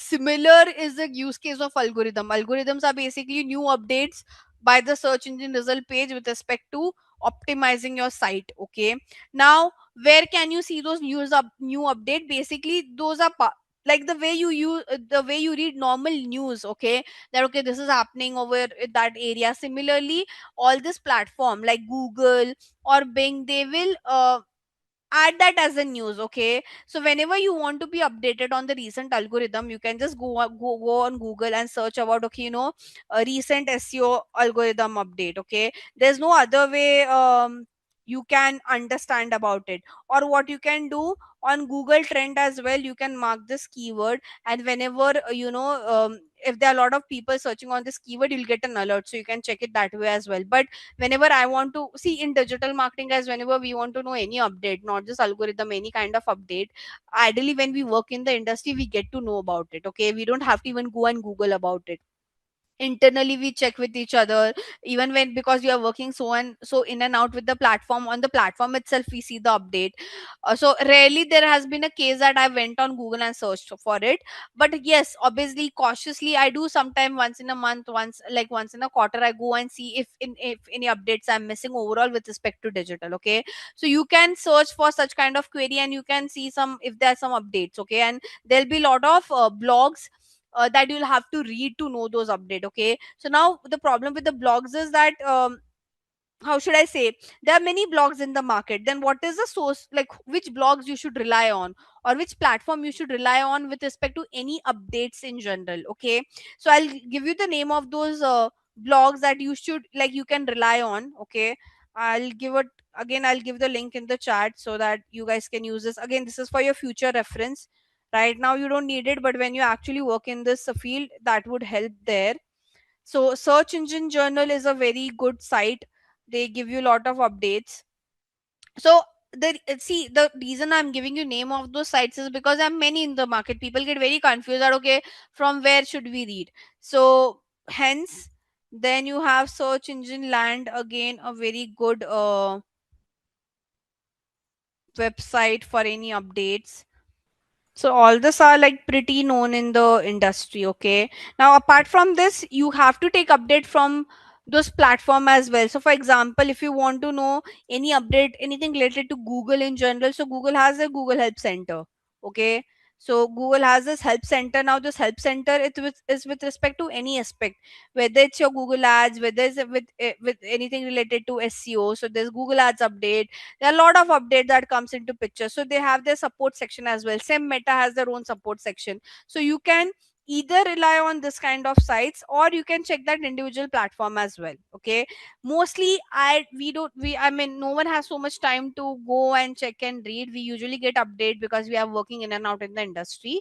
But yeah, consciously, if you want to go and read something, then you can rely on all these links as a source of truth. Okay, apart from your AI tools that you are using. Okay, by the way, sometime Your AI tool can also give a wrong answer. So hence I said that whenever you want to double verify that content, okay, you can rely on such kind of proper source of sites. Okay. Now algorithms, so now there's like one algorithm, that there are many algorithms, but some of the algorithms which are like very popular on SEO perspective, one is Google Panda. Okay, so again, this is a search algorithm, and what exactly this algorithm does is it targets website which has a very low quality content. Now when I say low quality content, obviously with SEO checks as well, the quality is low. But when we say, what do we mean by low quality content? Basically the website content has a lot of spelling error, lot of grammatical error, the sentence formations, right? It can be a copied content, right? There can be a lot of plagiarism involved into it. So what this algorithm actually does is it find out such kind of website and it try to penalize them. Okay, so it kind of penalize those website which is has low quality content and lot of spammy kind of content. Okay, so any website which is doing any black hat SEO activity, this is the algorithm which can go find it out and try to penalize. Now when we say penalize, what does it does? Obviously the first thing is it will send you alert on your search console. Second is it will decrease your ranking very drastically, and if you have done like major problem, then it will be like, let's that you have done like you have copied content from some third party website and there's no tweak, nothing done, right? The ranking would be been dropped at that level that your page might rank on 20th page, or not even nowhere close to first to 20th page in general, right? So this algorithm is usually used to penalize such kind of website, and this algorithm also reward those website which have good quality, informative and valuable content in general. Okay, so that's like this algorithm is very popular. Now let's say if you get such kind of penalty from such from Google Panda, how can you recover your site from that? Okay, so there are obviously many ways. Obviously you have to make sure your content is good, fix your grammatical error, increase your click through rate. Very important, click through rate is number of people are clicking on your site, so you'll have to improve that CTR. Now again, your CTR will only improve if your content is good, right? Make sure again your SEO is updated and all of that. You have Google Penguin as well. Now Google Penguin is also one more algorithm which now again, the aim of this particular algorithm is to um, improve the quality of ranking on that search engine result page. So what this do, this particular algorithm will fight with those spammy website or manipulative website. Okay, manipulative website as in um, who have done a lot of black hat SEO activity. When I say black hat SEO activity, let's say you have unnecessary stuff, lot of keywords. Okay, let's say you're a new website, but in 1 month only you have got 200 backlink. So that means you're a manipulative website. Okay, when I use this word manipulative, basically you're trying to fool the algorithms, and the algorithm can clearly understand that. Okay, so one of the way you're fooling them is by stuffing lot of keywords. Second way is like you're a very new site, how can you get so many backlinks? Not possible at all. Okay, organically the algorithms know that it takes time. The only reason you were able to collect so many backlinks, or you were able to do such good link activities, because you might have paid those websites, right? So this particular penguin, or this particular Google Penguin algorithm, will penalize. Again, it will try to give penalties to such kind of low quality website.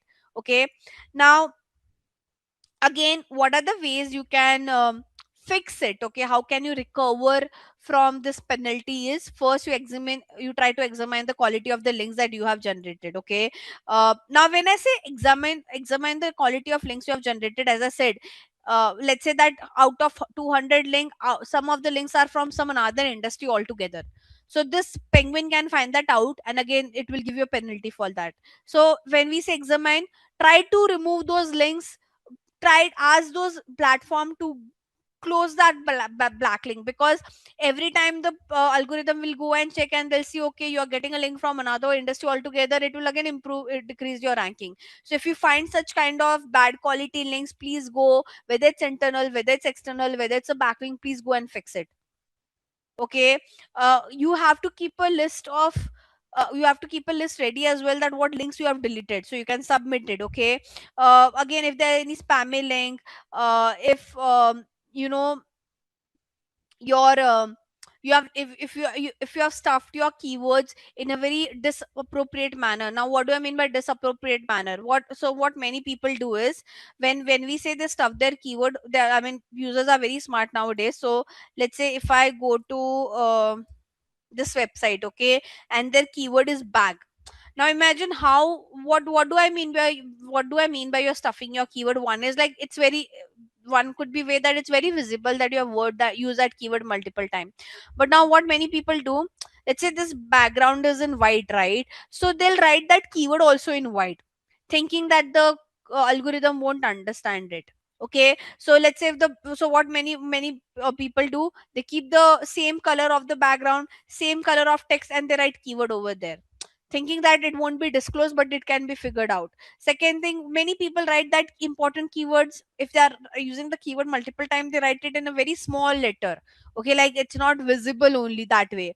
So even if you have done such kind of activity, please make sure you fix it. Instead of improving your ranking, it will have a negative effect altogether. Are we clear? So these are like two important algorithms. Again, apart from that, there are other algorithms that keeps on coming in the market. Even I can't be up to date with all the algorithms because no one has that kind of time. Okay, but are we clear on this, guys? So I'll go towards the next part.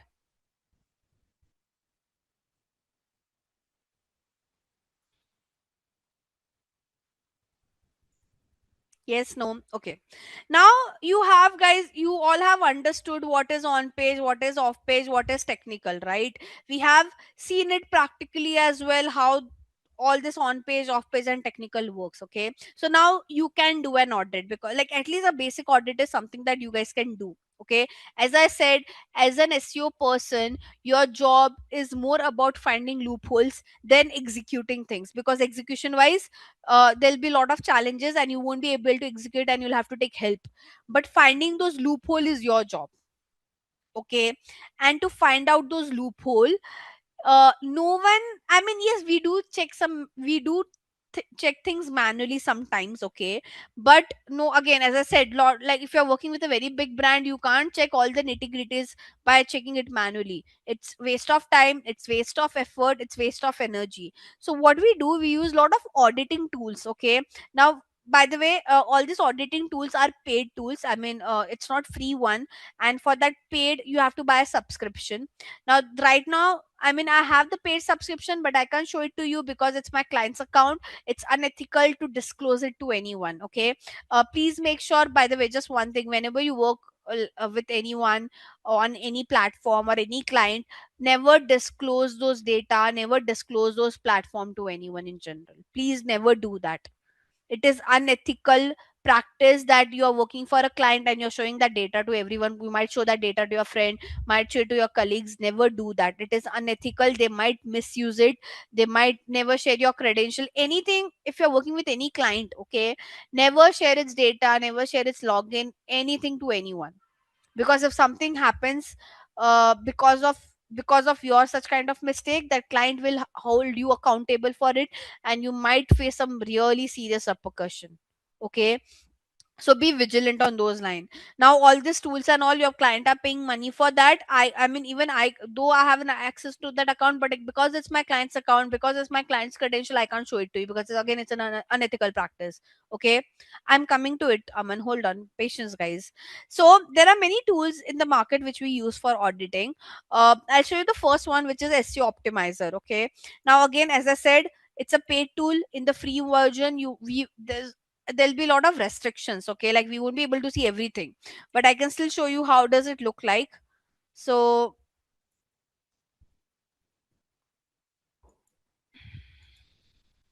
I'll give you the link again.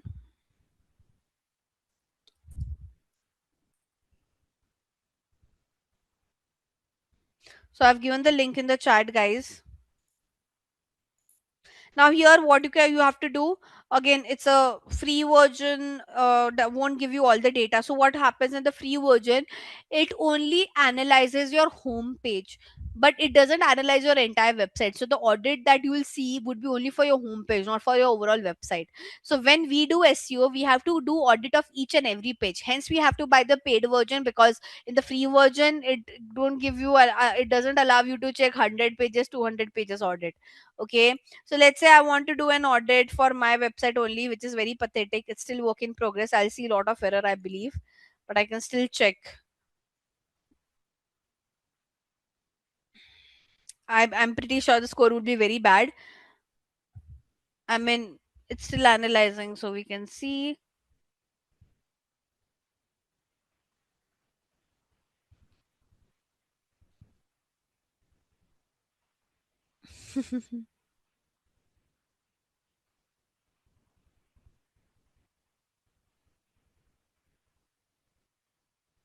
Okay, so the score is C. Okay, basically C is not good.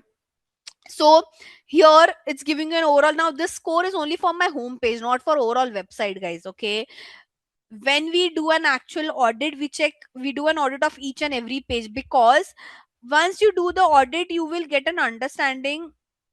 Yeah, you can check it for any random website, but in the free version it won't give you in-depth data.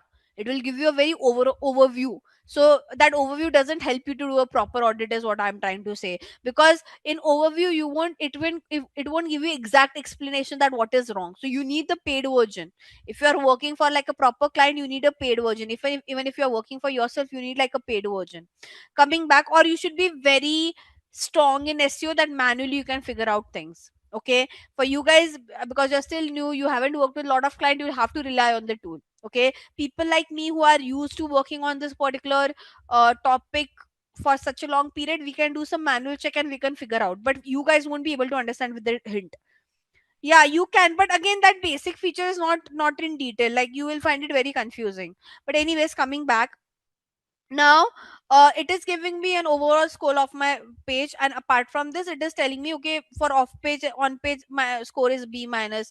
For links there, because I have not done any work with the link, I have not done with work on any or what social platform, it is saying FF. Usability wise, it's saying C plus. Performance wise, it's saying A plus. Okay, but overall the score is comes to C. Now they have given me 17 recommendation. Okay, again, guys, we can't, like, by just seeing that recommendation you won't understand everything. You need the paid version to get an proper insight. Okay, now if, because see, first thing is you should know the website in and out. I also don't know this website in and out because I haven't created it. Like, my brother has created it, he has more knowledge on the website. From so when you create the website, you have better idea. So again, when you do an audit, there are few things that you won't understand, for which you'll have to take help of the developer. Okay, so now can you see there are some recommendations in red, then medium priority, then low priority. Okay, I need to fix all of this, but the urgent one is doing fixing the high priority one. So it is saying that please do some link building activity. Link building as in do some internal linking, do some external linking, get some backlink, is what it is trying to tell me, because I have not done off page at all on this page. Now from on page also, it is telling me that, okay, increase the length of your title tag, reduce the length of your meta description. Can you see, give h1 tag. It is all the things that we have discussed. Okay, so for on page, can you see, it says that, okay, your title is not like you have a title tag, but it should be between 50 to 60. My title tag says only home Gayatri impact, so it's not correct. It's asking me to fix this entirely. My meta description, again, I have exceeded the length. It shows 441. It should be around whatever 120 to 160. Correct. This is how my homepage looks like. So it is giving me a snippet for that. Now header tag, I have not given h1 h2 tag, so it is, so cross means that I need to fix all of that. Keyword consistency, it is telling me that for some keyword I've been consistent, for some keyword I've not been consistent. So please make sure you are using your keyword consistently, right? I have image alt attributes, so it's saying, okay, it's all good. So my website has SSL certificate, it is saying correct. My website has robot.txt, it is saying correct. I have sitemap, it is saying correct. I have analytics, it is saying correct, right? Linking wise, I have not done any linking. Like, there's no back, there's hardly few linkings that I've done. Do follow link, no follow link, all of them, like my linking part is not good at all, so it's asking me to fix it again. You're understanding this? So when you now is usability is like how easy it is to use, navigate my site. Okay, so again, the speed is not good. There are a lot of problem with my site, and I also know that. Okay, so I need to basically sit and fix it. Now the whole point is, guys, this is just the free version. So the free version is, as I told you, it will just give you an idea of your home page. When you buy the paid version, it will let you know problem what with each and every aspect, so your manual task of finding out the loophole will come to zero. And we rely on these tools to do our auditing, because when we work for a bigger brand, and even if you work for multiple smaller brand, you don't have time to do any manual audit, you have to rely on the tool. So, by the way, hence I said, whenever a client approaches you that can you do SEO for us, the first thing we do is we do auditing, because based on that we understand that okay, how much improvement is required, and based on that we give them the charges or we quote them. I hope you understood this, guys. So for us to quote them, we have to do an auditing. That's when I'll understand that okay, so like for my website, a brand would charge a very high amount because hardly I've done anything for from SEO perspective on it. Clear? Yes, no, blah, anything. Guys, I hope you're listening. Okay. So auditing makes your job easy. Um, I mean, now again for auditing, guys, there are many tools. I'll show you other as well. Simply Learn website. Yeah, we can check. I mean, the free version, we have less limit, so I can still check. Wait.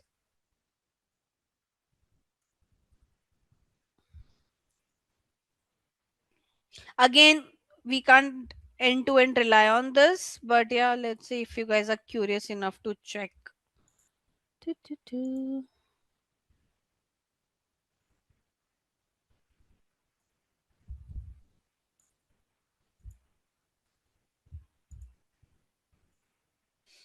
I've run, guys. So that's the problem. In free version, you can't. I'll have to do it tomorrow. You guys can check it. Take this as a task, and you can check it on your end later on. What? Wait. What? Aman, what are you saying? Google merchandise?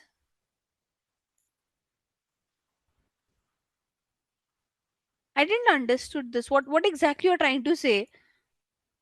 But we can also analyze this on Google merchandise. What Google merchandise? I'm not understanding. Google merchandise is a Google website for which we have free access of Google Analytics. How are you linking it to this? Yeah, Google merchandise is a website. It's Google's website where they sell their product. Aman, you are getting confused, I believe. The context of Google merchandise was that it is a website where Google sell their product, and on that website Google has set up their Google Analytics, and that Google Analytics access is free for everyone, so that people can learn Google Analytics for free. That was the context of Google merchandise. It has no correlation with what we are discussing right now. Okay, guys, don't get confused. Google merchandise is a website owned by Google where they sell their product, and the only reason I talked about that website was of the Google Analytics account of that website is free for everyone to analyze, and hence we refer to the Google Analytics demo account. No correlation with this. It's a website. We are talking about the tools to do the auditing. Does that give you clarity, Aman? Like, does that, like, I hope you are not confused now. Okay. Now, apart from this, guys, there are other tools as well that you should know. I'll just highlight what all I'm covering. I'll just highlight them. I've talked you page speed, schema, analytic trend. So I'll teach you the remaining one.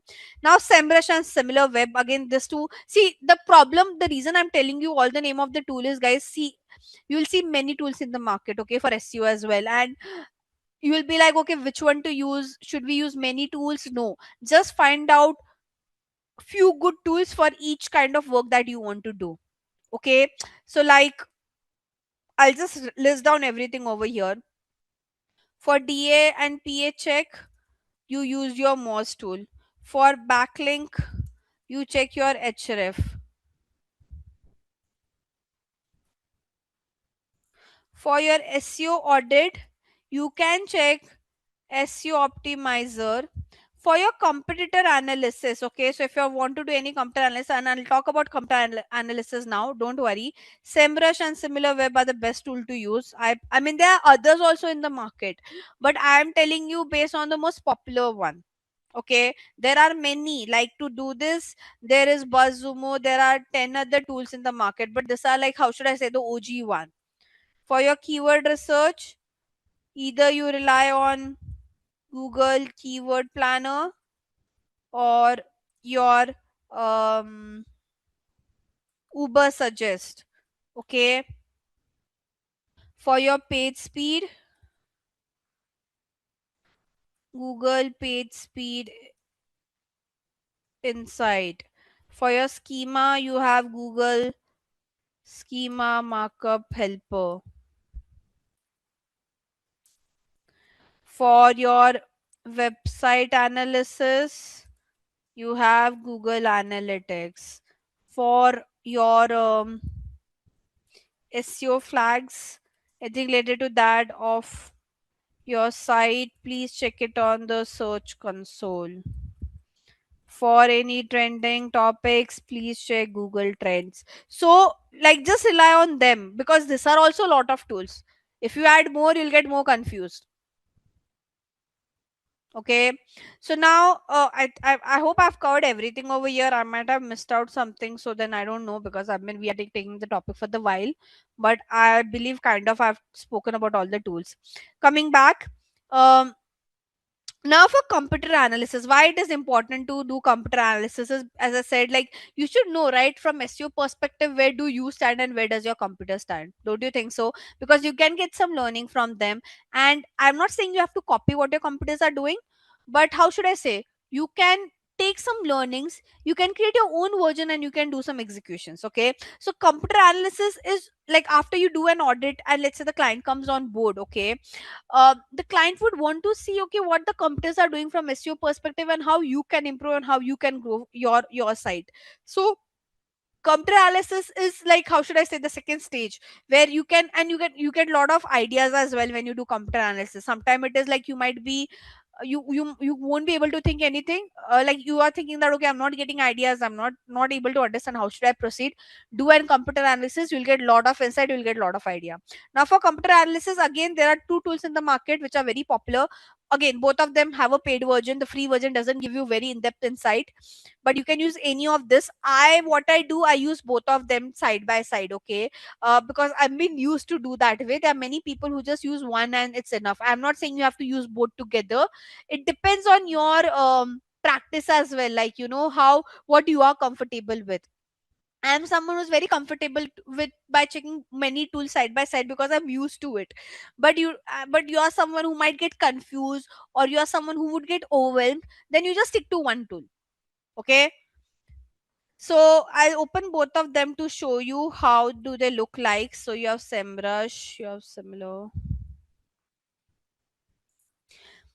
So I mean they have SEO checker and all of that as well. But first, like, see, this tool is not just to do computer analysis from SEO perspective. You can do overall computer analysis on this tool, whether you want to do computer analysis with respect to social media, or whether you want to do computer analysis with respect to SEO or PPC or overall website. You can do any kind of computer analysis on this tool. Hence I rely on both of them because I work on different aspect of digital marketing, so I need like one or two go to tool for me. Okay, now I'll go to SEMrush. I don't want to log in because let's not do that. I'm doing this for India. Please choose a location properly. Again, let me do this for Mintra.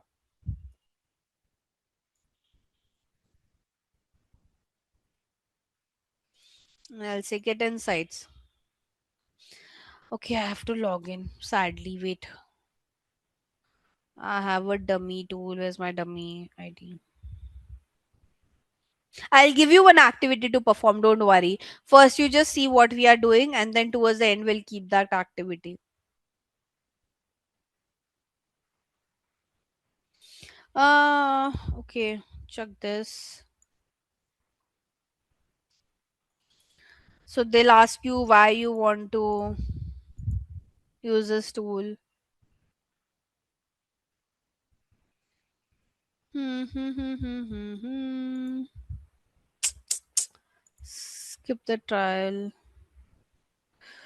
God, start using SEMrush. Okay, so I've given my this URL. Okay, and then see, you from here you can choose what kind of auditing you want to do. Like, do you want to do SEO audit? Do you want to do an audit for backlink? So you can do any kind of audit. Do you want to do some keyword comparison? You can do that as well. Okay, so let's say I want to do some keyword comparison.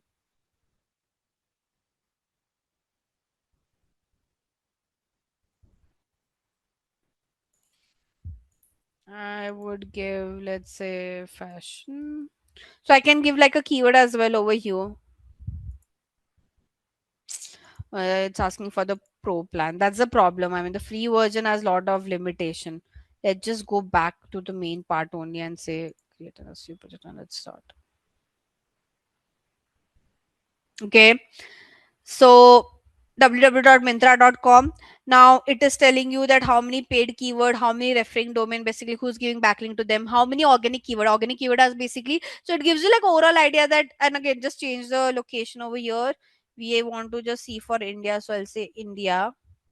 Now it is telling you that how much organic traffic do they get, how many organic keyword they are focusing on. Okay, paid wise also, paid marketing wise also, what they are doing, how many backlinks they are getting. Okay, this authority score is based on basically higher the authority score, better would be your ranking, is what it is trying to say. Okay, now if I scroll down, it is still auditing, but it will tell you, okay, this website is getting traffic from where. So most of the traffic they are getting from direct, then they are getting a lot of traffic from organic. Search is basically your SEO, organic social is social media, paid social is your ads, paid search is also ad, display ad is also an ad, right? Organic ranking wise, it will tell you like, okay, where do you rank overall. It also has a section of competitor. Give me, so here you can compare your domain. When I say compare your domain, so let's say I want to compare Mintra with, let's say I can compare it with Agio.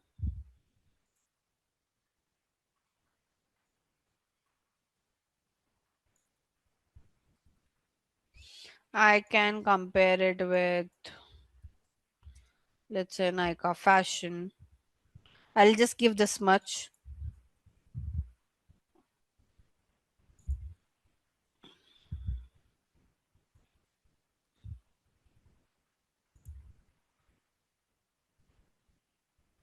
Okay, so again guys, we'll have to buy the paid version of the tool, but it shows you that, okay, where do you stand, how many organic traffic you are getting compared to your competitor, how many organic keyword you are focusing on, how many backlinks you have compared to your competitors. So this kind of computer analysis report will help you understand where do you stand in general.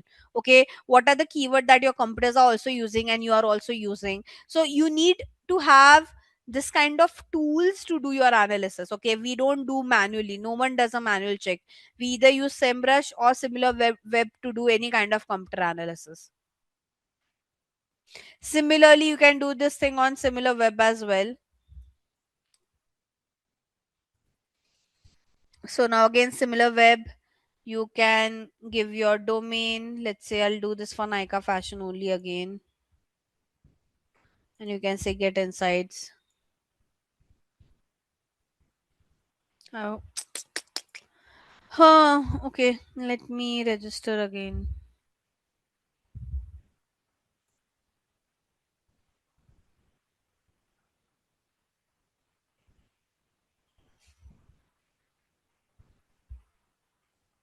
The only roadblock is having access to those platforms.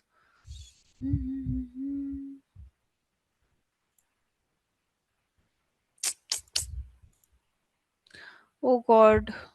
Guys, give me 2 minutes. I'll just quickly choose anything.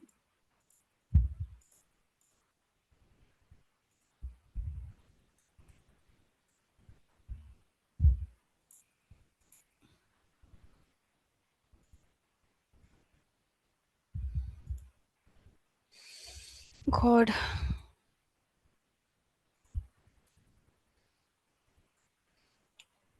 It's been ages I've created my account. So I have my client's account. But anyways, let me do this. You guys, if you guys want, you can also create your account. I mean, for don't just pay any money for, you just create an account for the free version.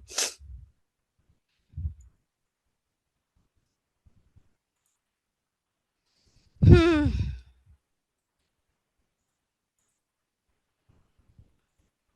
God. Guys, I'll do stop sharing. I can't give my number by sharing my screen. Give me a minute.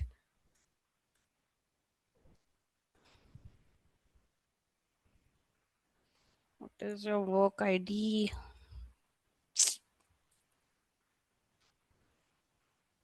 Lot of information. Guys, give me 2 minutes. I'm creating my account and then I'll share my screen. Skip. How did we search? Okay, my account creation is kind of done. I'll share my screen. I mean, I would request you guys also to create your account on this platform so you can go individually and explore, because the way I can explore, you should also go check the tools, figure out things by yourself as well. Try to understand how to navigate, because when if you open the tool directly in front of your client, it will find it very challenging to do the navigation part as well. So now let's say I want to do check an SEO overview of, let's say, this website which is already opened on my end.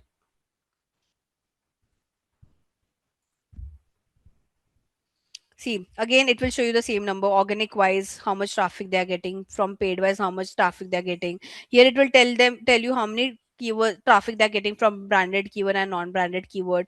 What kind of questions people are searching for. Okay, so information is more with respect to getting an idea of the product. Transaction is like buy now kind of keyword. Navigation is like take me to Maisha's website. So what kind of intent people are searching for. Okay, then where do they rank in general, who are their competitors, so I can do a computer analysis like where do they stand. So let's say here I can add I don't know who's the competitor of this brand. Let me check. There is this brand called as Earth. So they are also into handbags, so I can do a computer analysis with them, and then it will show you. See, so now, by the way, what it is trying to say that this Earth and Maisha by Isha. So Maisha by Isha has only 435 keyword. This Earth has 1.3 keyword. Now, what you're trying to understand with this is that you can use all this key. Like, see, this one is an overlap between you, between Maisha by Isha and Earth. But these are the unexplored keyword, right? So this is something that you can see if you can use these keywords for your brand or not, right? What are some top important organic keyword for this particular brand? What are some trending keywords? So ideally, again, you will get lot of insights and lot of data from your competitor itself. You don't even have to put your mind. If let's say if you are not a popular brand and who have just started doing SEO, trust me, you can just take a lot of data from what your competitor is doing. You don't even have to do any brainstorming on that. Are you understanding this, guys? Yes, no? Okay, so what I would want you guys today is like, not today, tomorrow, when you have some time in morning, try to create your account on all these tools. Okay, and try to navigate things. You'll understand, like you'll able to understand that okay, who's your competitor, keyword wise you want to do some comparison, you can do that. See, you can clearly find out the gap. Keyword gap is something I can clearly give. Again, I can give the URL here again, and like I can add more domains. So let's say I want to do multiple computer analysis, I can do that as well. Let's say I'll take one more brand name, Miraggio.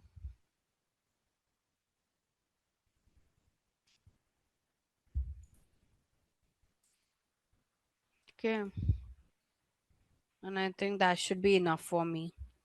Now it will give me a comparison of all five of them together.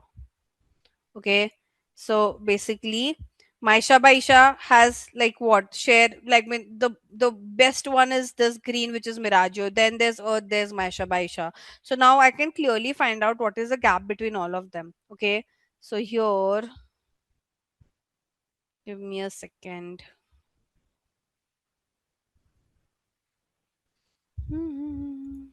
So first you can see organic traffic comparison.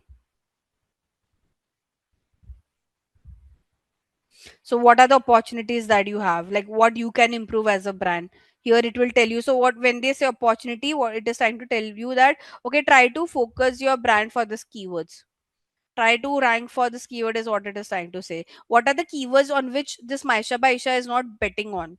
So basically these are all the keywords. Now obviously there would be some brand keywords like Mirage and all are brand keywords, so you can ignore them, but there are some generic keyword like tote bag charms. So this brand Maisha by Isha, so we are comparing Maisha by Isha with this two competitor.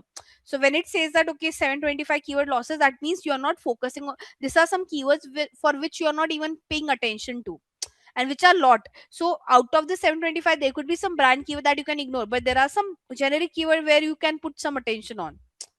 Okay, so this is what it is trying to say. For example, shoulder bag, 100% of traffic of shoulder bag is going to Miragio. This brand also have shoulder bag, but they're not focusing on this keyword, is what it is trying to say. So when you do keyword analysis, guys, you can sit with your competitor, you can ask your competitor, like, you can sit with your client, ask them who are our actual competitor, add those competitor name over here and show them that okay, you know, these are the keywords for which our competitors are ranking and we are nowhere close to it. Do you want us to focus on these keywords or not? Ask them first. What are the keywords where this brand is winning? So again, what are the keywords that where you are doing well, but which are very less, like 49 is very less? Then what are your highly competitive keywords in general? So cross body bag, there's big competition. Okay, you are taking 20, this brand is taking, Maisha by Isha is taking 25% of share, but 75% traffic is still going to Mirage. So that means you still need to do a lot of work on this keyword. You are ranking, but this particular brand Mirage is ranking above you, right? Bags website India, sleek laptop bag, backside bag. So there's a lot of competition on this keyword and you don't have that kind of much share as well. So there's a lot of scope of improvement for this brand to grow on this keyword further, is what it is trying to say. I don't know the brand well, so I can't give a proper comment on it. But like, I mean, again, like your client, if the client asks question like this, and then what we will do, you don't have to give them a direct answer. You have to first tell them that okay, let me check your website first, because I don't know the website that, so hence I can't even comment right now on it. That how would I improve this? Randomly you can't tell them that okay, we'll add more keywords. No, first you have to say that let me check the site, let me check this cross body bags, that okay, how many cross body bags are there on your website, what have you added for the, what keywords have you used instead of cross body bags, or can we use these keywords or not? That is also a question. So directly you can't say that oh yes, we'll add more keywords, will use this keywords more on the site and our ranking would improve. No, you have to first go and analyze and check the products and all. You have to have a very in-depth knowledge on the product as well. Because if you are very, like, let's say if you just overconfidently say your client that okay, we will add these keywords more on our site, but let's say it's already there. Probably Miragio, there could be a good condition that Miragio has a lot of cross body bags. The amount of inventory, it also depends on the inventory, right? This brand is a small business brand, Miragio is like a very big brand in the market.